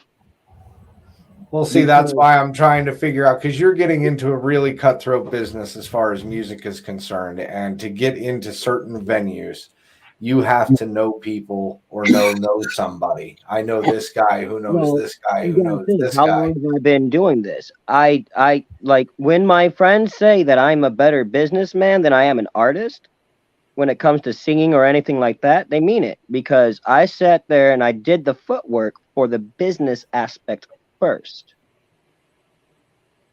I built the connections. I built the network. I made sure I knew who was who and who was doing what. But how much work have you gotten out as far as like physical work, like full labels, like full albums? I mean, like that's how many what we're working on now. We're that like I wanted to make sure we had the network. Boom, we have the network. Okay, now we have some singles out. So boom, now we have people paying attention to us. Next comes the merch. Boom. Now we go perform. We have the merch. We have our merch table ready to be set up. Boom. We go to a venue. We either pay to get into a show, or we go to one of the free promoting shows that promotes local artists. Either or will work. But why aren't you guys doing that now, even without merch? Because that's going to spread you even further. And then when the album comes out is when you're going to have merch and whatnot and so forth and get into bigger venues. You want to, look, if I'm going to pay $300 to get into a place and have to sell tickets, I want to make more than what I'm spending on that more than that $300. Therefore, I'm going to want a merch table that has items that these people can take as memorabilia so that I'm not forgotten the next day when they wake up. Okay, see, this is where I'm getting confused. All right, because let me give you some background on me. I've had some friends in the music business for quite some time, and when they were first getting their start, they didn't have to pay for venues. They got paid for venues. So basically, what they did is they promoted themselves as an act, like on Saturday nights at a bar or something like that. Right? You got to go to your key crowd, right, wherever that may be. And you get paid for the night. You see what I'm saying? So those are called gigs. Yes. Right. Gigs, yeah. But first thing, I'm not going to go to a gig unless I'm going to make more money than what they're offering. Which is by doing so, you do so by having a product that they will want to buy because of your music. How much of a following do you have right now? Could you fill a venue? Like what kind of venue could you fill right now? The only way I'd be able to fill a venue is if I had some bigger named artists, which I could get a hold of. And, if I'm willing to pay said artists to mainline that venue. Now, so you're looking to go big time right out the gate and go into the big venues instead of working yourself up through the small venues. I'm going to go to this. Okay. I will go to the small venues, but I want to make sure that, because there are other labels that do these small venue shows, I want them to see me in the same light that they see themselves. Okay. I've had other label owners I have on my Facebook. They say stuff like, if you're not having merch at you when you go to a show, we will not even look in your direction. So you have to be able to match the energy in the room. If you're not matching the energy in the room, you're just another local artist. You have to stick out. But merch doesn't make you stick out. That's when I go to a venue and anything, right? To go see an independent up and coming band like the dive bars and shit, even if they have merch, I don't touch their merch table. Even if I like their music, I don't touch their merch table. Well, that's the thing. That's the demographic where you're at. Well, the demographic I aim for is such as where are the juggalos in my state gathering? Where did they go? Where is my type of music being played where I know that for a fact these people will buy something? I'm not going to do something unless I know I'm going to make money off of it. I'm not saying that people didn't buy merch off of the people. What I'm saying is you're going to have that population that doesn't give a shit about merch. And it's a good portion of the population, especially the population that ain't got money. I'd rather have it and not have people buy it than have it and wanting people to buy it and not having it. So are you wanting the merch to give it out for free? Nope. No. You want money off that merch. Yep. Right? So you would expect in this day and age, people have to usually charge $20 for a custom made shirt, let's say. Right? 15 for a t-shirt. 15, $20, right? Yeah. Now, how much money do you think you're going to get going into a dive bar, not really known, not really having a following? How much merch do you expect to sell?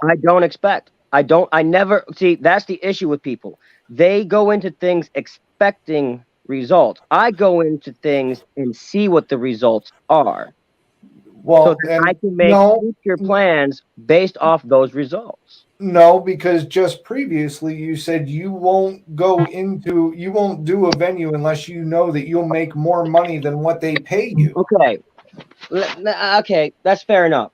Let me rephrase that and say this. Okay. Without the potential of making more money. If I don't have that variable potential where I could possibly make more money than what I'm being paid, then what is the point? I want them to see that I have my ducks in a row. You don't, even if it's just the necklaces, the pendants that I get made. even if it's just that, it is something for them to remember who I am. It is something that will stick. Well, this guy played this day and I got this. Even if it's a $10 charm. So you know what you do if well, see, you can't always depend on jewelry. You know what I'm saying, or something like that. Like, but because it's hip hop. Who don't like bling? Hip hop is based off of, who do you rep? Who do you recognize?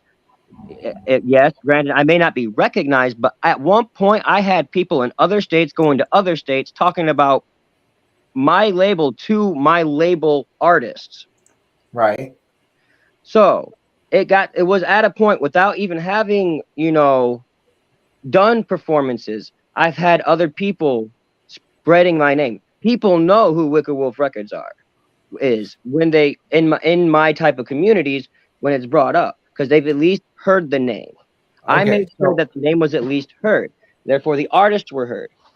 So if you had an opportunity to have you and your two artists go up on stage for $150, right? We'll say, a show, $150 they'll pay you. You won't do that show if you don't think that you'll pull that money out of merch. If I don't have the merch, I'm not doing a show. No. You're not doing a show. So you'd much rather. If they want to do a show, by all means, I'll make sure they get to that show. That's okay. So how are you guys making money for merch? Right now, we're not, because we don't have no merch to sell. That's why I haven't done performances. I'm not going to put myself out there if there's nothing to be gained from it. Okay, so here's what I'm trying to clarify to you, man, because I'm trying to understand this. How do you pay for something without getting income for that something? Like, how are you raising the money for your merch to go out and do your shows? Do you think this is the only thing I do? No, I work. I do work to an hourly job. I make sure I find the money one way or another, whether it's donating plasma, whether it's I find a way to get the money. Do the other artists pitch in for marketing? So do they take their paychecks from their jobs and pitch it into the label so that way it can go towards I have merch? had artists do so, yes. Okay. It's an independent label. So yeah, if they want to get, hey, we need this. Oh, okay, well, we don't have the money for this. Are you willing to help? We can pay for part of it, but if you're willing to throw down, we can get it done. How much merch have you made? Like, other than like the single CDs and stuff like that? Like, how much I had a single run of I think it was 80 charms, and the first run I did was to see who would be interested. Right. Because to see how the merch did, I handed it out for free because it didn't cost me much.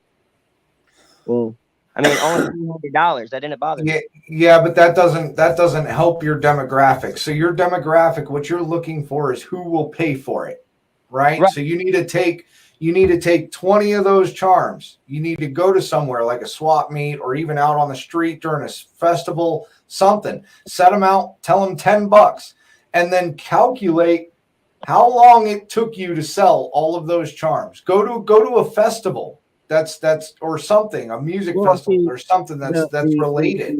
I see where you're coming from with that, but the reason why I did it this way, I have my reasons. It's to see, was the design well enough that people wanted it? Now, anybody, I'll take anything for free. You'll give me bling for free. You give me bling for free, I'll take it. But do you see me wearing any? It's not like I just sat there going, hey, here, have this. Hey, here, have this. No, I sat there and I wore mine, and I had pockets full of them. So when people was like, dude, that's fucking awesome. Where can I get one? Oh, well, I just so happen to. Here you go. Free one here for you. Exactly. I got one right here. Now, from there, I got their attention.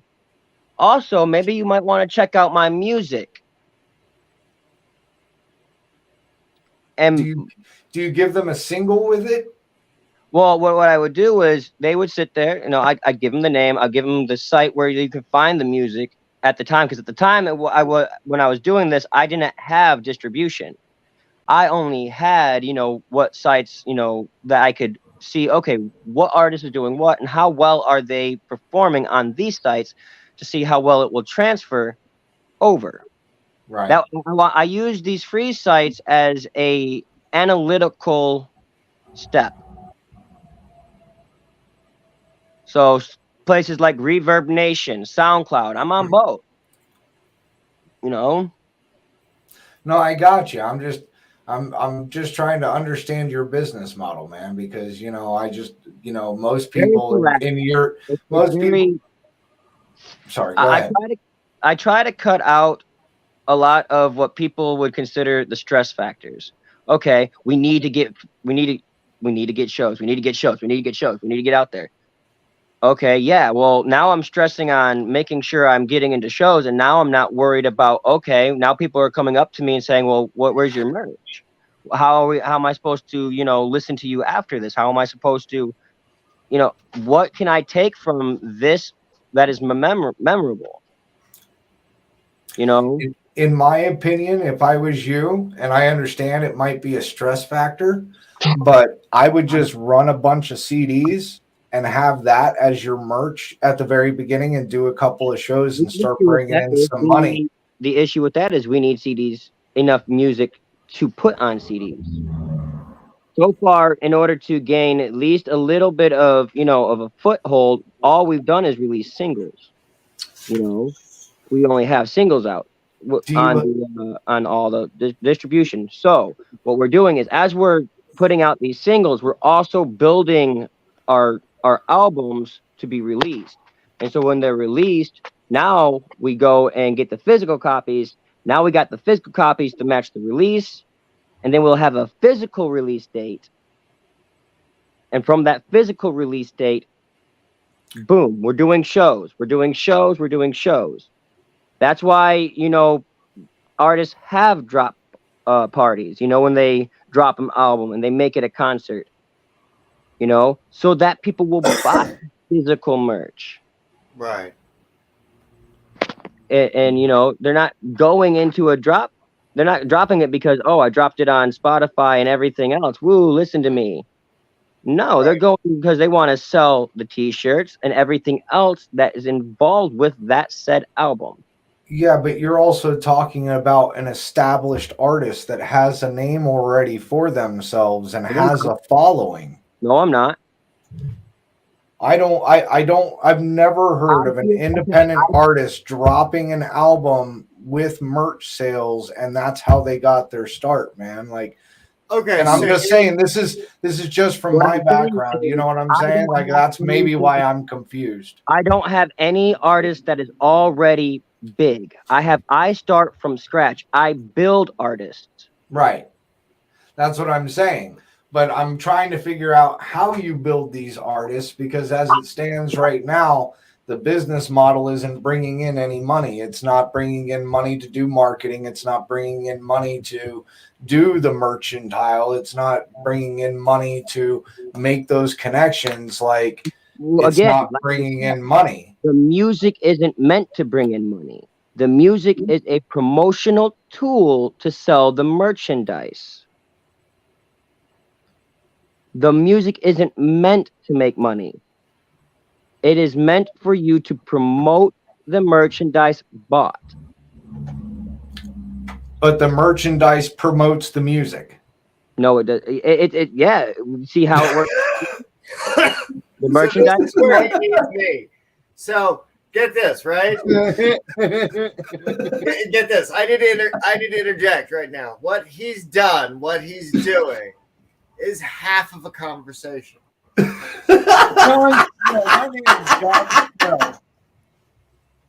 This is only a one-sided conversation because I haven't had a chance to chime in to say hey, yeah, that's because that's where I'm supplementing and helping. Is you're high. Yeah, you're fuck right I am, because I'm just listening to you guys talk. Dude, we're 4.5 hours in. I was already fucking tired today. We're fucking going for it. I'm going until 8 o'clock because I'm not tired and I got to work at 8. Fuck. Oh Sorry. man, go to bed. Hey. 20 minutes anyway. Yeah, let's call it a wrap. But honest to God, I want to sleep. No, the boots I'm looking to fill, right? Like I'm trying to get stuff and swag that I can sell to people at these sex parties. I'm looking for stuff that's unique, that's not going to be out there on Amazon, that's going to be able to represent fun and unique fucking people that are on the fringes of the goddamn world. You can't even talk to these people in public, and you want them to wear merch? No, no, I've been invited to set up vendor booths at these places, right? The kind of folks that are at these vendor places are making these custom jewelries. Right. So they're doing things, and I asked, and she said, yeah, she'd be down to make stuff in, by the hours and stuff, depending on what hour of the day it was and what have you, right? And so to be able to provide them with sex toys, right? Like if I was going to provide a sex toy booth for them, right? What shit would be acceptable to what they would be wanting in the price point that they could afford, because they're going to $10 Thursday as a way to raise money for a nonprofit, local nonprofit. So what can I give to them? What can I buy from Alex, right? Help him out, give to them to get them into a different kind of, well, here, this is fun. This is cool. Like, this is a developing artist in all of the glory of what is art, right? And if we're not worshiping shit for demons, we're dealing with them. We're dealing with dark concepts. Why not? Why fucking not? Right? I think you lost me too. I think you're stoned. I think this needs to end, and I think you need to go to bed. Yes. I agree. All right, guys. Have a good night. Good night, guys.